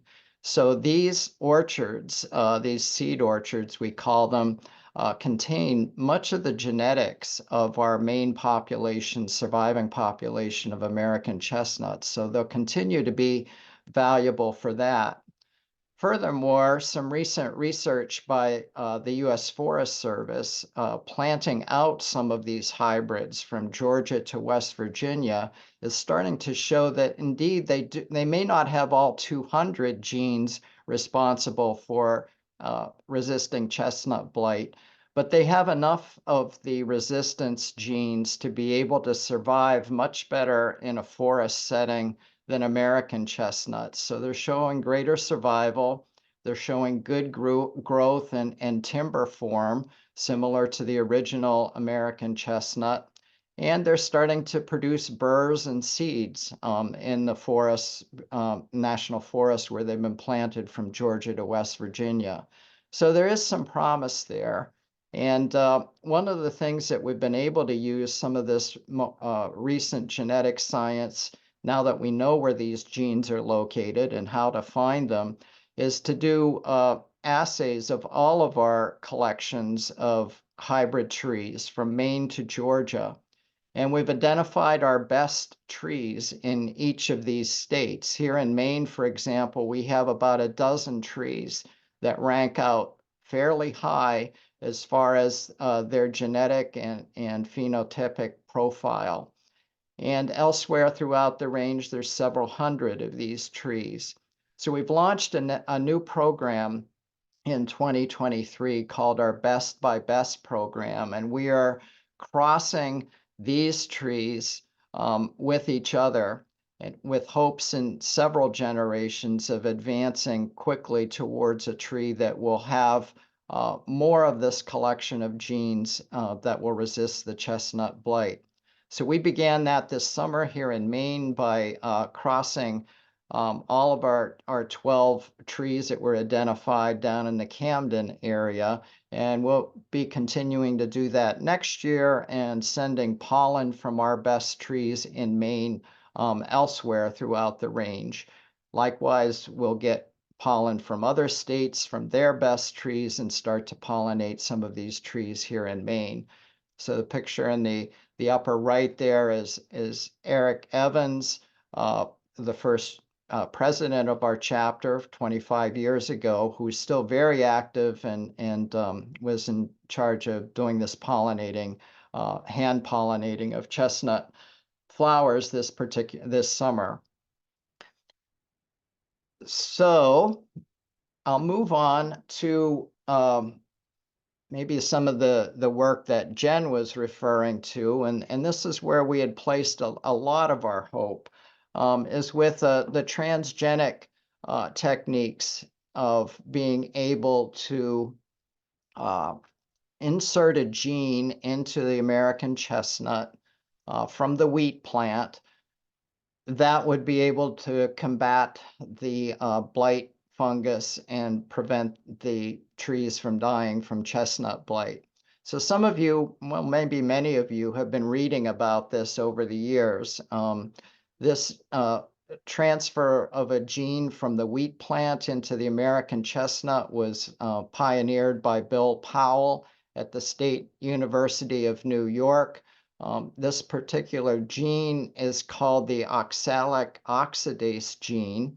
It comes from the wheat plant, but it's also found in bananas, strawberries, probably many of the foods that you've eaten today. It's a very common gene that's found in plants to fight fungal diseases, but it doesn't happen to be in the American chestnut. So this wheat gene was inserted, and the way that it works is it produces an enzyme that neutralizes oxalic acid. And when the blight attacks a chestnut tree, that's what happens is the fungus produces oxalic acid, which kills the cambium of the tree, and eventually it girdles and kills the tree.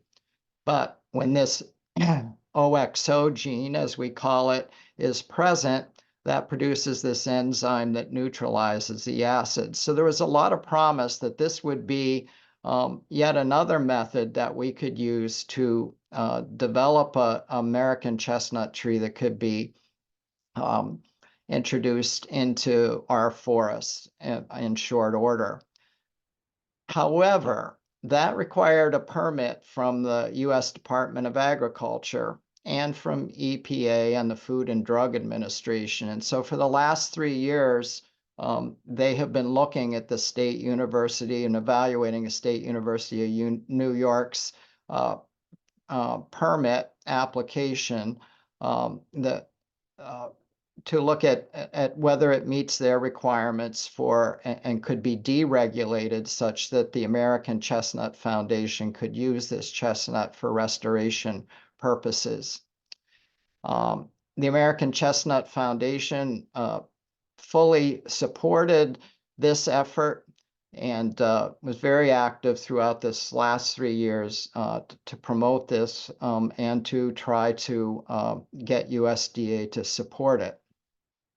In the meantime, while we were waiting for that to happen, SUNY distributed chestnut material, this so-called Darling 58 chestnut material, to several locations for field testing. One of the locations was right here in Maine. Tom Clack, who's on our board of directors, and the University of New England, was one of the folks who established an orchard of these chestnuts in southern Maine. But there were also test orchards at Purdue University and at the Meadowview facility down in Virginia. And during these last year or two, we started to see some interesting things happening with this transgenic chestnut. The first indications that there could be something awry was that many of the seedlings in greenhouses were showing leaf withering, which is highly unusual. We didn't see that with pure American chestnuts or even our hybrids that we grow in greenhouses. And some of our chestnut research folks were puzzled as to why this was happening, but thought that it might have something to do with this oxalic oxidase gene being turned on 100% of the time. So this gene is expressed 100% of the time in these plants, and it might be producing too much of this enzyme. But it was a relatively minor thing, and we continued to look at how these plants grew in the wild. Tom Clack and others planted hundreds of these Darling 58 seeds. And a couple of other things started to be found. One is that the Darling 58 trees were not growing as fast as their siblings, which were pure American trees. And that caused us to scratch our heads and wonder what's going on here. Could this gene, which is called a constitutive gene or a promoter for the gene, which is called a constitutive promoter, causing it to be on 100% of the time, be causing some kind of a difficulty for the young trees or even older trees? Is it going to stunt their growth because so much of the energy of the plant is going into this expressing of this gene? So that was a question. Another thing happened with a collection of these trees at Purdue University, where we thought that this Darling 58 gene would completely be able to fight the chestnut blight. Lo and behold, they found that many of the trees were showing, as shown in the left side of this picture, showing chestnut blight cankers. And that really shouldn't happen if this gene is expressing itself properly. So there are a lot of questions about that in 2023 as to what was happening with the work being done at Purdue. And Tom Clack at the University of New England here in Maine was instrumental in doing some additional research to try to create what's called a homozygous copy of the gene in the chestnut. So if you look down in the lower right corner of this picture, there's a little diagram you might recall from your genetics classes that you might have taken. The gene is expressed on one allele of the chromosome, but what we'd want to do is to have it expressed on both sides of the chromosome. So if it's the capital R there in the diagram, that's what we're trying to do is cross two of these chestnut trees, which Tom can do in the lab by speed breeding them. But to pollinate two of these chestnut trees, and if you're successful in doing that, a quarter of the trees should have both the OXO gene on both sides of the allele of the gene, the RR. But you see a skull and crossbones there in the diagram, and that's because every time Tom tried to create one of these homozygous copies of the Darling 58 tree, they died. I guess he had one out of about 40 that should have been produced that survived. So it can happen, but it's very rare, and something was happening with this gene that was killing the embryos of these homozygous trees. So that was another line of research added to these other three that I just talked about that got people starting to ask questions about why was this happening? Why is the Darling 58 tree not performing as well as it should? Tom enlisted the help of the University of Maine and Dr. Han Tan, who's there as a geneticist, and they started to map the genome of these Darling 58 chestnuts, looking for that OXO gene, making sure it was in the right place. It's supposed to be expressed on the 7th chromosome of the chestnut.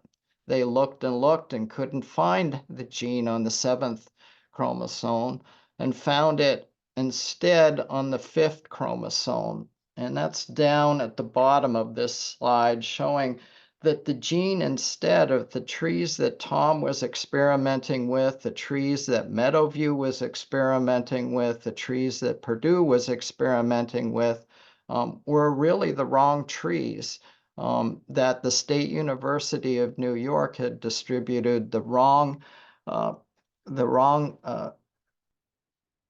OXO tree to all of these researchers. And furthermore, they look back in their records and realize that this error must have been made back in 2016 when pollen from another gene splicing event was inadvertently used when they thought they should have been creating Darling 58 trees for further experimentation. In fact, they were creating and distributing an other variant of the gene splicing event called Darling 54.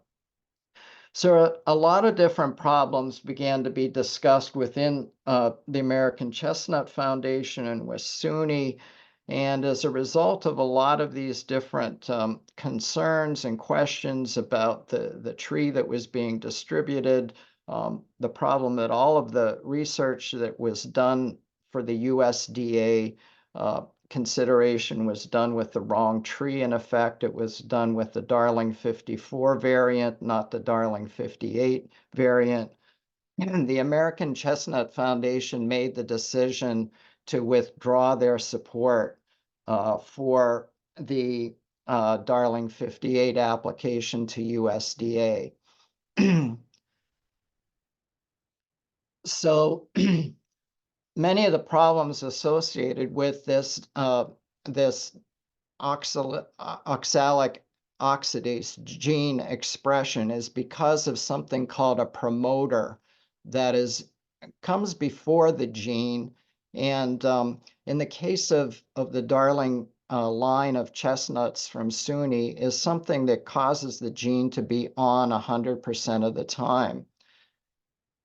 Now, after 5, 6, 7 years of genetic work, we have many more promoters available to us to allow the expression of these genes. And most of the promoters these days use what's called an inducible promoter.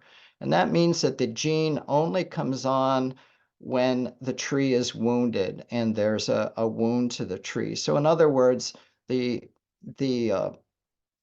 gene will only be expressed when the blight causes a wound to the tree. And so it shouldn't have all these penalties on growth and possibly seed production down the road. So there's a lot better options available to us. The American Chestnut Foundation a couple years ago already started to experiment with interbreeding the genetically modified trees with some of our advanced hybrid trees in a process called stacked resistance, where possibly we can gain genes from both the Chinese chestnut and this OXO gene that could help us with blight resistance. I talked about another option that we're pursuing with best by best and selecting through our genetic analysis our best trees and crossing them. There's also work starting at Virginia Tech University and the University of Georgia on inserting other genes, possibly genes from some of the other chestnut species around the world, European chestnut, then the Chinese chestnut, Japanese chestnut, trying to insert those genes that we know are responsible for blight resistance. And there's also work being done with the blight itself to try to perhaps make it less virulent than it is. So there's a lot of different options. We've sort of left behind, made a decision to leave behind the Darling line, but as you can see in this slide, there's 4, 5, 6, 7 other options and lines of research that are being done to try to develop a blight-resistant chestnut tree. So our mission hasn't changed at all. We're not giving up on transgenic options. In fact, we think there's a lot of opportunity there to create an American chestnut that will be resistant to the blight. Our goal is still to restore the American chestnut back to our eastern forests. It's just that it's going to take a little bit longer, I think, than many of us had hoped. I think as humans are often apt to really attach themselves to the one and done type philosophy and thought that the Darling 58 tree was the real silver bullet that would get us a tree that we could restore into the wild. It turns out it probably isn't, but there are many other approaches. And like I said before, as fast as this genetic science is advancing, there are going to be other options that come up in the near future. So if any of you want to learn more about some of the details related to this, especially how Tom Clack's work here in Maine led us to some of these discoveries and decisions about the Darling 58 line, there's a thing called Chestnut Chat that's sponsored by the American Chestnut Foundation. You can just Google Chestnut Chat and you can look at the December 15th Chestnut Chat, which is very well done. Explains all of this in much greater detail by scientists who know this information. And methodologies a lot better than I do. So and that's just right on YouTube. So you can go and catch up on what's happened with chestnuts. To sort of look at the next chapter of where we're headed, there's a chestnut chat that's coming up on January 19th, and it's open to the public. And it's going to talk a lot more about these different options that we have before us, the different research that's being done around the country to try to get us to our goal of creating an American chestnut that we can restore back into our forests of Maine and throughout the East. So it's really important to emphasize that this has been a long-term project. We've been at this for 40 years. We think that maybe within the next 10 years, one of these methods will produce some tree that will be able to be a restoration tree. But we really want to make sure it's our best foot forward and really make sure that whatever option comes available to us, that it's field tested, like the work that Tom did here in Maine with the Darling 58 trees in it. We really are convinced that this will be a tree that's going to be able to survive well in our eastern forests, to grow as well as the original American chestnut did, and especially to produce the mass crop that the American chestnut used to create. And so therefore restore a keystone species back to our eastern forests. So that in a nutshell is where we are at with chestnut restoration. Jen, maybe I'll turn it back to you and see what you think about the documentary. Well, we can try it one more time. We just, unfortunately, the option to share audio has been not been available to us. So, but maybe we've got it figured out this time. And Roy, will you Yeah, like to try that again? I'll give it one more shot here. Let's take I'm going to have you stop sharing. Yeah, Everybody stop sharing screens. I'll let Mark do that. Yeah, Mark, go ahead and stop sharing. Okay, yep. And Jen, you can remove Spotlight just to make sure that. And there we go.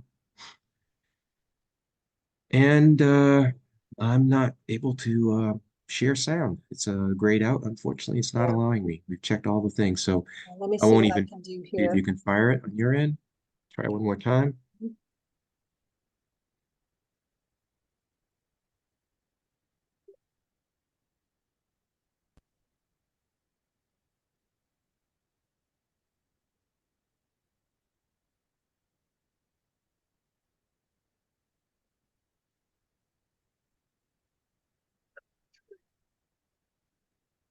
Any luck? Just found it on this one species. Was there any sound? No, it's very muted. Very, very, It's very unfortunately. muted? Very, you can barely hear it. Yeah. Play it one more, hit the play button one more time, see if it's. Of what it was like to have an entire forest floor littered with this. It's not computer sound. It's coming through. But the story of the chestnut. What's that? It's not computer. It doesn't sound like computer sound, which would be sharp and clear. Do you? Did the button work for you? No. No. Okay. Okay. That's disappointing. The audio in this film is beautiful, and the film is beautiful, but I'm sorry. I wish that was working. Yes. Well, let's do it again sometime in some place. We'd love to be able to share that. Oh, I've got it figured out. I've got it figured out. Let's go for it. Okay. It is How's that? Oh, beautiful. profoundly tragic. Okay. We enjoy the chestnut trees and we're very heartbroken. However, I'm seeing When jerky the audio. Is blight that true for you, hit, Mark? it was a sorrowful thing. Yes. They talked about Okay, I it. want to like pause it. someone Pause it. who knew. Go ahead and pause. Jen, how did you achieve that? I changed it to just one presenter at a time to share, that could share. Oh, okay. Well, let me give it a shot on my end. Okay. Let's see if this works. Okay. Yep. You can unshare. Here we Yep. go. Let's try it again. Thanks, everybody, for your patience. I think we have it figured out now. We have it figured out. Here we go.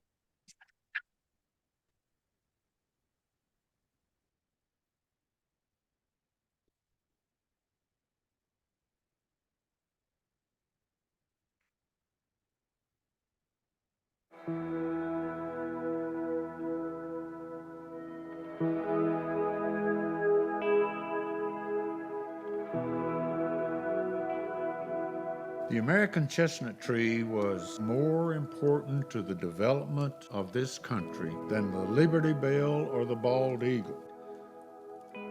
At one time, up to 25% of all the trees in the eastern forests were American chestnuts. It produced nuts in huge quantities that supported animals, birds, and people. The lumber was so rot resistant that it was used to build log cabins, rail fences, cradles, and coffins. Tragically, no one alive today ever saw the American chestnut tree at the height of its splendor. And by the end of the Second World War, the mature chestnut forests were gone. This is the greatest environmental catastrophe our nation has ever seen. Well, you know, the chestnut tree was just this magnificent giant of a tree. So much of America's history is founded on this one species. We don't really have a clue of what it was like to have an entire forest floor littered with this mountain of calories. The story of the chestnut is profoundly tragic. We enjoy the chestnut trees and were very heartbroken when the tree trees died. When the blight had hit, it was a sorrowful thing. They talked about it like it was someone you knew that had died. It was like wiping out a family. But because we're human, because we're smart, maybe we could bring this tree back from the brink of extinction.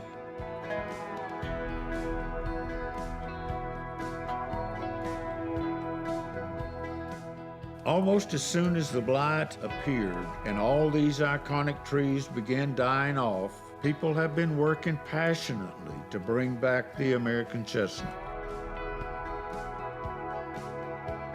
This community of people who love the chestnut is growing day by day.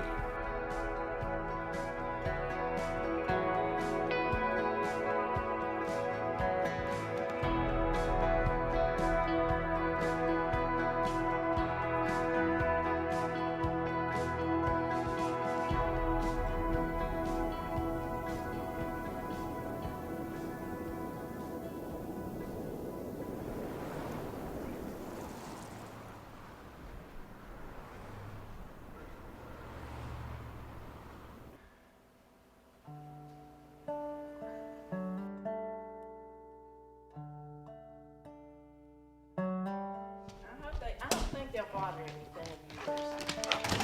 I'll say your daddy, lie down.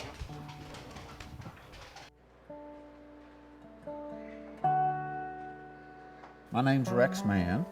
I am a product of Appalachia. One of the things I tell people about my youth and my growing up, we were poor, but I'm not sure any of us kids realized that. But the one thing that had a significant impact on me is that when I was growing up, we had no television. The favorite pastime for us kids was to gather around the old wood stove and listen to stories told by my dad, who was a master storyteller. They always came around to this special tree and the role that tree played in the lives of the mountain people. I had become a forester mainly because of the stories I heard from my dad. I just couldn't quite accept that that tree was gone forever. And when I walked through the woods these things were always there, and they almost seemed to be staring down at me and asking the question, what about us? What's going to happen to us?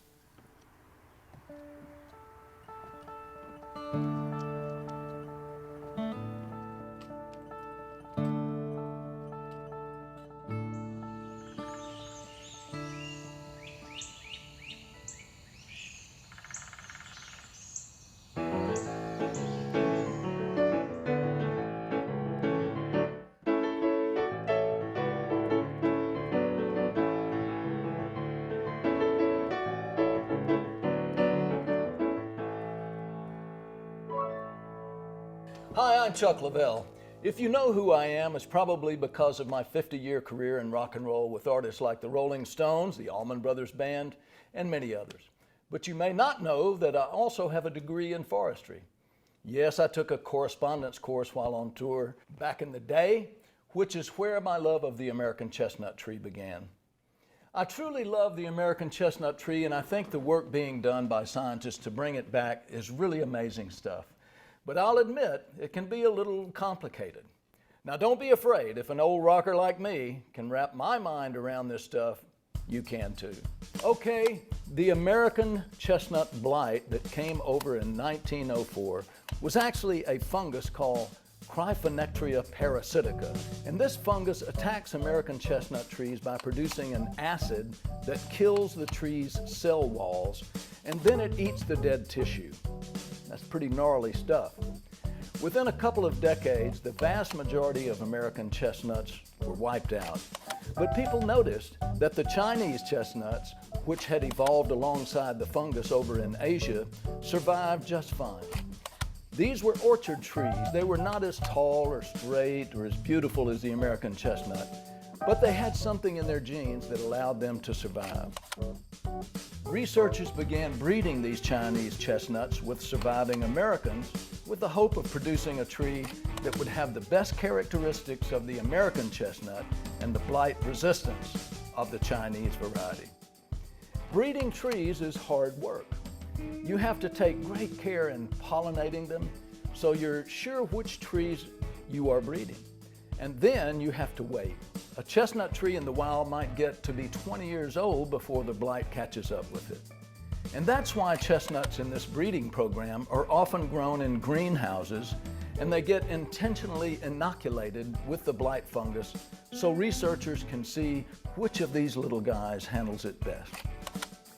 Other researchers are trying to produce a blight-resistant American chestnut through genetic engineering. Scientists have isolated a wheat gene that inhibits the same tissue-killing acid produced by the Cryphonectria parasitica fungus. They have managed to get this gene into an American chestnut, and they are hopeful that these trees will be able to thrive in the forest. Yes, it's a lot to wrap your head around, but to me, it feels like we finally have a chance to bring this tree back in a big way. So, let's go, American chestnut trees.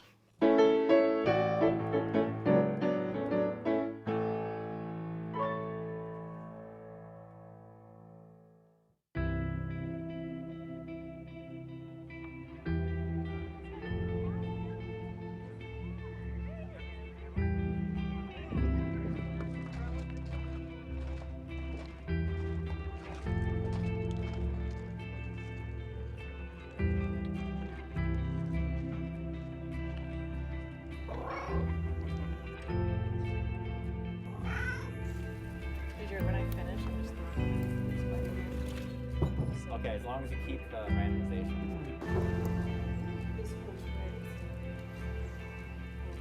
I think this one's done. Well, right now, we're in Meadowview, our main research farm at the Chestnut Foundation. And today, a group of us are doing a round of small stem inoculations.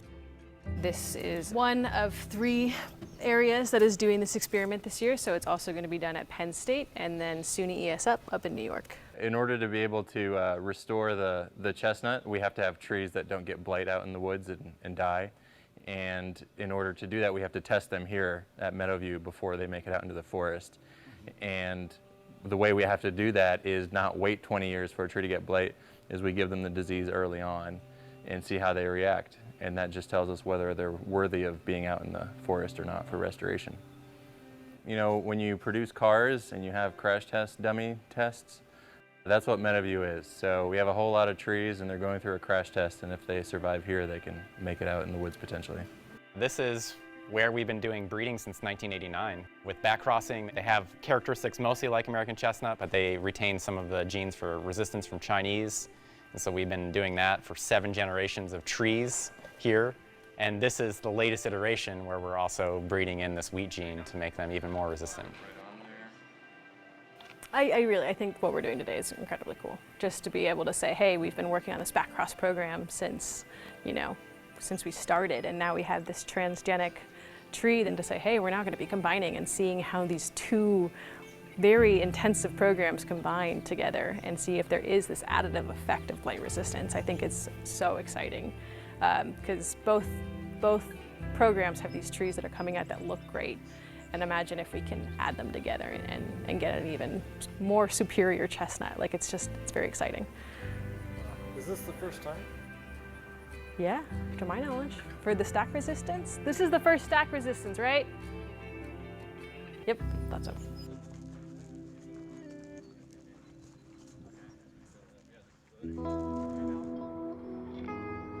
Well, you know, you have your townships, which are Wolftown, Painttown, Yellow Hill, Birdtown, Big Cove, and then over in Graham County, we have Cherokee County, Snowbird.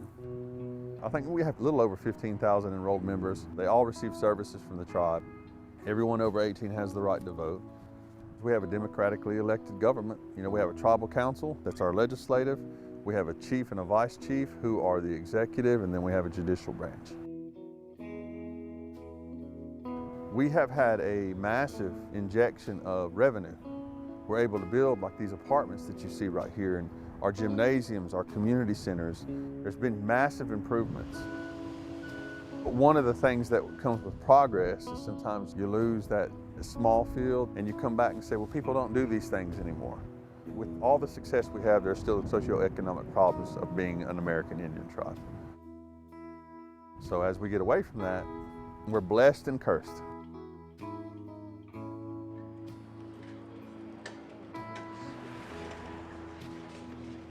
When Zena came here, she always tries to make sure that there are traditional Cherokee dinners or Indian dinners. Most of the time when we're going to do a big meal, we start the day before. We thaw the chestnuts and cut them up ready to be cooked for the actual mixing. We start peeling potatoes and cutting the cabbage up, getting it ready to cook. You know, there's so many fast food restaurants, there's so many fast-paced lives that people don't have time to prepare these foods. We get these right now from a grower out in Tennessee. They're of Chinese chestnuts. They're not American chestnuts, although some years they come and they're real small. And then like these, some of them get real small some years. And then some years they're really big. Members of the Eastern Band are like any other federally recognized tribe. We've deviated from our original indigenous style diet to what's available. We buy processed foods, highly saturated fats, things that we didn't normally put in our bodies. We've become more dormant in our lifestyles. So heart disease, diabetes, hypertension, these things are real. You know, obesity are real for our people. And it doesn't matter if she doesn't have a big sign or she doesn't have a huge dining area. With any community, especially with indigenous communities, food sometimes is the only way you could show love or caring. And that food, like I said, it becomes kind of the centerpiece of your family. When Europeans are arriving, these forests are full of animals. What are they subsisting on? The turkeys, the deer, the bear. Bears are big fat animals. They gotta have that so that they can survive. They're surviving on the hickory nuts, the walnuts, and especially the American chestnut. Now this is outside of the shell. So this Yeah. is the husk. and then there is the shell, and then there is the meat. You can walk into your yard or into the woods if you have it and realize that not everything's poisonous. In fact, most things are harmless and helpful. For our ancestors, the act of foraging, gathering is constant. There could be hundreds of things today that we could eat. Some of it you can just eat as you walk, and then we send folks to a restaurant like you're gonna do, and the restaurant does something even fancier. See if you see any mushrooms. Got some fungus over here. It's almost like gelatin. So this Gelatin, like that's what it's gonna say, yeah. It's pretty good. If I get hungry, I'll just be outside your house. like what are you doing? Getting dinner. The chestnut was also an important part of the diet for enslaved African Americans and free people of color, especially in the heart of Appalachia, where these massive trees and thousands of nuts would have fallen. I miss the fact that big chestnuts aren't here anymore because chestnuts dumped like unbelievable amount of nuts. Not a predator apex, but it was sort of the apex of the ecology of the system. So many things depended on it. Chestnut ends up in cornbread, ends up in taffy, nut-heavy breads and cakes, even using some of the fallen branches to smoke the meat. It's a whole range of recipes and ideas around food that were applied to the American chestnut. We're talking about people who diversified their plates, who did everything they could not to eat a monotonous diet. I just want people to have a sense of respect for these ancestors who worked very hard. They had to survive some kind of way. Without them, I don't exist. With the lifestyle that our ancestors followed, they turned their domestic animals loose, and particularly the pigs fattened up for the winter on the chestnut crop that was always there. A skinny hog is a skinny hog, but a fat hog is worth its weight in gold in terms of 18th and 19th century America. Sadly, this chestnut blight occurred simultaneously with the Great Depression. A lot of people around here thought it was the end of the world. They didn't know how they would make a go of it without the chestnut. The people who lived here could not afford to buy food for their domesticated animals like the pigs that they depended on.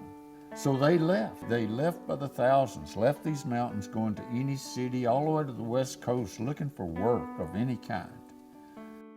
One neighbor that used to live across the mountain said when the blight killed the trees and they were still standing dead, they'd hear a huge chestnut fall over up on top of the mountain. They used to call it clear day thunder. The culture of the mountains changed forever because of the loss of this tree. It's not just a tree we lost, it's everything that depended on it. But you start somewhere, and it's reasonable to start with the great tree.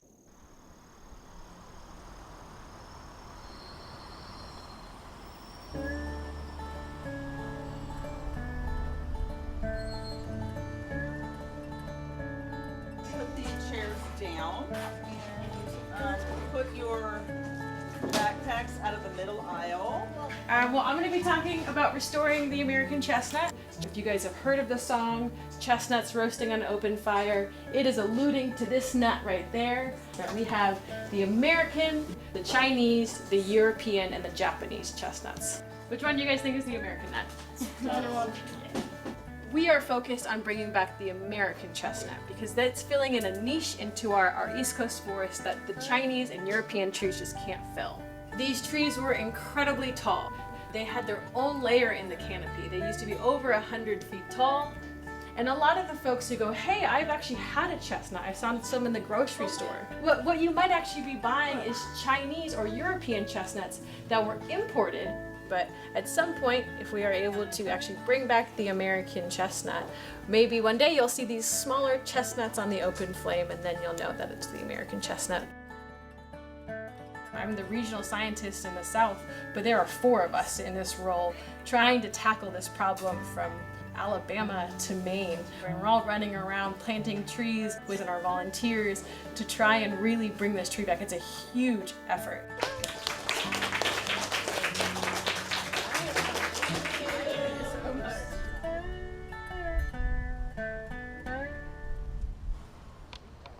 You ready? Let's go to 3380. So we were looking for a white tag in the tree, and it goes 3/125. Losing my mind, it's great. More staplers? Okay. And some zip ties, I hope. Today we are in Seneca, South Carolina. It is pollination season, and today we are pollinating a bunch of Joe James trees. We're like impregnating chestnuts today. We're basically taking a dad, a father pollen from our partners up in SUNY ESF, and we are putting it on a female flower here in Seneca, South Carolina. Once a year we do this. It's a one-day affair. There's so many jobs. Somebody's got to hold the limb, somebody's got to take the bags off, somebody's got to find the right pollen and put it on the flowers. Somebody's got to get the bag back to them so they can crimp it up and put a paper clip in it. And then they got to put these confounded screens on there and staple them. Joe in particular, he's been working with the foundation since I think the 80s. He has 8 different orchards here. This one in particular is one of the earliest stages of the breeding program. It's the first generation of backcross trees.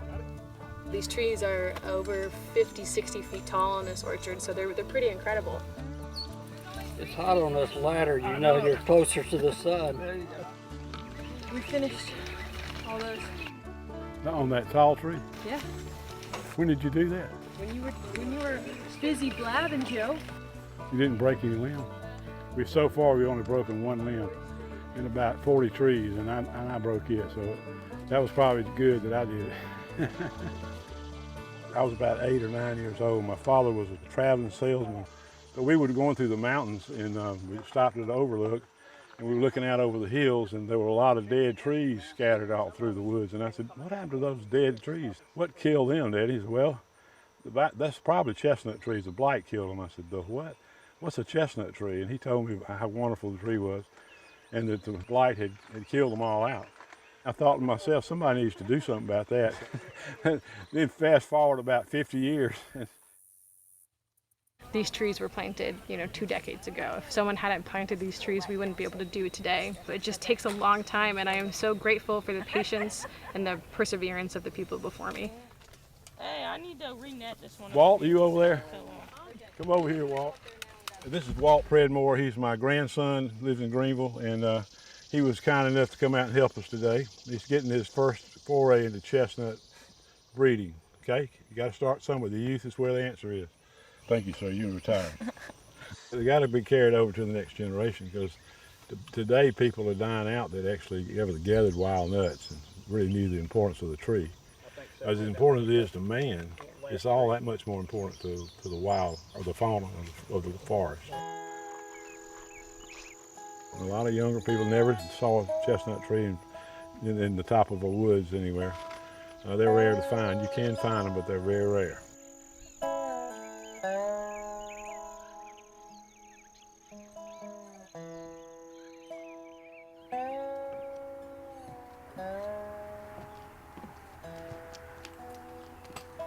Those are chestnut rails right there that a guy gave me many years ago, and I just bought a turning lathe, and my buddy Kevin up there thinks he can turn some things out of pieces of those old rails. Well, he was a forester. He went to North Carolina State and has a degree. And I didn't start hearing about the chestnut tree real early, although I know it was on his mind, but he just had a love of all trees. And even now, he is hoping to help restore not only the American chestnut, but other species that are being lost. And when I first heard about that, I said, in a not very nice tone, Rex, could you please just restore this first tree, get it going, and then worry about the others? But he's like, no, Miss Anita, it's all important. We've got to look at the big picture.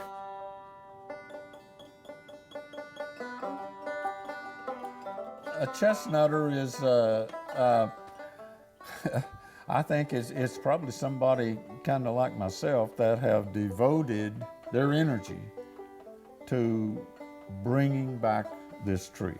This was an American chestnut log cabin that was built about 150 years ago.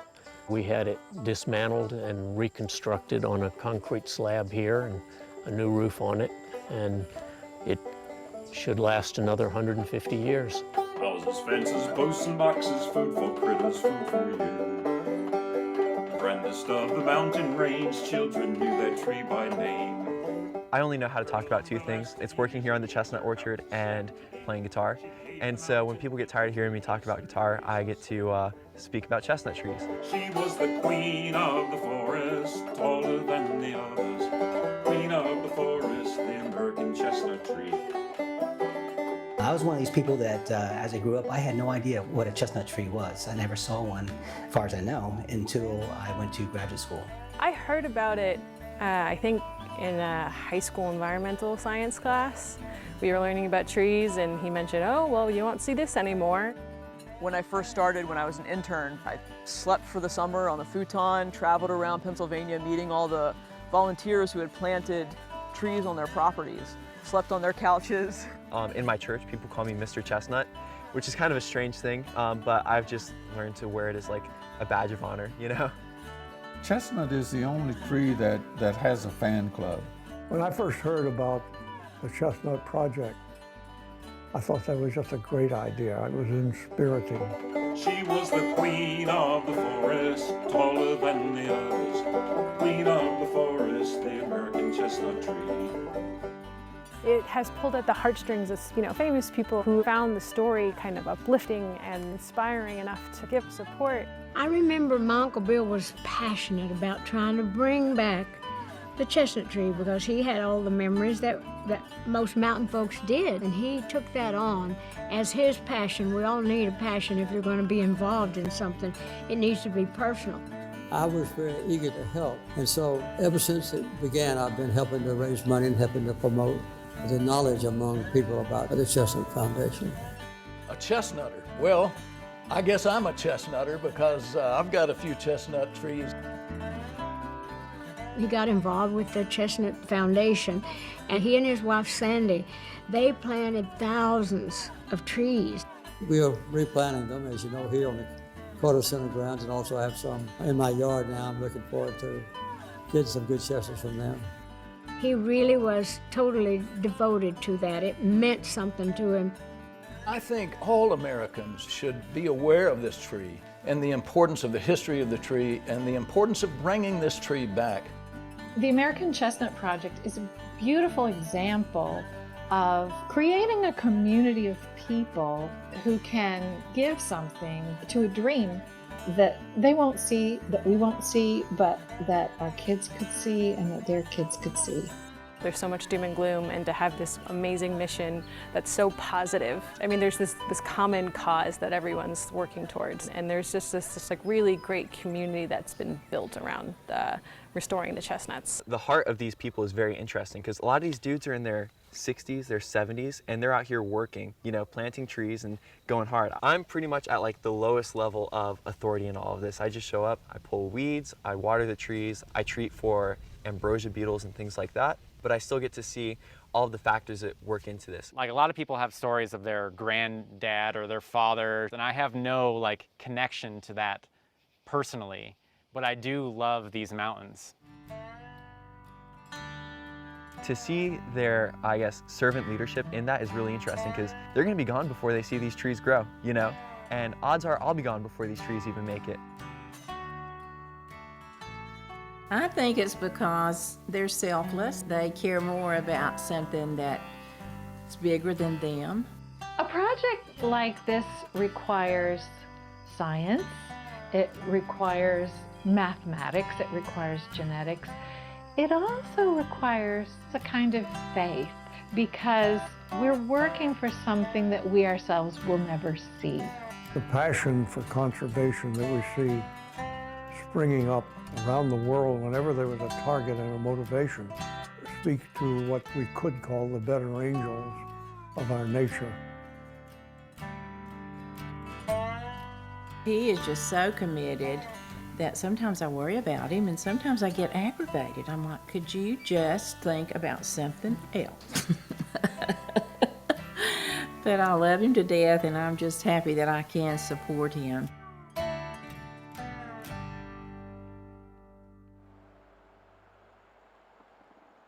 I'm looking at you. You're looking at me, yep.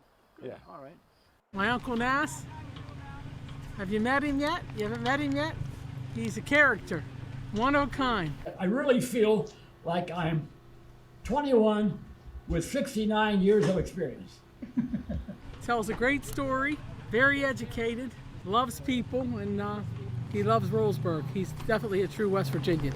So, as you can see, we are at the 14th West Virginia Chestnut Festival, and I was the director for the first 10. Did he sing for you yet?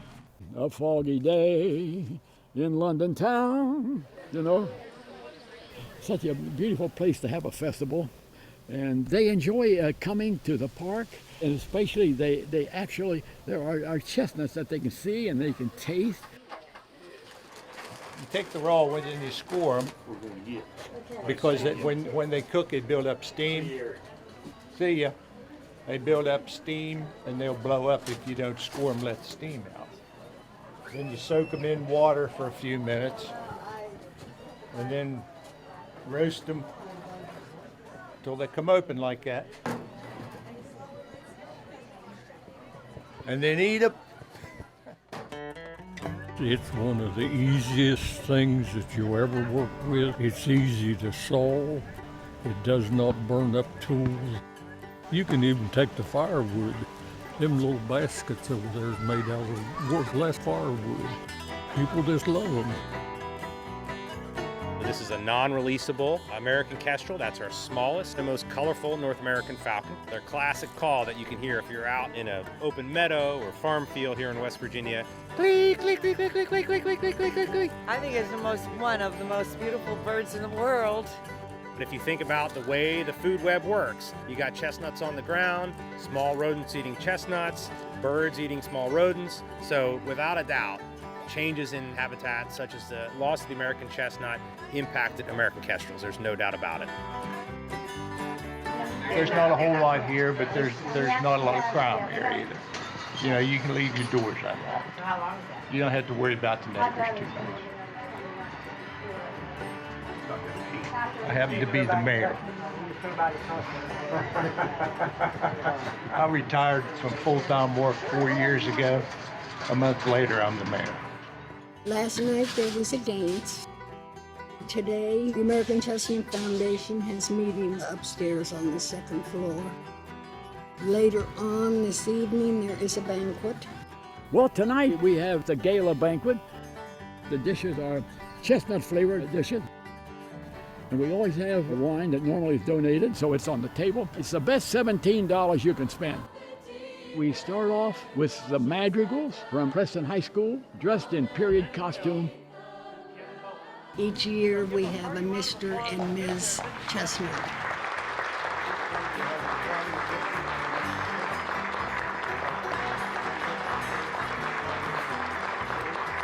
You know, I live outside of Washington, D.C., and people go crazy over the Cherry Blossom Festival. 2 million people may come every year, so they can only get maybe within 200 yards of a cherry tree. They got them all roped off, and they have a lot of Ferris wheels, merry-go-rounds, and parties. But you come to the Chestnut Festival, you get chestnuts. You can eat chestnuts, you can touch them, you get chestnut furniture, you get scientific lectures. It's all about chestnuts. This is the only chestnut festival in West Virginia. It's the first and only.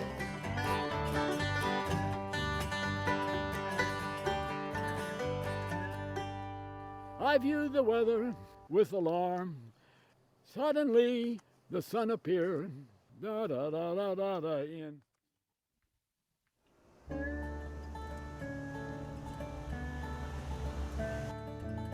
My name is Todd Boera. I'm co-founder and creative director at Fontaflora Brewery, and we're out in Nebo, North Carolina. The whole idea of Fauna Flora was created around utilizing hard-to-find Appalachian ingredients such as the pawpaw, the North American persimmon, and then, of course, the chestnut.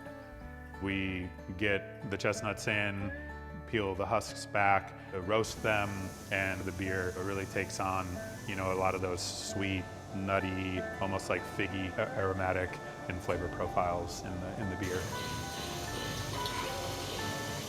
We make this beer because if people are exposed to it just by looking at it, drinking it, it for sure gets people talking about it. So I think a lot of good can come from showcasing ingredients like this.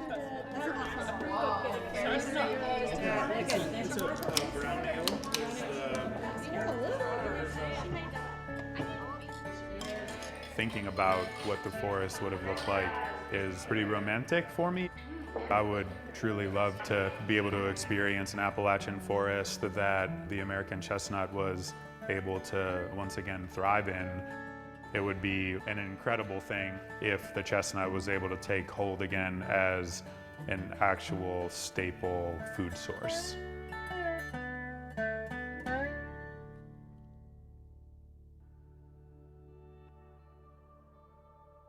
I have had the opportunity to work with the Eastern Band of Cherokee.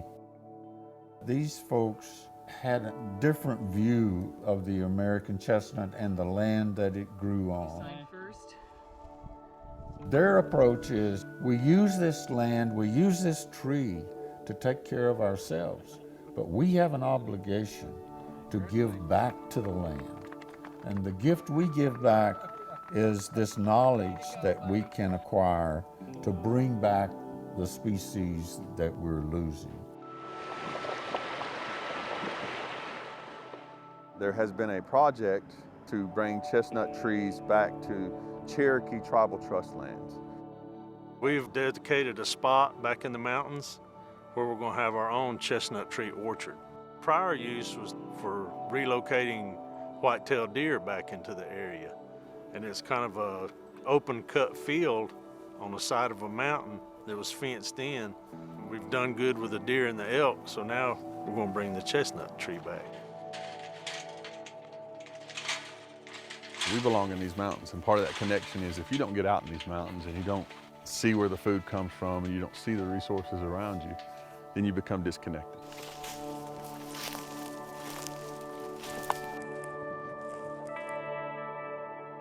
So this one did real good. It's a real strong tree. This one up here with the aluminum tag, it's another strong tree. Up here, only the strong survive.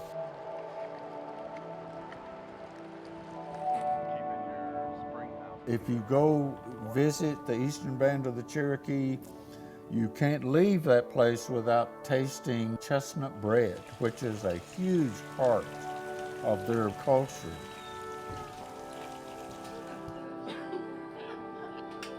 Chestnut bread is a tradition. It's not mine.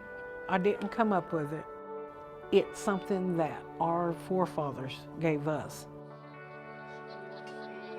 Cherokees from the boundary who live here could come to this place or any person's home that knows how to prepare Cherokee food, and that becomes the center of your social activity, your interaction, your family reunion, how you catch up and identify.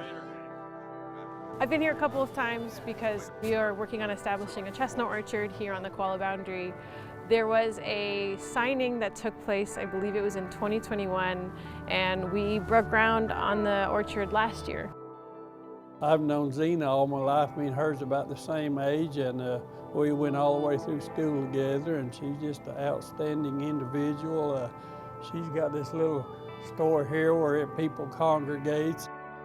All right, we have cabbage. We made some sochan, fatback, chestnut bread, fried potatoes.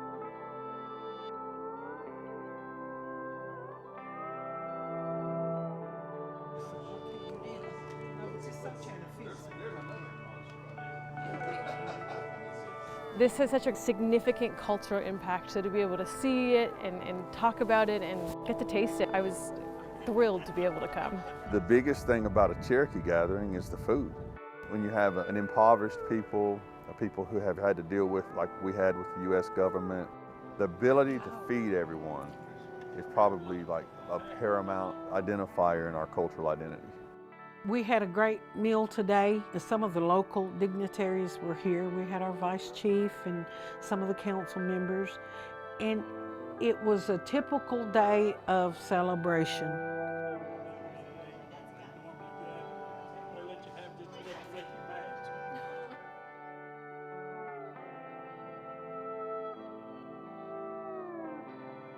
Part of the actual definition of being indigenous is having an identity that's connected to the land base where you're at. Myself, any of us that have come up here, may not be around to eat these chestnuts. But at some point, our kids are going to say, my grandmother taught me how to make chestnut bread. Human impact on the environment is so extensive, it's so remarkable, it's so terrifying, and it's also so inspiring that what we do can sometimes be undone. I think the American chestnut was just one piece that made the whole ecosystem in the Appalachian Mountains as productive as the bison made the Great Plains and the salmon made the Pacific Northwest. There's a lot of reasons to restore the American chestnut, from the ecological to the economic to the cultural, but there's also a lot of reasons to focus on one species. Even though there are lots of other species that are under attack, it's a lot easier to figure that out on one species, on one model organism, than it is spread across multiple. Chestnuts is a fast-growing tree. It's fairly dense wood, has a good root system, so it can sequester carbon very well. The nice thing about chestnut, if you wanted to use planting trees as a way to sequester carbon, people love chestnuts, and they will plant them for you. I think mostly about the things that are within my control in the day-to-day. A lot of times that I come out here, I'm not really seeking inspiration from alligators or from, wolves or rhinoceroses or anything else that has been, overhunted. I value these trees. I'm sure that somebody else does too, and so it's just putting in the time to do that. So if you look at a lot of really often cited work, Mendel had his peas, Darwin had his finches. You have these researchers that were able to make incredible breakthroughs about technique by focusing on a singular species. And that's really the hope of TACF, is that we can use this singular species, develop techniques that can be used for rescue of other species that are under attack. Well, me, as a mountain person, believe that it is good to have the forest restored with all the wonderful trees and all the things that really help the environment. But I really love the fact that scientists and people can get involved to make things work again. I think we're also realizing that we've borrowed so much from the future that the bill's coming due, and that the physical prospect of life on Earth is so grim unless we put on the brakes and start thinking about this debt, this environmental credit card that we've really overdrawn. My kids are 5 and 3, and so if you think, okay, well, we've got all these techniques working together, we can start putting out reintroduction and restoration populations in the next 5 to 10 years. My kids, their kids will absolutely see the starts of the rescue and reintroduction of this species, and they'll definitely see big trees within their lifetime. They now have really done such a good job growing these new trees. They're going to start replenishing all those places that got blighted out, and that's going to be wonderful to have those back in place and growing like a new family. All of biology stays with the species. Species by species is how we're going to save life on this earth, and we're going to do it.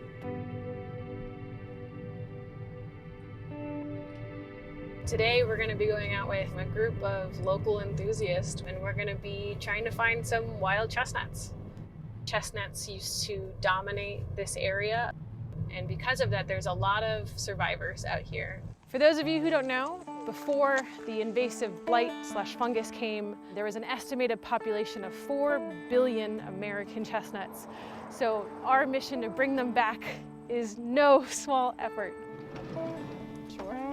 Yeah, that would be great. So excited with this group. This is great.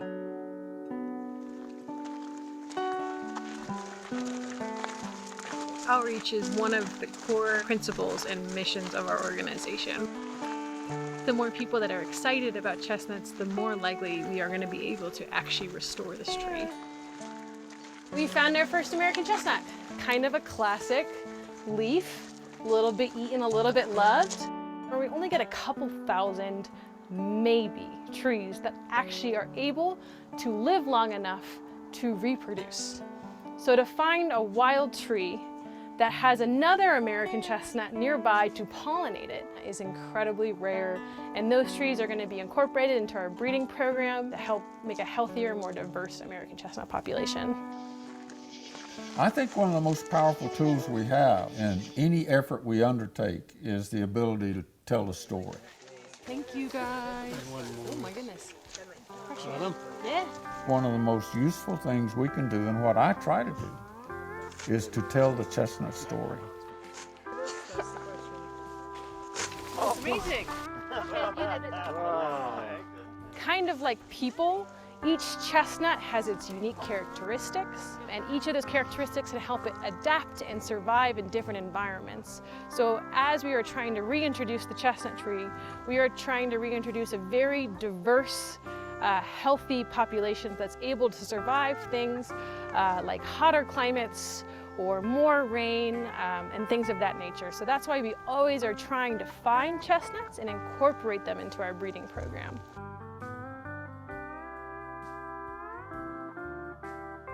If we can bring back this foundational species, our forests will be more abundant and will be better prepared for climate change.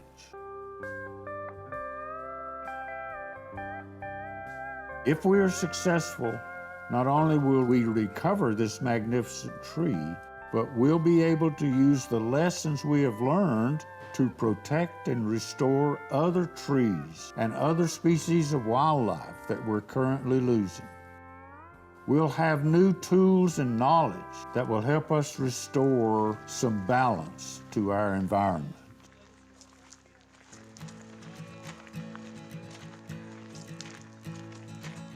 Driving through West Virginia, and I've seldom The younger generation is very much in tune with the natural world. They're inspired by what they see out there. And they, more so than we old folks, are very interested in hanging on to everything that's out there. looking back over my life. This can be done. We don't have to just blindly accept all these horrible losses. If we use our heads and learn the science and carefully apply, we can turn this around. It's a victory that the nation needs to bring back this tree, and I think it will have far-reaching effects. Thinking about it every day on my mind, a typical way.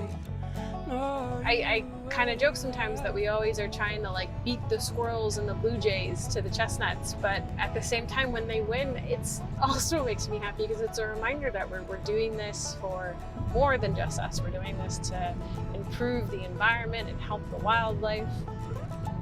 We want to see this amazing king of the forest, queen of the forest back in the woods. Drinking coffee black as iron, and I couldn't be much higher without falling out of my chair.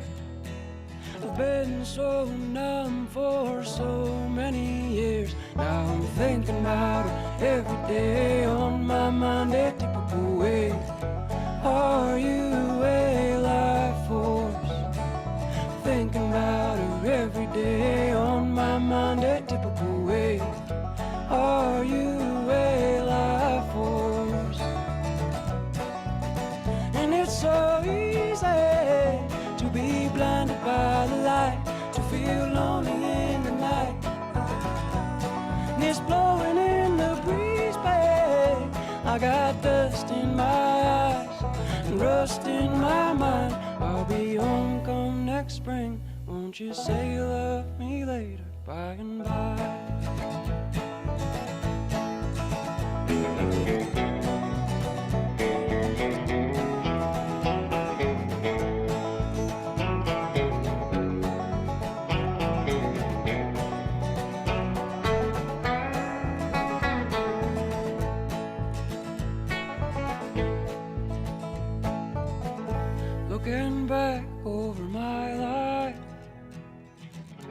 spent the most of it tongue-tied, pulling my belt tight. It's just me and the stars tonight. 2 fingers and a tight line, keep my head above the alpine. Just wish I'd spend more time listening to her speaker mind, thinking about every day on my mind, a typical way. Are you a life force? Thinking about it every day on my mind, a typical way. Are you a life force? Thinking about it every day on my mind, a typical way. Are you a life force? Thinking about it every day on my mind, a typical way. Are you a life force for me?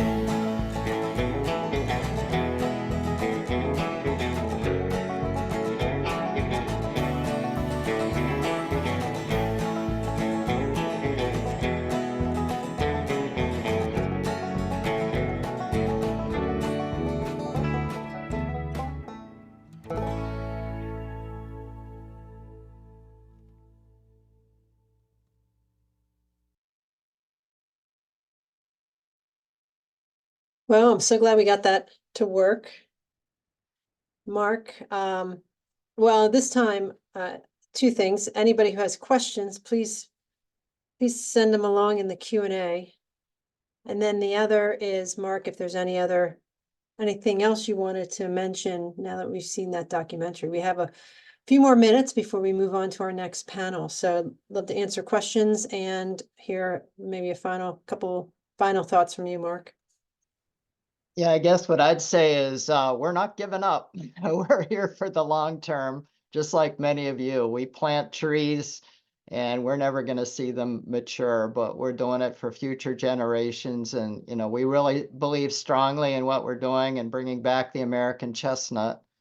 And many of you know a little bit about me. I've been involved with several reintroduction and restoration projects over the years. Some of them work, some of them don't, but we're confident this one's going to work because we've got thousands, tens of thousands of people behind it and really working hard to come up with a solution to get the chestnut back into our forests. So we're so glad that we can partner with you folks, and so glad that so many of you are members of the American Chestnut Foundation. While we're waiting for questions, just a question for you. What do you have coming up this year as far as where we can collaborate? Are you holding some tours of the orchard, and are you looking for more volunteers?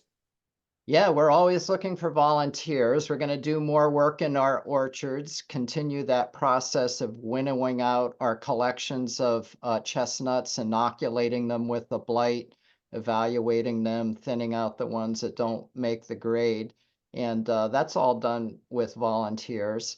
One of the things that's interesting in Maine is we're still finding a lot of large pure American chestnuts out in our forests. So if any of your members know of any of these, please let us know, because we're trying